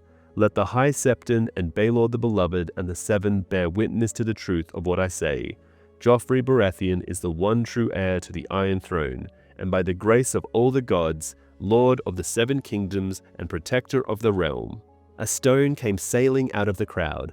Arya cried out as she saw her father hit. The gold cloaks kept him from falling. Blood ran down his face from a deep gash across his forehead. More stones followed. One struck the guard to father's left. Another went clanging off the breastplate of the knight in the black and gold armor. Two of the Kingsguard stepped in front of Joffrey and the Queen, protecting them with their shields. Her hand slid beneath her cloak and found needle in its sheath. She tightened her fingers around the grip, squeezing as hard as she had ever squeezed anything. "Please, gods, keep him safe," she prayed. "Don't let them hurt my father." The High Septon knelt before Joffrey and his queen. "As we sin, so do we suffer," he intoned, in a deep, swelling voice much louder than father's. "This man has confessed his crimes in the sight of gods and men, here in this holy place." Rainbows danced around his head as he lifted his hands in entreaty. "The gods are just, yet blessed Baelor taught us they are also merciful. What shall be done with this traitor, your grace?" 1,000 voices were screaming, but Arya never heard them. Prince Joffrey, no, King Joffrey, stepped out from behind the shields of his Kingsguard. "My mother bids me let Lord Eddard take the black, and Lady Sansa has begged mercy for her father." He looked straight at Sansa then, and smiled, and for a moment Arya thought that the gods had heard her prayer. Until Joffrey turned back to the crowd and said, "But they have the soft heart of women. So long as I am your king, treason shall never go unpunished. Sir Ilyn, bring me his head." The crowd roared, and Arya felt the statue of Baelor rock as they surged against it. The High Septon clutched at the king's cape, and Varys came rushing over, waving his arms, and even the queen was saying something to him, but Joffrey shook his head. Lords and knights moved aside as he stepped through, tall and fleshless, a skeleton in iron mail, the king's justice. Dimly, as if far from away, Arya heard her sister scream. Sansa had fallen to her knees, sobbing hysterically. Sir Ilyn Payne climbed the steps of the pulpit. Arya wriggled between Baelor's feet and threw herself into the crowd, drawing needle. She landed on a man in a butcher's apron, knocking him to the ground. Immediately, someone slammed into her back and she almost went down herself. Bodies closed in around her. Stumbling and pushing and trampling on the poor butcher, Arya slashed at them with needle. High atop the pulpit, Sir Ilyn Payne gestured, and the knight in black and gold gave a command. The gold cloaks flung Lord Eddard to the marble, with his head and chest over the edge. "Here, you!" an angry voice shouted at Arya, but she bowled past, shoving people aside, squirming between them, slamming into anyone in her way. A hand fumbled at her leg, and she hacked at it, kicked at shins. A woman stumbled, and Arya ran up her back, cutting to both sides, but it was no good. No good. There were too many people. No sooner did she make a hole than it closed again. Someone buffeted her aside. She could still hear Sansa screaming, so Ilyn drew a two-handed greatsword from the scabbard on his back. As he lifted the blade above his head, sunlight seemed to ripple and dance down the dark metal, glinting off an edge sharper than any razor.